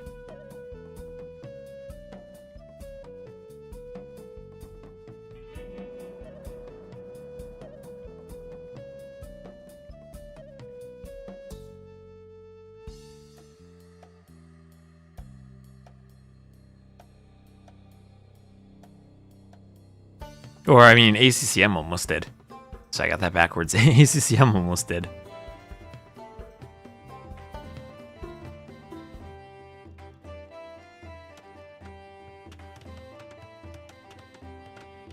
Alright, so we'll have game 3. A Viper will be the yellow Franks. To the north, look at all those yellow rugs he got for his yellow color. A Vinch will be with lots of red rugs. He will be the purple shoe to the southeast. Archersiv versus Cavasiv. I think everyone knows who the Franks are and what they do. Extra HP on their scouts, faster collection from their berries, free farming upgrades, smooth economy for pumping Cav, but also tricky to play against Halb Archersivs. What do the shoe have? They do indeed have Halbs, but not the best Halbs. They don't have all the attack upgrades. Doesn't really matter that much against Cav, though. Their bonus attack is what you really care about, and they have armor, which is more important. Squires, too. He can't win. 1, 2, oh yeah, four of this red rug. Even this one kind of red.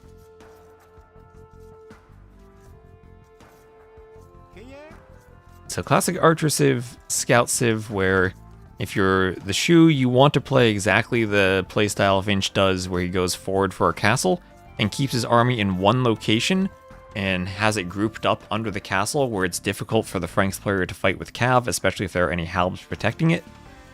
If you're out and about on the map, split up into smaller groups, then the mobility of the Franks is harder to stop. The shoe, what is their unique unit? They have the White Feather Guard. I guess that should die to Axeman. Frank Castles. Remember, Frank Castles are more expensive now. I don't know why, but they are. That was a weird thing they changed for some reason. They're more expensive in the Castle Age.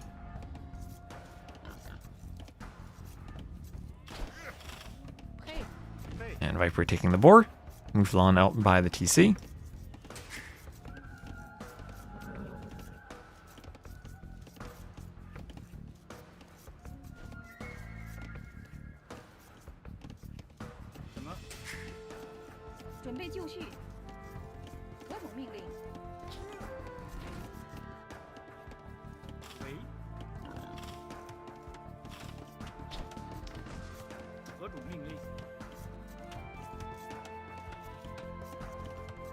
No lames? No lames! No, no, no.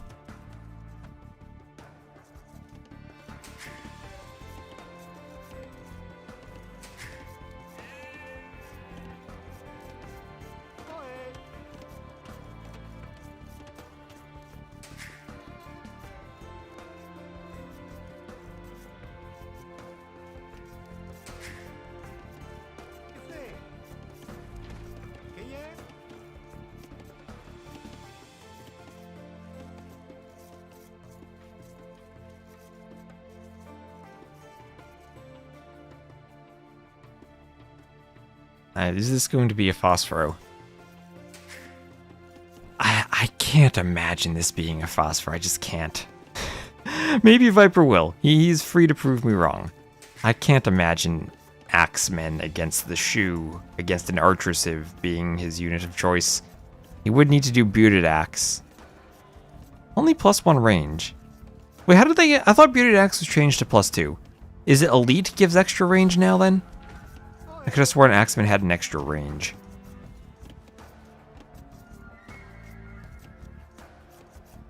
Yeah, they were buffed. Was it Elite given an extra range then?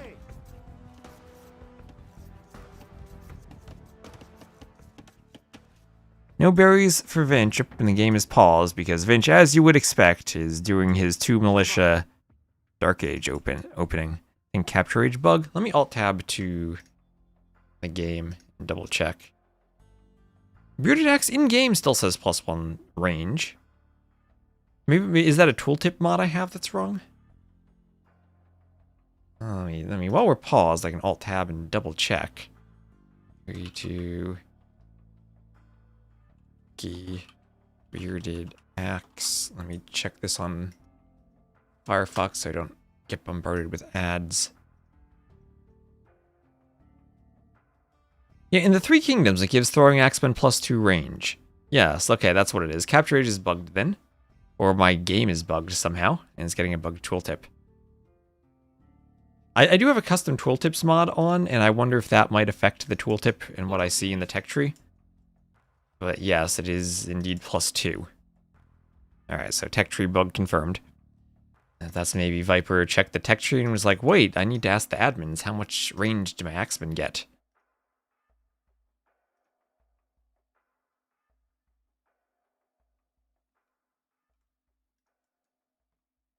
Is this a re? Why would it be a re? Is there something bugged on the map? Viper has very bad golds. Did I hear? I briefly saw that. I figure every browser will have AI tools inevitably as a standard part of their rollout. I don't think there's going to be any avoiding that. No, just a pause and a 14. No restart. Finch with the hill bonus gets the first hit. And nice advantage over Viper's scout there. Viper up first to the Feudal Age.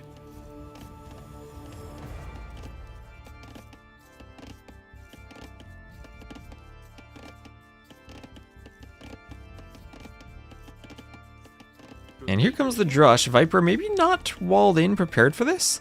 Hoping that with the hill he can simply turn and fight it off. Or maybe get a bit of idle time from that.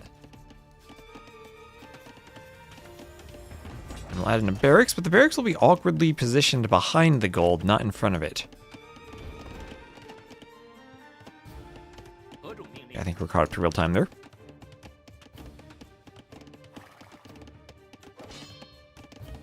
It's admin Reno fast fire for Shoe. Here it says they don't have it correctly, I think, in their tech tree.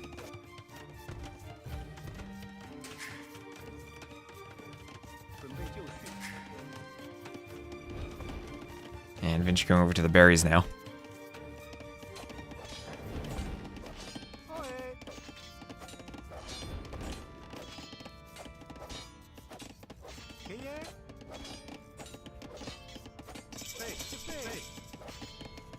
And there's Viper up to Feudal.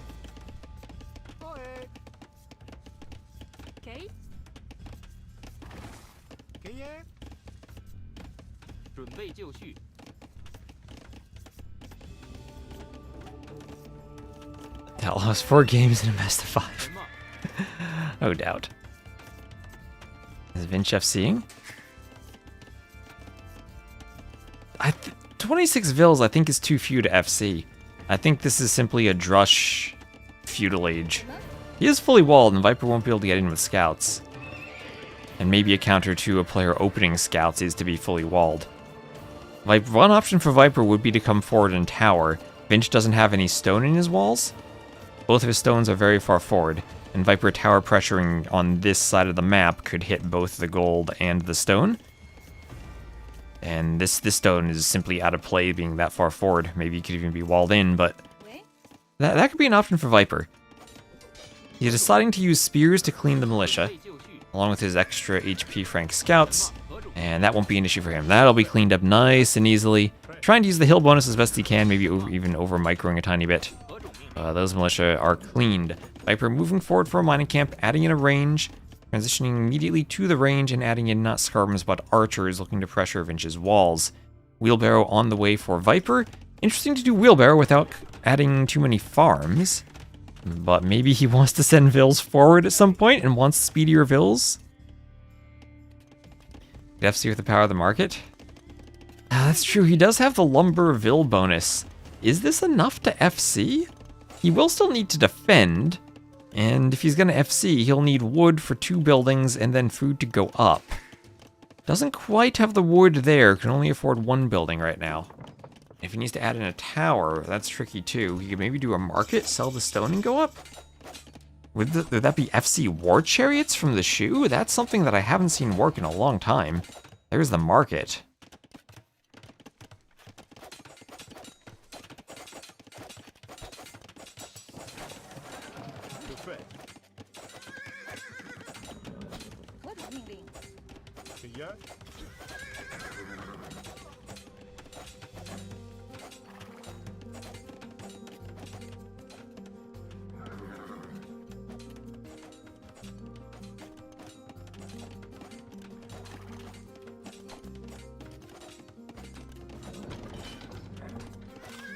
Viper gets in with the scout. He's trying to dive the TC fire. But now that he's in, he can be annoying with the scout. He'll get full information of what Vinch is doing. He'll see the blacksmith, and if he sees the market, he can probably guess what Vinch is doing now. But he will confirm it by looking at the market. Yep, and he knows exactly that Vinch is going to FC. With the blacksmith, he will unlock the ability to build the siege workshop. And he's still attacking the wall with his scouts, bringing an archer over. Part of me thinks he would want the scouts rather patrolling the middle of the map, worried about Vinch sending Vils forward. Maybe he's prepared for Vinch not to risk that, though. That would be a big risk for him.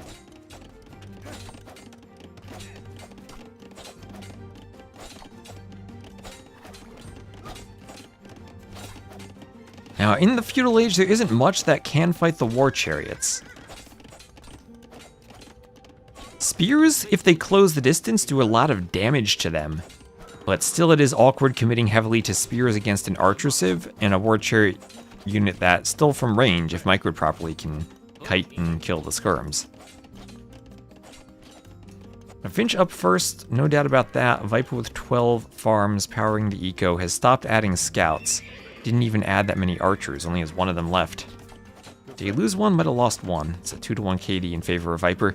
His low HP scout from Vinch, he'll be hoovering around still. Viper did get in, he did get in through the wall. Vinch didn't re-wall behind it, he'll have to abandon his berries. So no berries for Vinch either. And the question for Vinch is simply, will he be able to do something, anything in the Castle Age against Viper? There is the siege workshop for Vinch.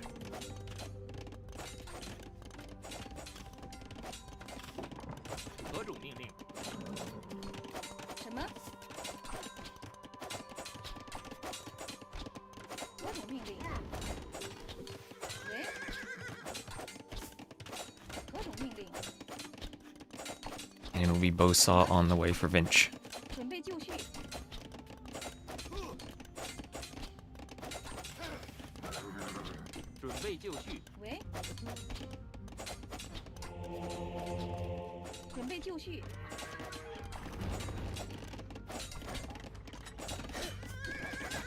And War Chariot, that's exactly what it is. FC War Chariots, Monasteries, Chariots.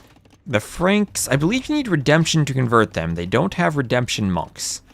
The hard counter to War Chariots would be Mangonels. The Shu themselves don't have Redemption, though, so no Monk counter to Mangonels there.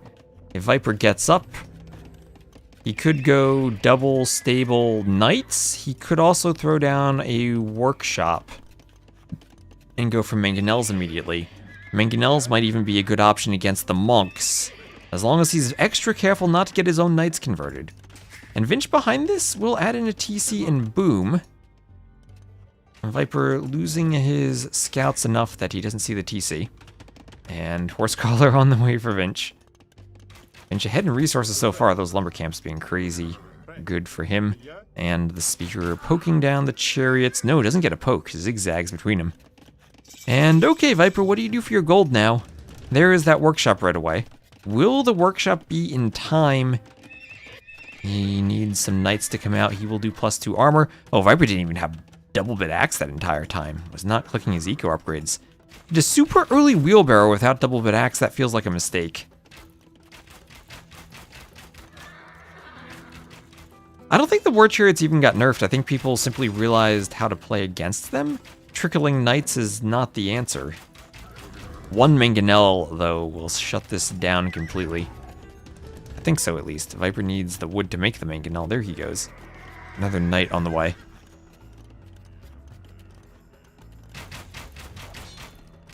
Out of automod. Allow chats. And yeah, so a knight picks one off, escapes on 4 HP.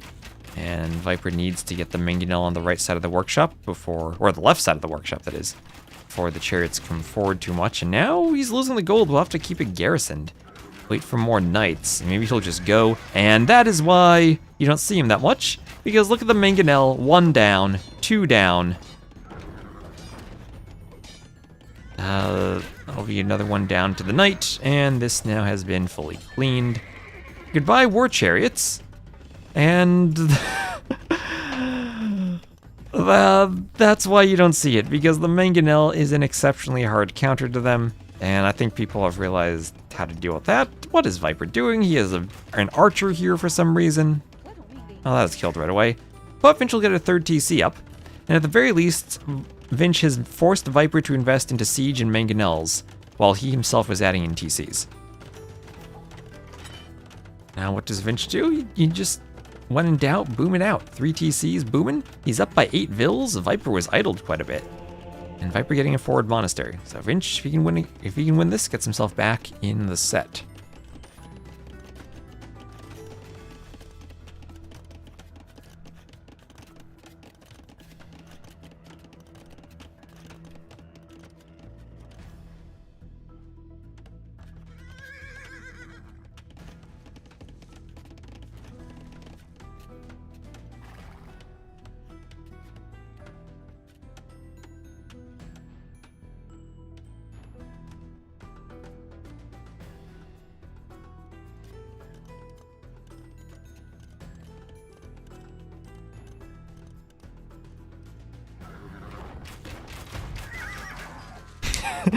There goes another Mangonel shot.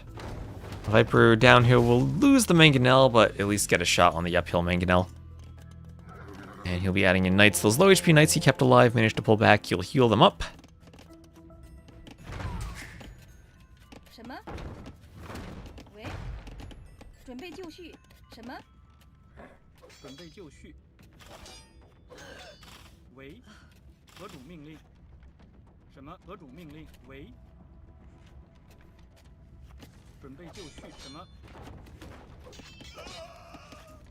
And Bill's getting hit by knights. More Vil's going down to the Mangonel, and Viper continuing his pressure. Vinch still with a good Vil lead, but right now does not have a way to deal with the Mangonel. Not at all. Needs his own Mangonel, but he has to be very defensive at the moment. He's trying to pick up relics. Has 2 already. That'll be his 3rd. Really prioritizing the relics. This is a 7 relic map, and Viper should have 1 easily by his TC and a 2nd easily by his base.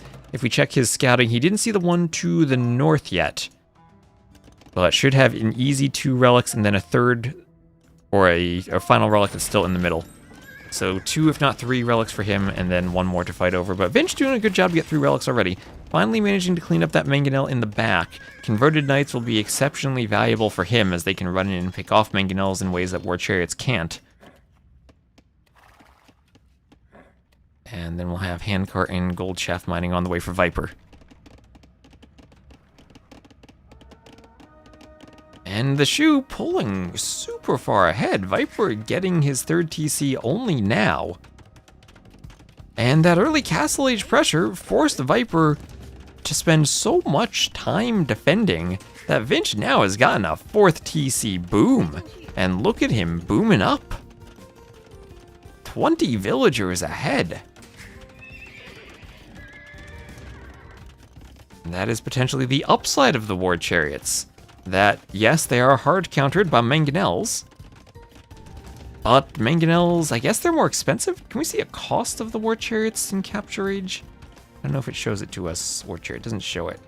Let me check the tech tree again. I just want to double check their cost. As eventually getting up a castle.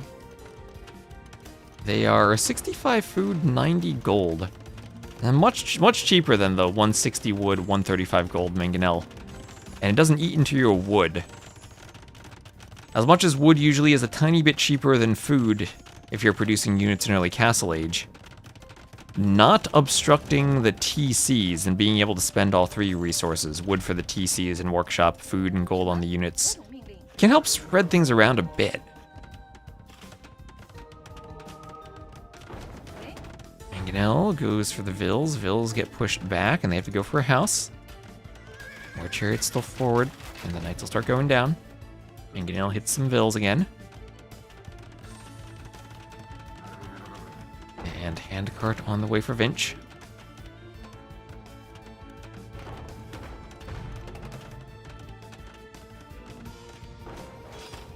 Knights running in the back.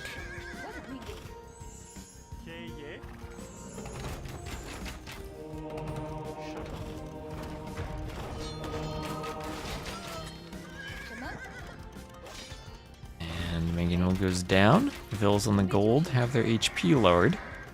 War Chariot picks off some Knights, and Viper with the relic will be bringing it back. Shu is the one with the tiger calf? Yes, no. The Wu are the one with the tiger calf. The Shu are the ones with the white feather guards. The Shu with the white feather guards. That's is that the Wu? No, the Wu have the Wu of the fire archers. The Wu of the fire archers. The Wei have the tiger calf. Then it's the Jurchens with the Iron Pagoda, and the Khitans with the... I forget, what's the name? The Liao Dao? The infantry unit with the bleed. Our chariots kill the monk. And forward castle for Viper on this hill. I don't think that goes up, though, as here is that unique unit, the White Feather Guard. Emu loves them.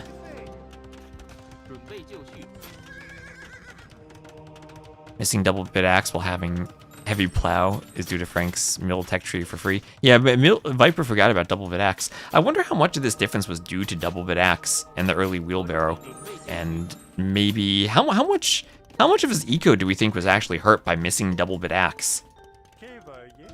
Would he have had a 2nd and 3rd TC earlier if he had double bit axe and had more wood? Viper getting ready to go imp. Well, Vinch will be imp too, and I don't think there's anything Viper really can do with imp. He is simply going to have to hope that the Franks are good enough civs that they can outplay the Shu. And that will be difficult for the Franks, who do not have good skirmishers against the Shu archers. Missing both imp blacksmith techs, bracer and ring archer armor. And now, without claiming that hill from Viper, Vinch will be able to go forward for it. And Vinch is getting to that spot he feels comfortable with. Forward castle. And prepping for archers and imp.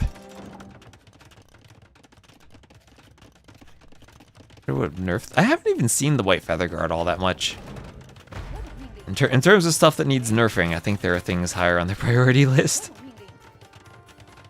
Okay, can the Mangonel get a shot on the weak Vills? It's a Vill, but will go down. Oh, can the monks get conversions, though? What the heck is this fight? Wait, how is Viper doing well in that fight? He had no military there, and suddenly he has White Feather Guards. Monk's OP. Mangonel goes down, and the castle will go up. But maybe in a position, does he have a university? Does he have a university? I would say university and quick chemistry could be an option for him. 3-3 on the relics. The fourth one is on Viper's side, and Vinch is guarding it. That Frank's castle looks scary. And Vinch will be slower to imp. Slower to imp, but up by 20 vils. And with 3 castles around, Viper doing another castle to defend his gold. And we'll be ready to start pumping out trebs. I'm looking for a university for chemistry and cannon from the Franks. I think cannon will be useful for sniping off traction trebs, but you do need to take the castle down fast enough to force the trebs away. In Feudal Age Devotion. We need those Galactic Battlegrounds Feudal Age monks. Can make Jedi and Sith in Feudal. Only apprentices, though. The Masters were locked until later. Vinch forward. And looking at the extra gold positions here, that's one of Viper's main golds. That must be an extra gold on the side. Another one in the middle, but it seems like Vinch has claimed the middle control. Another extra gold in the middle, too.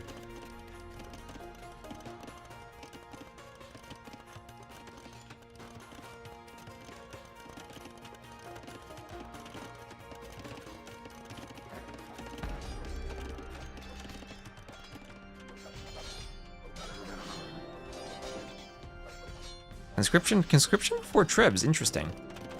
Oh, he wants production. Not like he has a small eco. He's closed it to about 10 vils of a difference, and it's only 2k res, which is not that huge. And maybe with another cheap castle, Franks could start winning the treb war, doing scale mail armor, and he is doing axemen. Well, it's not phosphor axemen, but it is axemen nevertheless. Okay, no chemistry for him. Not going to worry about gunpowder. No bombard cannon, no hand cannoneers.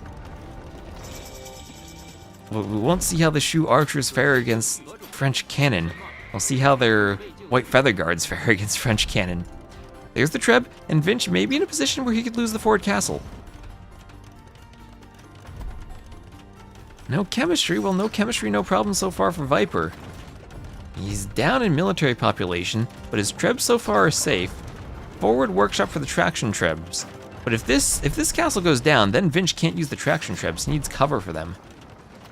And Viper claiming an extra gold with that castle. And still, Viper, has he not seen that relic? Still hasn't seen the relic. You'll see it eventually.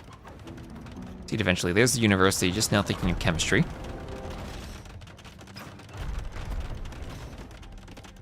And 14 vils, but at this point in the game, 3k res, 14 vils.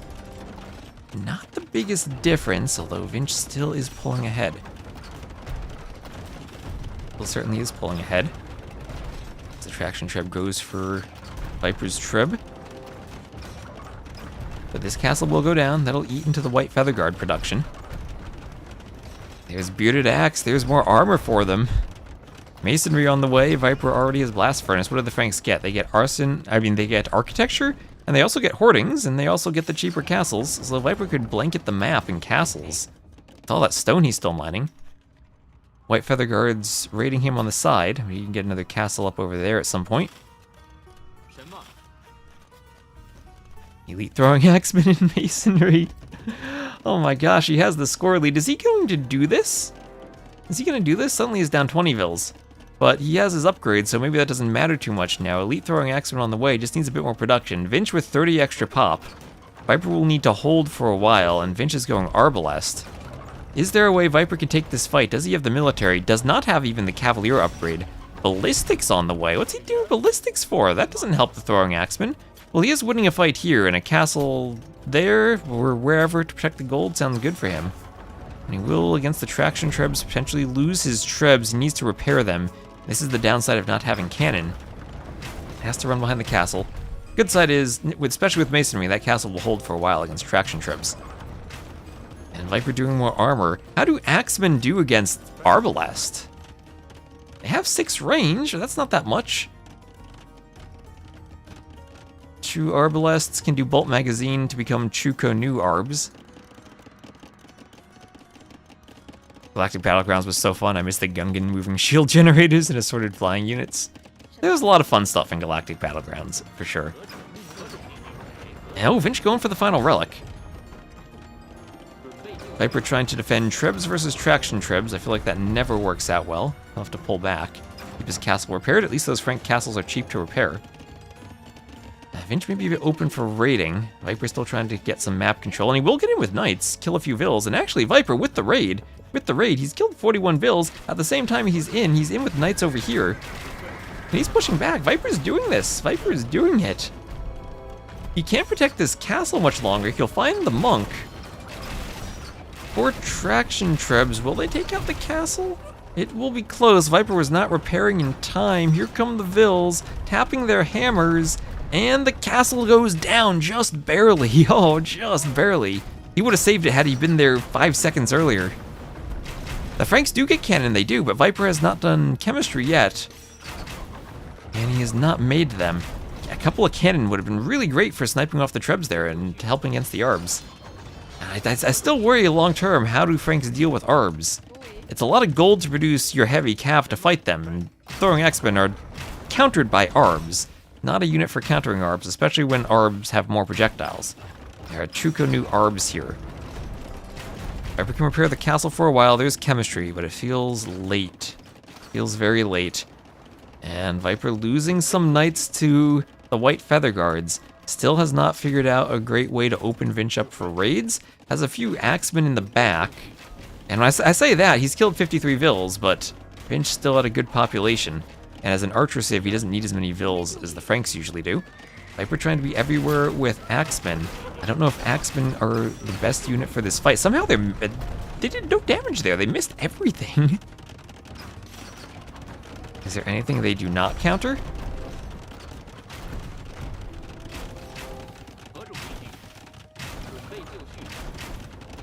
Probably heavy scorpion. Give some Khmer Celt heavy scorpions. That army would be mowed down.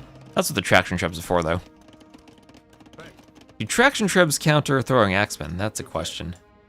These guys look a bit different. I guess they have capes now. Did they always have capes? I don't think the non-elite ones have capes. Look, they look more like the Norse unit from AOM. What do we have now? 8 traction trebs. That's probably enough to push a castle. Architecture now in for Viper. He's just at about max pop. Needs hoardings and also needs more houses. Relic's still in the middle of nowhere. Vinch thinking about doing a castle on the left, getting another raid. His Arbs are moving away from the traction trebs, but that's okay for the moment because there are no cav units deployed for Viper to snipe them off. Simply going 41 throwing axemen. 41 throwing axemen cannot be a counter to Arbs unless he starts putting them in siege towers. There's hoardings, architecture, arson. Is this gonna work? This feels like old school Viper though, trying to meme with whatever this is. It's a gold towel to wipe off the axe.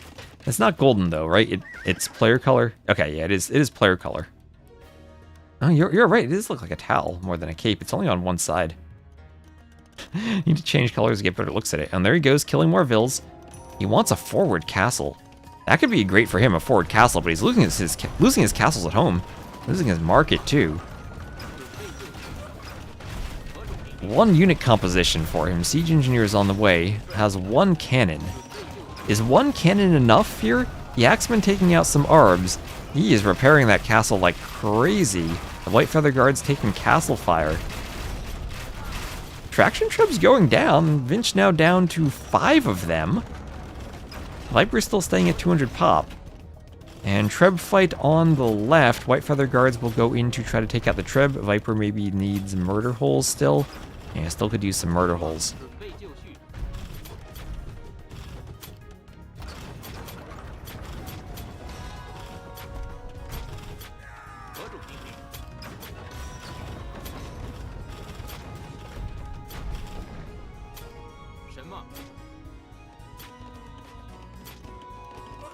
And castle goes down. On the side. Axeman still patrolling around.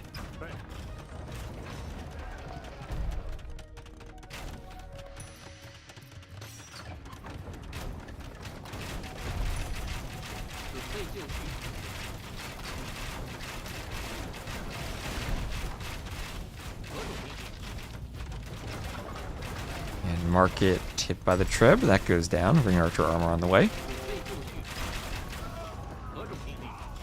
Arbs hit by the castle, and they will go down. Raid's still coming in. Raid's coming in. White Feather Guards. So if you're Viper now, you've survived. You've survived the Arbs. You're losing castles. You lost your monastery, sure. Don't lose 3 cannon here. Oh my gosh, those Arbs, they're crazy. But you've survived and gotten to a point where you're spamming Axemen. You still have 36 Axemen out on the field. At some point, you need light cav, don't you? Don't you? Final armor, light cav, chivalry, spam them to clean the Arbs. Clean the traction trebs, get some raids in.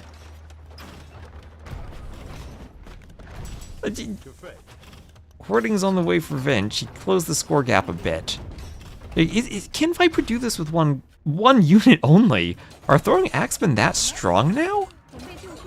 Yeah, Vinch desperately trying to fight Trebs with Vils, and Vinch, he's had 92 Vil kills from Viper, and it has been throwing Axemen doing the raiding the entire time. They've been in the back of the economy. They're blowing up TCs. Viper, yes, he's being raided himself. He's done a much better job of running Vils.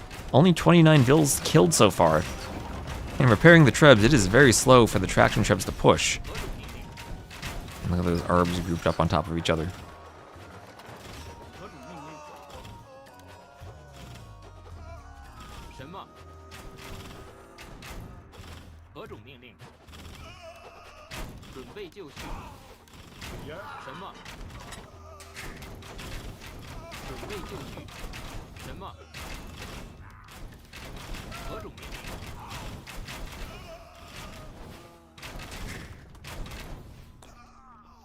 My Feather Guard's too strong for Paladins. Is that why you stay Axeman? Viper's still staying at 200 pop, but he's at 150 Vils. At some point you have to be careful you have too many Vils, especially having lost the relics. And he's still ahead in KD. The Axemen are dominating. They're dominating against upgraded Arbs.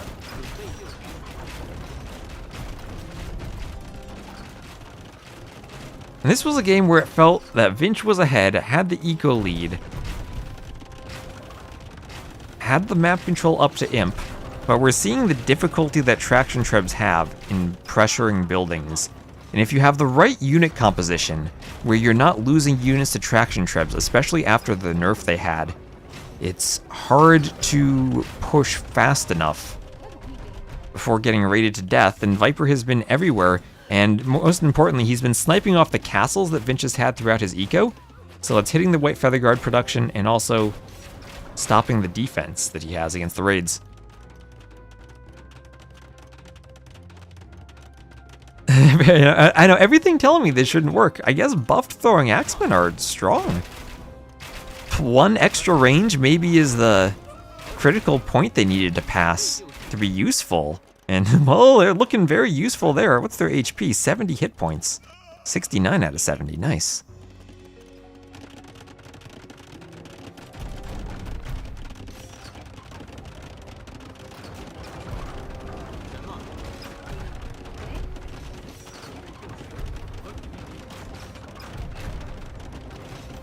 .1 speed. That is true. They are faster than Arbs. 1.1 compared to 0.96. Oh, cannon, clumped up Arbs. Okay, they swap, they swap.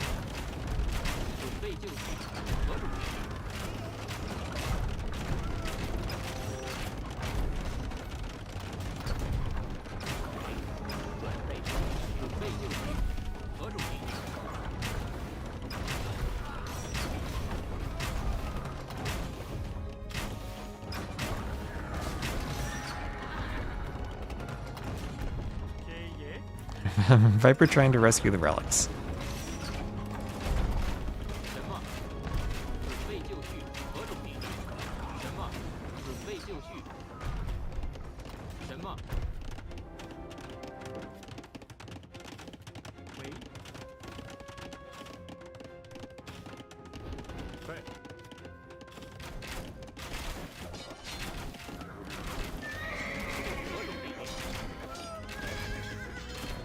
Scouts kill Arbs.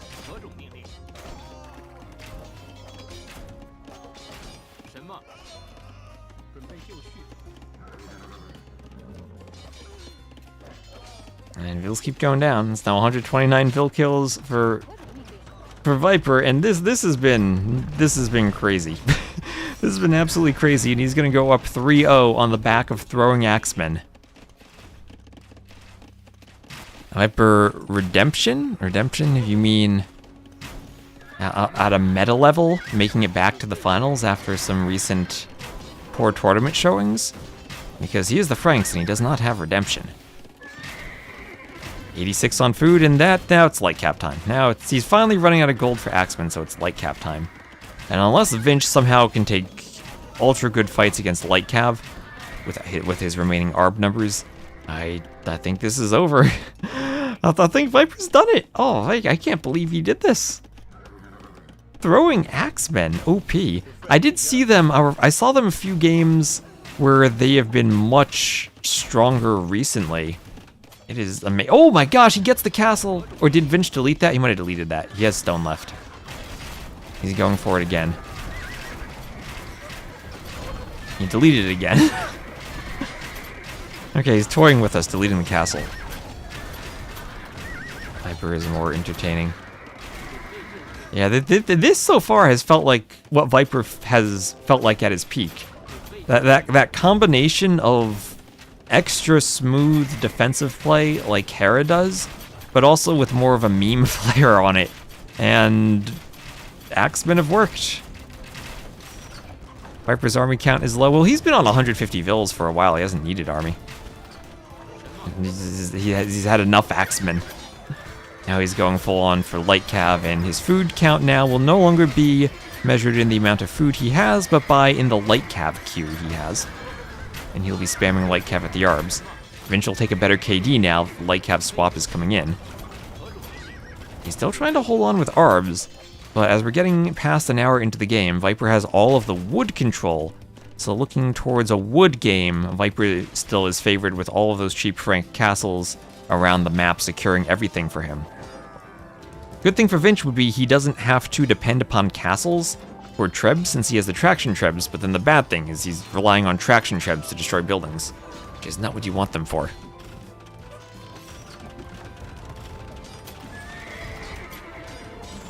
And after an absolutely dominant performance against Leary, Vinch has struggled against Viper.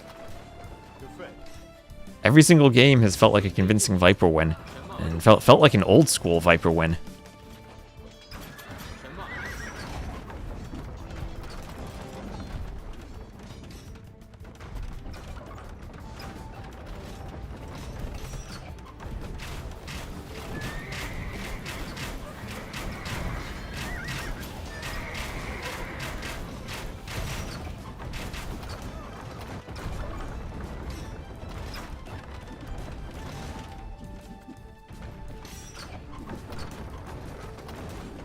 This is where the 3K civs fall off. Maybe also where the 3K player falls off. And in the back, Skirm still raiding. Vinch hard to recover his population, 92 vills. And the white feather guards, much to Emu's dismay, I'm sure, not holding up.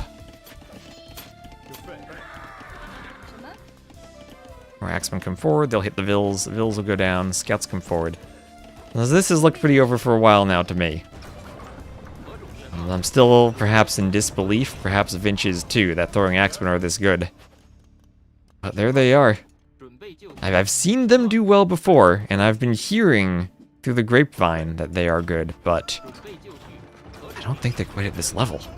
Or I didn't think they were quite at that level to beat not just a fully upgraded ARB Civ, but a really good fully upgraded ARB Civ with a unique tech that makes their ARBs even better. ARB should be the unit that counters them, and that's exactly what Vinch was doing. And the Axemen themselves, tanky enough that they could raid. There were some Knights there at first, but it was Axemen doing most of the raiding and the Vill kills under TCs. And great job from Viper picking his castle positionings, and even though he lost some of the early fights, was still making progress around sides of the map, and recognizing how slow the traction trebs would be at pushing, and Viper goes up 3-0 over Vinch. And look at those fights he was winning. He somehow was raiding, holding by his castles, keeping Vinch's army in place. somewhat the opposite of what you want to do in the Cav versus Archer Civ matchup. You're thinking it's the Archer Civ trying to use their castles to pin the Cav Civ, but no, here was the Franks with map control, making it hard for Vinch to use his arbs and slow to push with the traction tribes. That let Viper raid with the Axemen. And once the initial army dropped, Viper was on more eco. And Vinch was ahead in eco, ahead in military. Look at that, military lead, eco lead, the imp timing lead. Actually, not an imp timing lead, but about 2 minutes different there. But felt like he had everything going for him. GG.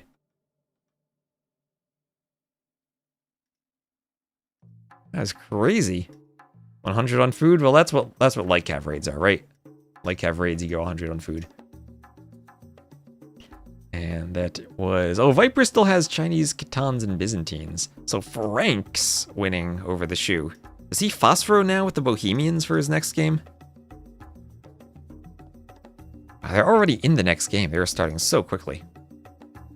Give me a chance between the games to recover.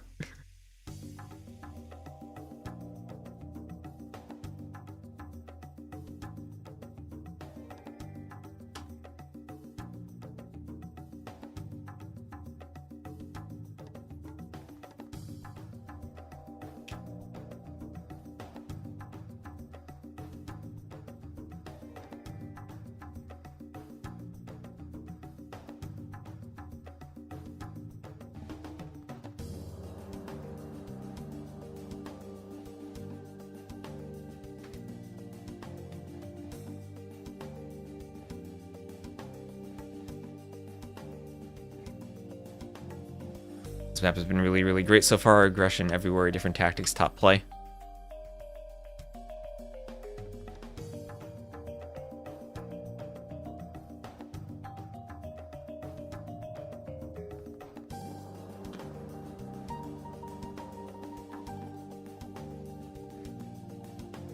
It feels like the story of every deep Vinch run. Or feels like the story of every deep Vinch run being everyone usually with some strat nobody can deal with until he runs into Viper who completely shuts them down. Well, that was the story of KOTD 4, of pretty much exactly this strategy. Forward Castle, Fast Imp.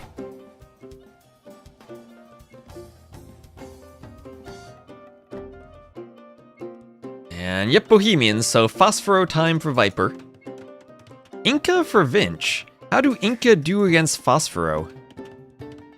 I have no idea. Vinch, oh, he's Inca, he only needs one house. So, spent a tiny bit of wood building that, but not really mattering for him. Oh, and he's gonna mine the Vil to make up, or wood to make up for that. Oh my gosh, Vinch! Vinch is doing something different with the Inca. He only needs one house with the Inca. He accidentally built a second house, but didn't need it, so he chopped some wood from a straggler, went back to the TC, and he's going to do an insta-drush with the Inca to try to disrupt the Phosphoro from Viper. So I don't know if Vinch had this planned, but he is anticipating that Viper is up 3-0 and will mess around by going for the Phosphoro Bohemians. Vinch will throw the Inca forward, and Viper, ooh, with an elephant. Elephant's extra food compared to boar, 400 compared to 340. And let's go. We're seeing something different and interesting here. Viper, oh, if he lames that elephant, he is so close to laming that elephant. Where is he scouting? There's nothing to scout in the middle of the map right now. You have to go forward to find where Vinch is. What? Why is he making such a big loop? Okay, he sees the eagle now. Does Vinch see the elephant? Vinch could come and lame the elephant.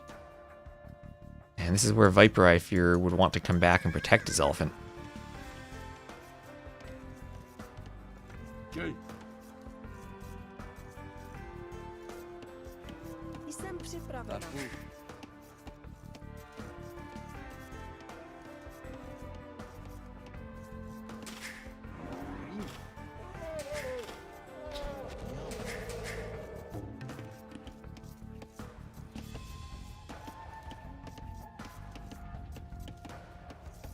Ano?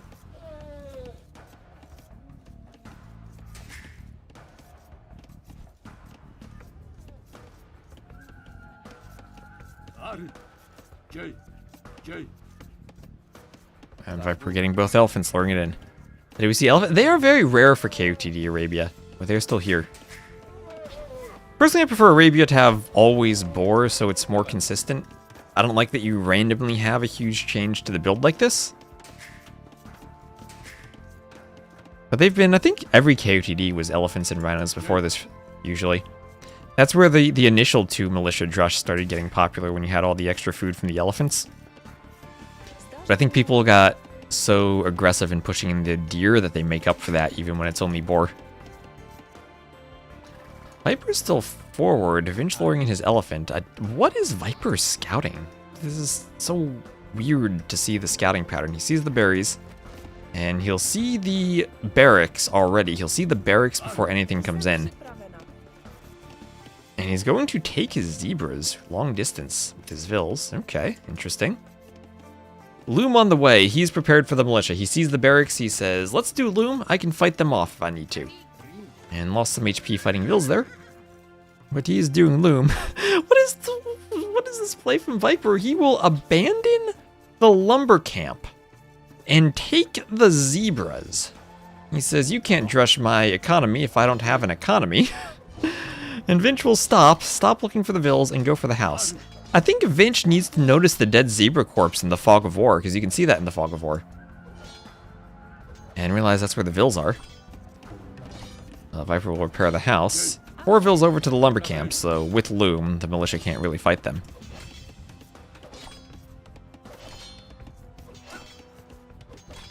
What is that? North corner? North corner, there's a pond there? It's a nice pond. Viper will repair that house. And yep, he will do a mining camp to drop off the food from the zebras. And these vills need to go to the mining camp now. There they go. And they still drop it off even when it's finished. As long as they are tasked to it, they drop it off and then go to the stone. Oh, they'll take the other zebra, and that one will be dropped off at the TC. But he has the perfect stone to Phosphoro. He's up to feudal on 20 population.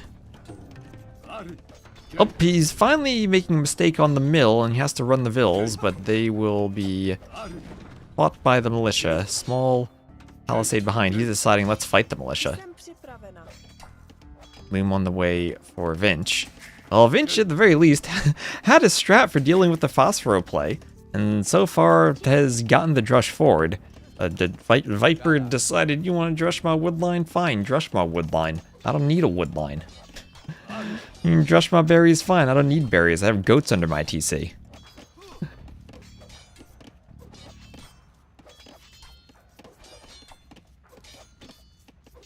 Let's get about Franks and Imp. Well, Axemen have been buffed. It is just absolutely crazy to see a unit that... I don't know, in AOC, were Axemen the worst unique unit in the game? They were pretty bad. Tarkins, I'm thinking Berserks. Woad Raiders weren't all that good. Oh, Viper trying to Masterpiece. That's not going to work. He will save the mill, though, sending his vills out. Seeing them dominate like that against Arbalests, which you'd think is their counter, is crazy. So Vinch forward with vills. He will look to tower, probably. What is Viper doing in feudal? 19 pop up. There's a blacksmith. He doesn't have the wood yet for a market. 20 vil feudal is fast. He does get the free mining upgrade earlier, though, by being up that fast. So free stone mining for him now. And double bit axe on the way, so he will not go straight fast castle. He will go eco upgrades. Well, this is now feeling very much like a Viper set. If he can win this game and go 4-0, that will be crazy.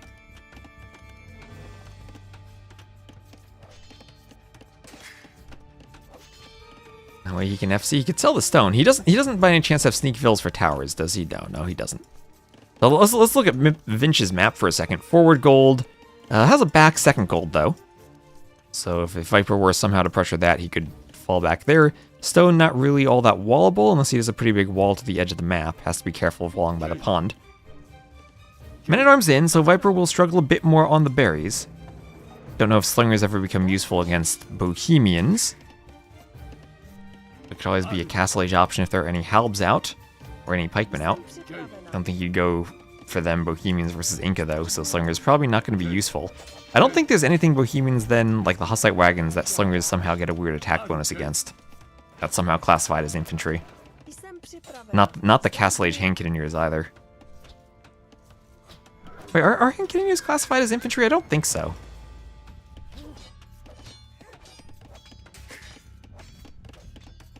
Viper's on stone. He's doing the market. I don't think he can market his way up this far. You don't want the set to end. Oh, there's the tower. There's the tower from Vinch. Viper, though, trying to wall it in. That will delay it slightly. He'll do his own tower. He wants the Vills walled so they can't run. He can win the tower fight and kill the Vills. And as soon as his tower goes up, he will put the weak Vills in the tower, then try to delete and get his Vills forward to fight the tower. Doesn't want Vinch having a tower there.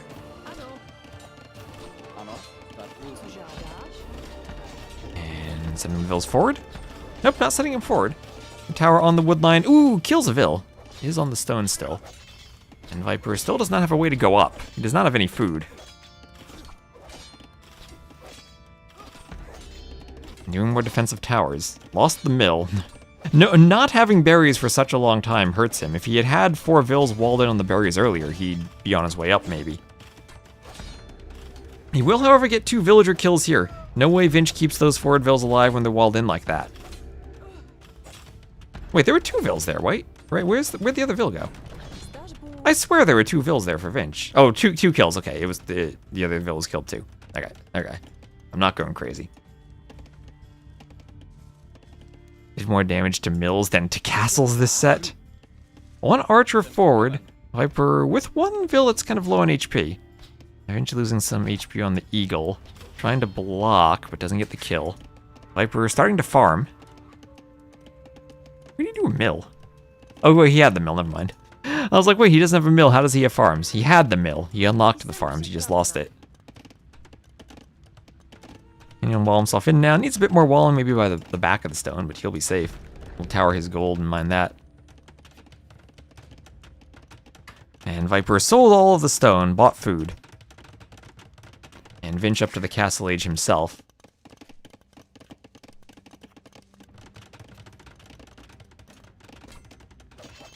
Okay, hear me out. What if instead of going for Hussite wagons, Viper goes for Castle Age hand cannoneers? I guess that's a bit too slow. He's almost up himself. I think 2 more Vills than he's up. Needs to wall this, maybe. Or maybe what he does is he lets it in, then walls it in from behind and relies on the towers for defense. And he'll send a farmer to wall it. And that should be trapped now. Yep, in and right back out. And forward Vill for Vinch. So what does he do? A forward workshop and try to pressure Viper before the castle goes up?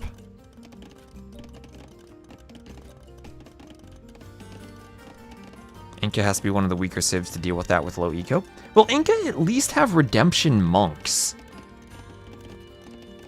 And Eagle Warriors I don't think will be the worst unit to have against Hussite wagons. At least they are a melee unit that's somewhat speedy and not as expensive as the Nightline or vulnerable to the Monk follow-up. Maybe Monk Eagle could be the play here for Vinch. And Viper, at least he's not an entire Castle Age time behind Vinch. An important thing for the Eagles, now that Vinch is in the Castle Age, they do get their +3 attack. So the Eagle Scouts now have 7 attack instead of 4.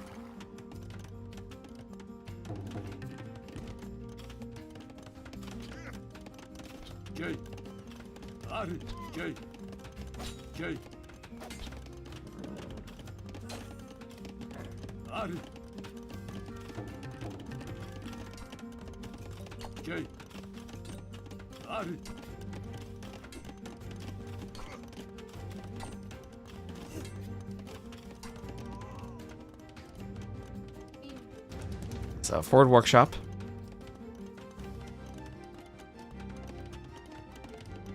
And Viper will have the castle. Where does he place the castle? Part of me wants to say he could go for the castle on the hill, and that way the TC protects the castle from the mangonels, and he gets the castle up and protects a gold and a wood. And if he has to abandon this area, still has a completely safe area of his base. And I think it might be risky. Maybe it's tempting to do it right here, but if the mangonels come out, they might be able to deny it. Well, here come the Vills. Where will he go with it? That there would probably be the option. Eventually, with the Eagles, see it. Viper will need to deal with the Mangonel somehow. And can Vinch what is that castle? Can Vinch one-shot the castle foundation? Okay, no, it's too far finished. No, Viper, no! They're not there. The castle, even there, with the Mangonel. If that's where you had done it and had more percentage, like if it were 50% now, that'd be one thing. He's trying to send Vils and micro the Vils against the Mangonel. And he should be able to get it up. What was he thinking? He was trying to castle the berries, I guess. No. Okay, I know Viper can be greedy, but what was that? What was that? Freaking Viper. Alright, Hussite Wagon's on the way for Viper. Mangonels can deal with Hussite Wagons until Hussite Wagons get a good number. And if you micro them against Mangonels, you'll do well. Bohemian Monks, downside for the Inca though, they don't have Atonement. Your Redemption is in for Vinch, but I still think Eagles have to be part of your composition here to deal with the Monks. Devotion Eagles should be nice, but expensive for Vinch, and don't know if he could ever afford a second TC.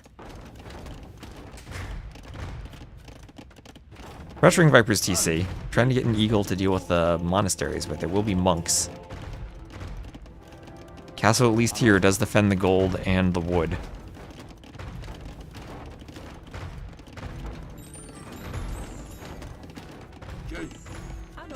Eagle is in, but the Vil is safe. Nice recognition on the tower there. Viper will try to heal, to convert with the monk, gets a gate up and delete from Vinch. Viper will be 0 TC gaming now. Who needs TCs when you have monks?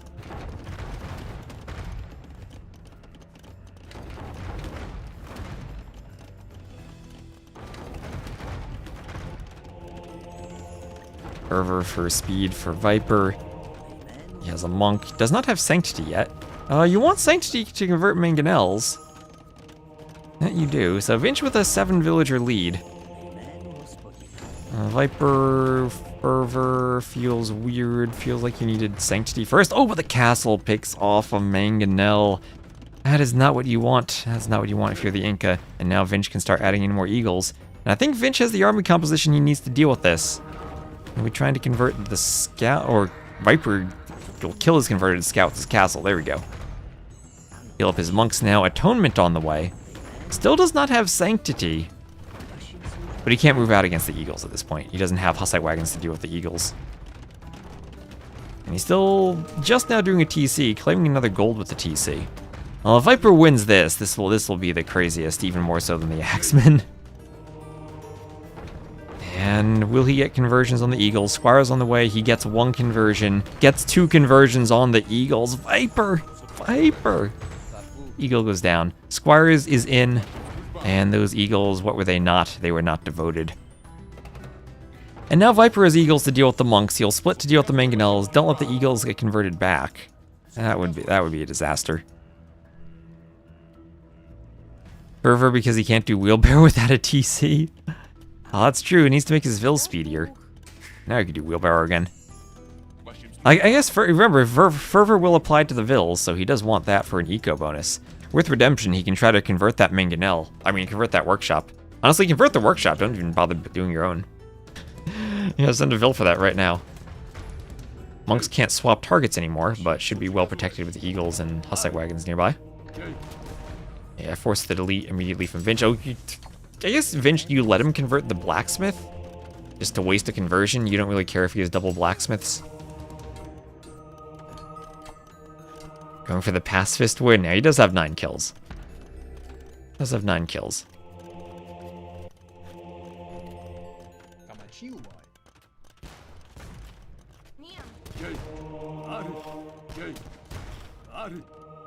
Hussite Wagons taking out the Eagle. Going for conversions.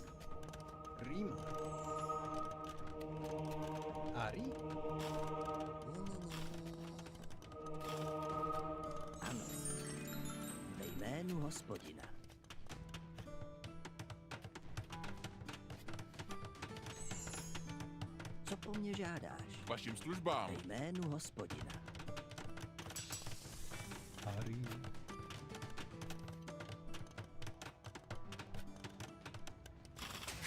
Backside TC takes down an eagle. He'll go for the gold. Okay, tower going up. Vinch now, he's swapping to tower defense mode. Viper, he really needs Sanctity to convert the mangonels. He's going for it, though. Going for it. That tower, not protected on the outside by the TC. I wonder if Viper ever could think about converting a tower.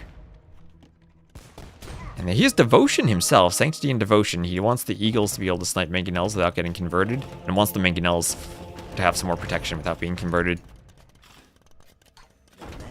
So 7 monks for Viper. Please repair your mangonels. Hera's on the tower. And defensive castle from Vinch. And he has a second TC, so he has over a 20-ville lead now. Can he do the defensive castle anywhere? He has guard tower now. Guard tower should shut down the mangonel push. Unless Viper, can he get instas on the mangonels? No devotion yet. No devotion yet for Vinch, and Viper is somewhat trapped at the front of his base. At the front, range still there for Vinch. Viper never converted that. Viper more monks, and he's sending vills forward. Viper can castle drop. Where will he castle drop? He sees the gold in the stone. If he could loop around the back and castle trap there, that'd be crazy, but it wouldn't be defended now. Maybe that's where he sends the military, though. Vinch actually has not done his castle yet, so he can react wherever Viper castles and probably do a castle faster. The lack of horse collar? They're making monks, guys and young. They're making monks. They don't need horse collar. They don't need eco upgrades. More towers there for Vinch. Viper, does he have town watch? He does not. And that guard tower will be a problem. He might have wanted a castle there. I'll do it here. Okay, not the most forward castle ever. Ooh, what do we think of this castle for Vinch? He'll secure a gold and a wood line, but the rest of his eco will now be open to raiding. Viper will send a monk to try to convert the tower. Yes, you can do that with redemption, as long as you're at the base of the tower. It would be crazy if he does, so Vinch has to delete. Vinch, he wants a university, that has to be deleted. Remember, monks are the best siege unit in the game. And you can't charge and swap to buildings. You can't charge and swap from buildings to units. I think you can still charge and swap from building to building, though. And Viper will be pressuring the TC. 1 monk goes down. He'll convert 3 houses. Yeah, I guess that's useful. Ooh, actually gets 2 houses. Loses a couple of monks to towers there. And Viper just about ready to go imp. And he will beat Vinch up to imp. 30-ville lead, but it'll be trebuchet time soon for Viper as soon as he clicks up. And Vinch with the redemption monks wanting a conversion, loses the mangonel. Viper has atonement monks, Inca do not get atonement. And Viper a bit more food and he'll be up. Ooh, what are those monks doing? Dancing. Healing each other. And there he is, up to the Imperial Age. Vinch trying to buy himself up, but doesn't have gold. And Vinch doesn't have a way to go up now. He doesn't have the gold to go up. He'll lose that TC. And then Viper will have more room to pressure. Mangonel will be more exposed without a TC to defend it. Viper loses the Mangonel there. Oh, but gets a conversion. Oh, almost hits a repairable. Survives on 1 HP. And gets a few monks with the Mangonel. Up to Imp goes Viper. And this TC, 400 HP, that'll go down quickly. That'll cost a lot of wood for Vinch to repair. He's up to Imp, wisely putting Imp in his back TC. Maybe there's a chance Viper thinks this is Vinch's Imp TC and he's desperately repairing it, but no, he sees the back TC. And this TC will go down. Viper now has a bit of forward stone. Why not trade 100 wood for 100 stone with the mining camp? Vinch get in trouble. As that F-tier Inca castle forward. Town center going up for Vinch again on the side. And, well, he is up by 40 villagers. The problem will be trebuchets. And the fact that he won't have a way of picking off trebuchets.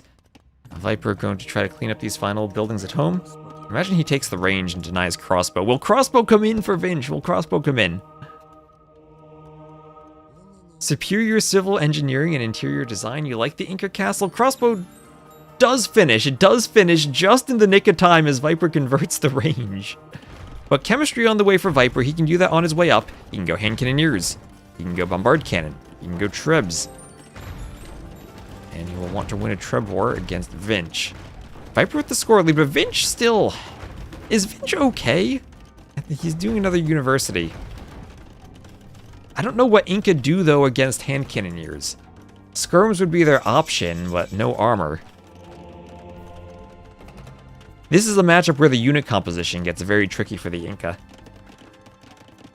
Monks here can try to convert the Vils on that tower. Viper, where are you? There he goes. APM on the way. Chemistry and Trebs immediately clicked.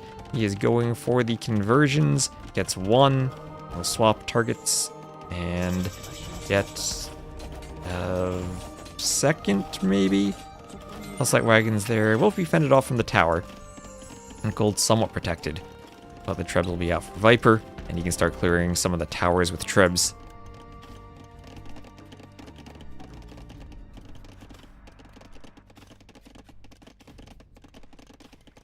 And Ballistics on the way for Vinch. He has Expo, right? You need Bracer. But that would still be against potential Bombard Cannon and Block Printing Monks. If I've played enough games against you guys, Signon, I feel small numbers of arbs do not counter Block Printing Monks. Not in the slightest.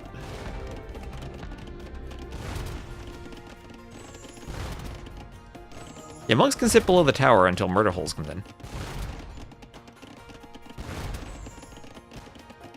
Don't think Viper's ever affording Halfnitsa. Looks like wagons will have to run from those monks.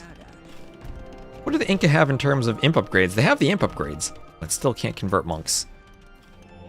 Treb's taking out the monasteries and the tower. Vinch has had 3 relics this whole time. That has been good for him. And Vinch now takes the score lead.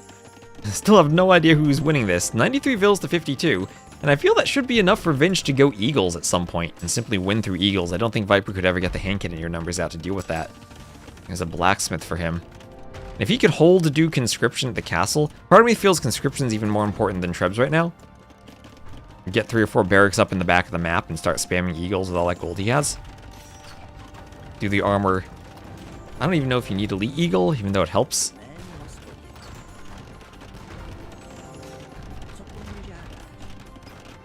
Maybe Imp even could have been a mistake and he should have stayed Castle for Eagles.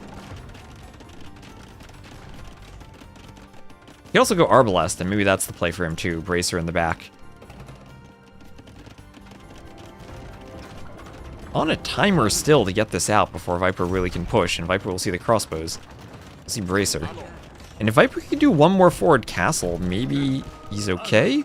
He's going to try to convert the monks, the cannon getting a couple of shots on the crossbows. Monk getting hit. Mangonel's missing. Monk going for the Treb. Okay, hand cannoneers, though, will deal with the monks. Hand cannoneers will deal with the monks. And Vinch desperately still trying to repair that castle. Maybe that Mangonel gets converted. It won't. Bracer, crossbows still dancing. Taken out by the cannon. Viper YOLOing Vils forward. He knows he wants another castle. He knows he needs to take out this castle. He's raiding with Hussite wagons on the side, but the monks might be able to get conversions on them. They might be able to get conversions. Repairing the Treb is Viper. Vinch has a Treb of his own now, but hard to use that in the presence of the cannon. Oh, and the cannon could pick off a Treb. Ooh, they get some shots on it. Don't take it out, though. Vinch will lose another monastery. Trebs for Viper over here. Unopposed from Vinch, who is trying to split the crossbows. Cannon have to be wary of the monks. Have to run back more. And Vils fighting monks. Is that what you want? Probably not, but Arb is in. Arb is in for Vinch. He's up by 50 Vils still. And he's holding his castle. And, oh, he gets a conversion. The monk converts the Treb. He gets a conversion on the Treb. And, okay, there all of a sudden, I think that's it for Viper. I think that's it. I think that is it.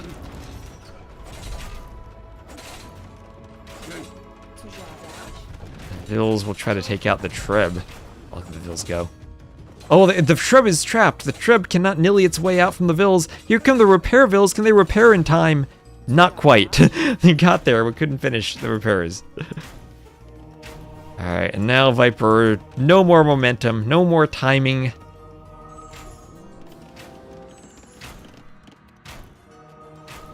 Vinch will come forward and begin a potential reverse sweep if he can hold on from here to keep going. Here's the the castle llama. Here's the castle llama. Yeah, Orlu told me there was a llama in the castle. There's a treb behind it now. Oh, there we are, the castle llamas. Yeah, there are llamas on the side of the castle. They look like chairs, but we'll pretend those are llamas. Are those supposed to be llamas? Is this historical, or did the devs just throw llamas there for no reason?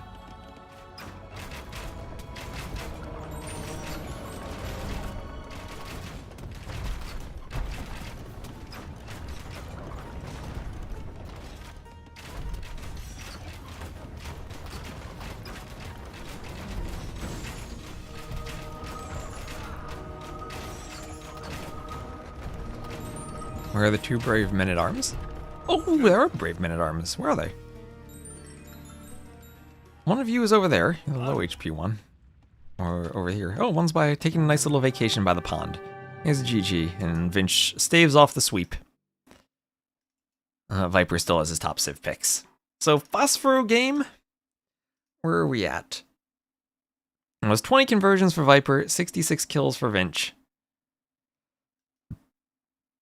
Viper couldn't quite push fast enough. And I don't know how much it affected things, but questionable decision for that initial forward castle. I think he does it a bit farther back and gets it up more safely. Rolls a bit better. But Vinch, I think he did a good usage of the Incas. Getting the right units, starting with the Insta-Drush. Having different combinations of eagles and mangonels and monks and guard towers and castles and everything he could do to defend.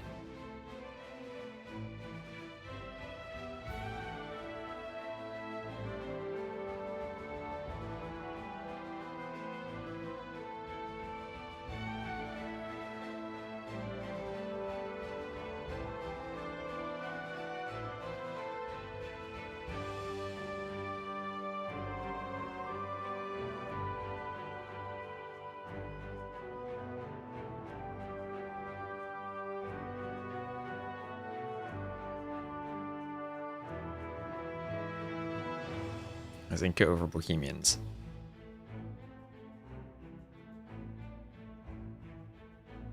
Wait, they're into the next game already. They're not even taking a break. Just going and going and going. Viper wants to finish.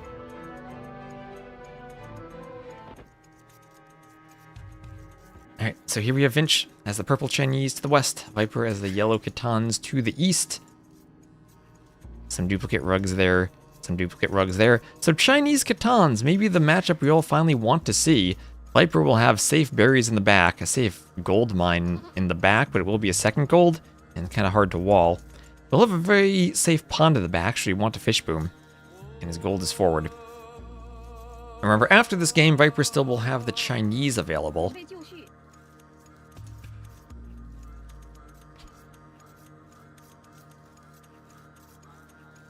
Scientific charm is throwing the kitchen sink. Well, it did slow him down at the end.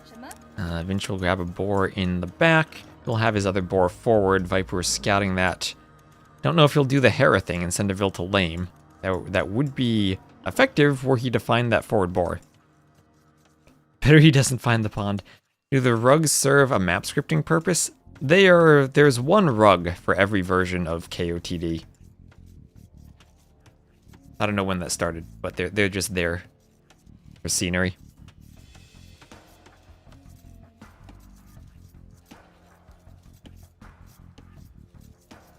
Wait.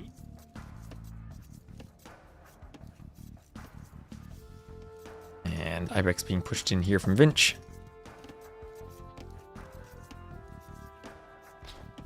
Khitan Slam? You think the Khitan Slam? I mean, Chinese still were Viper's first pick over the Khitans. The Persians get better rugs. All rugs are treated equal as far as AoE 2 is concerned. I think the most prominent usage of rugs was Saladin 1 in Cairo as you run through the city. The streets are littered with rugs. That would have been a red Saracen player. 20 years, the map will just be rugs. Well, maybe there'll be more rugs. But there are only 6 different rug graphics in the game, so I think this might be the last time we can use the rugs. Unless we start adding more rug graphics, which would be good. That's a puddle, not a pond. It's called an oasis, actually, in the original Arabia map script. If that's a term appropriate for how small they are. Rug mod time? We need a data mod for that, though. We can't simply introduce like additional graphics angles with a visual mod, unfortunately.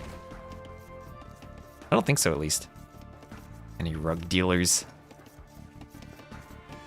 That'd be a good custom scenario unit, the rug dealer. When you walk through your town and have renamed, maybe a renamed merchant, the rug dealer.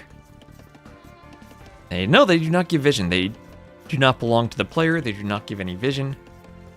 Just like the plants, you can see if I swapped the Gaia player point of view, no vision from the rugs at all. 0 line of sight. I like Oasis as a map. I played a 3.5-hour Byzantine Mirror on Oasis once. That was an experience.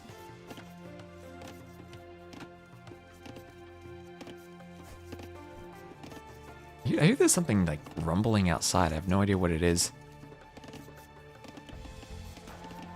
So Loom Feudal Age on the way for Viper. You miss Plume. Remember Drush FC Plumes and how strong those were? Compared to all of this Phosphoro shenanigans. Like those Hussite wagons we just saw. So Vinch's map, his front gold is awful. There's a hill in front of it. It is exposed. It is not wallable. It is awful. His back gold, though, is very safe were he to wall and he'd have woodline still. Maybe wall to the TC here, here, and here, and play with the back gold, and he'll be fine.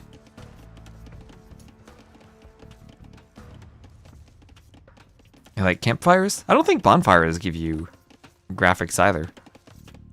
Or I guess maybe it depends on how they're placed in the map script. You could mod them to have line of sight and then assign them to players, maybe. Not entirely sure if that's possible. I suppose you could.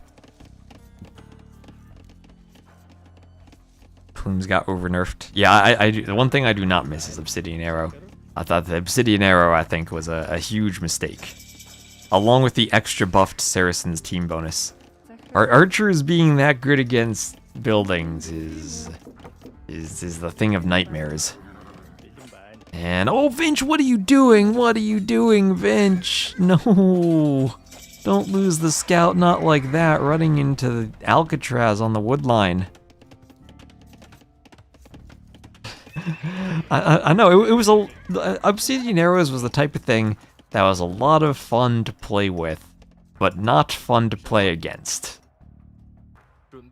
And if you're gonna make a game, your strats kind of need to have both aspects to them. It's like Mangonel versus Crossbow. There's pluses and minuses to both sides. Or even Galley versus Galley. The micro aspect is fun on both sides. But Obsidian Arrows, with the Saracen's teammate, when you're against Hatto on HD, don't remind me of that. Got renamed into Wu, got renamed into Fire Archers.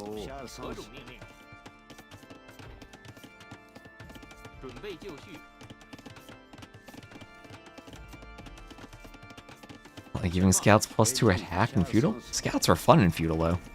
So we have stable here for Viper. Yeah, originally they only had 3 attack and it wasn't 3+2.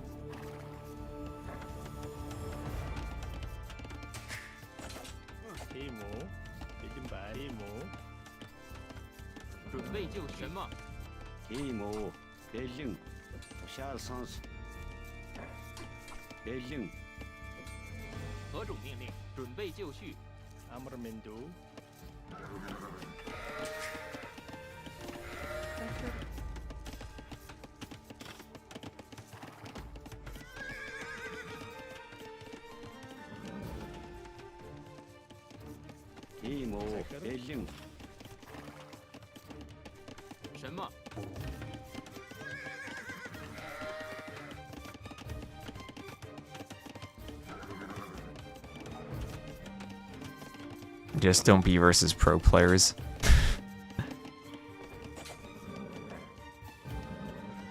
It's not always possible, Baron. Not always possible. No, there's like some noise outside. I'm trying to look at my window and trying to figure out what it is, and I have no idea what's out there. There's just like some weird rumbling outside. I'm hoping it's not like inclement weather coming to knock my power out again.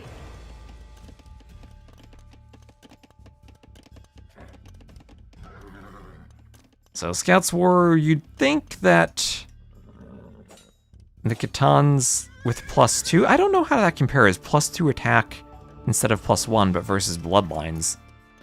I guess not needing to spend all the resources on Bloodlines helps. With how open this map is, I wouldn't even be surprised if Viper wanted to go double stable Scouts.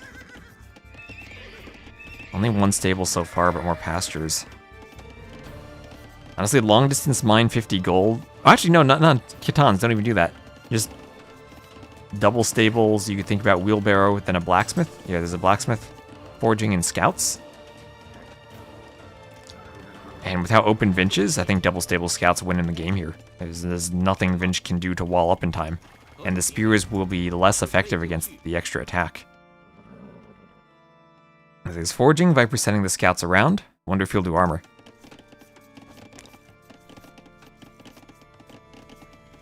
Yeah, no bloodlines, no bloodlines here. The Chinese can do bloodlines, but there it is. Viper getting in, blacksmith will be there. Forging, he's just a bit before forging. But here he will focus first the spear and have a bit of a hill for it. But this is exactly what Viper wants. This is what he wants with the scouts. Forging in now, there's a spear and 3 vills killed. The blacksmith is denied. And he is walled up, might need a couple tiles just for safety, but defending with spears. Archers come over. He's actually going to run. He'll run off of his range. And Bloodlines is in. Viper will keep hovering around. Wait, will Vinch over chop? Is he open? He's not open there. I don't think so. If he's open there, then it might be GG. He is open on the gold. Wait. Will Viper get in on the gold? Vinch isn't wall. Ooh, Vinch quickly walls there. Okay, he was open. Is he still? He's still open. He's still open, Vinch. Oh no, over chopping the woodline. He is open. Khitan scouts get in. Goodbye, villagers. Goodbye, villagers. And probably even goodbye the spears that come over. Viper will kill the spears. And in the back, Viper, he's getting attacked on his berries though, but that's 3 dead vills to 12 dead vills. These scouts are a bit lower on HP, and as long as Viper can defend, he's won the game. More units over here he can take out. Needs to be careful to fight in 2 sides now, fighting with vills, jumping on the spears with the scouts. These are bloodline scouts, but the spears for the Chinese player are going down. Viper losing some vills, 12 to 6 now, and he might lose a few more vills. Okay, bloodline scouts are strong too. At the same time, Viper he will take another fight on the gold though, and he will kill vills there. Okay, 13 dead, 13 to 9. Everyone losing vills, no one wants to keep their vills alive. Viper needed to tower somewhere, I think. He will be alive there. All the scouts at the front are cleaned. So 14 to 10 KD now. And that sloppy from both players to lose everything. The Viper still has Khitan Eco. He's up by 4 vills over the Chinese, and the res are similar, but pastures now should propel him forward, and he is adding in the second stable. He does not need to move out to gold. He simply can start making more scouts again and pump them out. Has a couple scouts already. We'll clean these ones off in the back. And we'll look for that stray archer in the rear. Second stable, and it will be double stable scout production for Viper. Vinch, let me see if I can click his scout. Didn't see the second stable yet, so doesn't know exactly what Viper's doing, but we'll be losing a scout there. And overall, 37 to 27 KD in favor of Viper.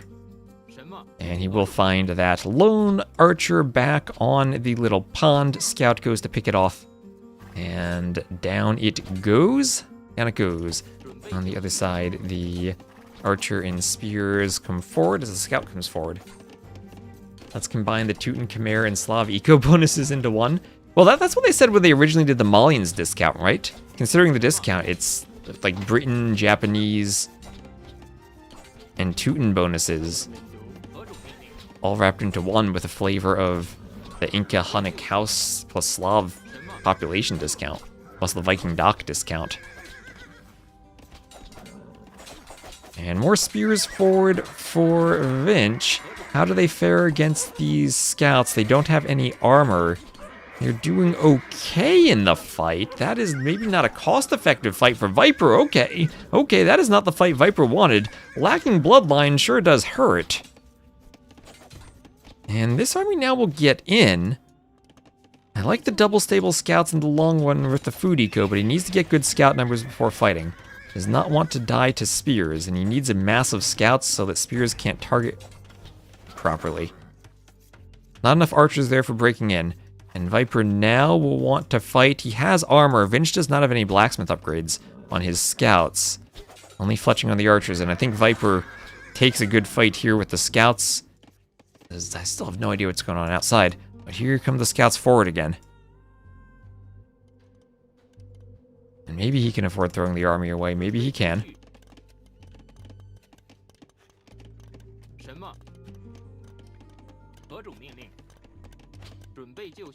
Be on the hill and turning to move down. No? Yes, taking a fight on the hill? This is the spot for him to fight if he wants to fight.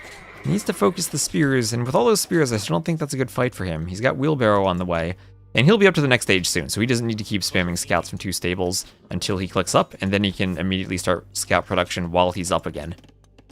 If he has a market, he's up. He doesn't, but he'll get more pastures. He's on to gold now, and he'll be able to go steppies as soon as he's up. Yeah, Malian discount applied to farms, and they had halbs. Remember that? and they had the Bohemians free mining upgrades. Did they have both gold and stone or just gold? But they had free gold mining upgrades at least. So free gold mining plus wood discounting applying to farms. Plus halbs. Free gold mining. Just gold, okay. Yeah, that was a DE thing until they added Bohemians. They were like, oh, we have this well-balanced civ with all these bonuses. Let's ruin it and move the bonuses elsewhere. Yeah, remember when Khmer had Thumbring and Bombard cannons, and when the Indians had arbalests? It didn't... Yeah, they had arbalests. And halbs. Oh, the Pierce armor applied to Gebettos? Really? That I don't remember. I mean, all of that was mute anyway, because that was the arrow slits patch where Koreans were #1. When Koreans built their towers faster, too. Remember that when Koreans mined stone faster, got free guard tower, had more line of sight on the villas, and built their towers faster? Scouts here from Viper, jumping the army from Vinch, taking a good patrol into the fight. And kills everything there.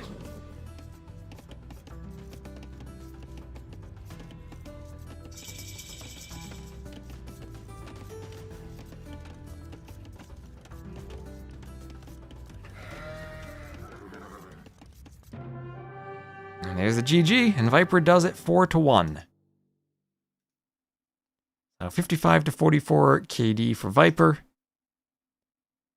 More eco for him. Technology slower by a Vil to feudal, but he was better defended, even though they both lost a ton of Vils, and then Catan eco better than Chinese after that initial fight. He got right in on the overchop, and that was a painful overchop for Vinch. Hera and Viper into finals. Where have I seen this before? Kidney Cup 3. Red Bull. El Renato.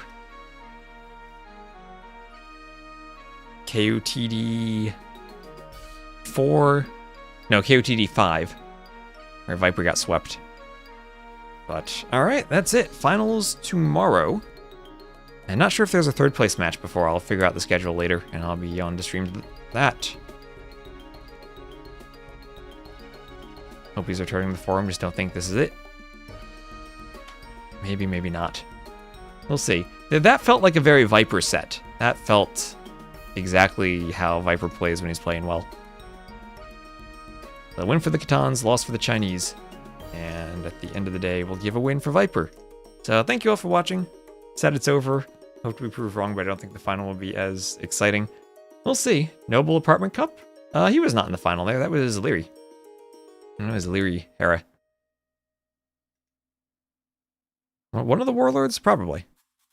But that was still fun. That felt like a classic Viper playing well type of set. So I'll raid Mem both on YouTube and on Twitch. So go say hi to Mem. I'm sure he'll do an interview.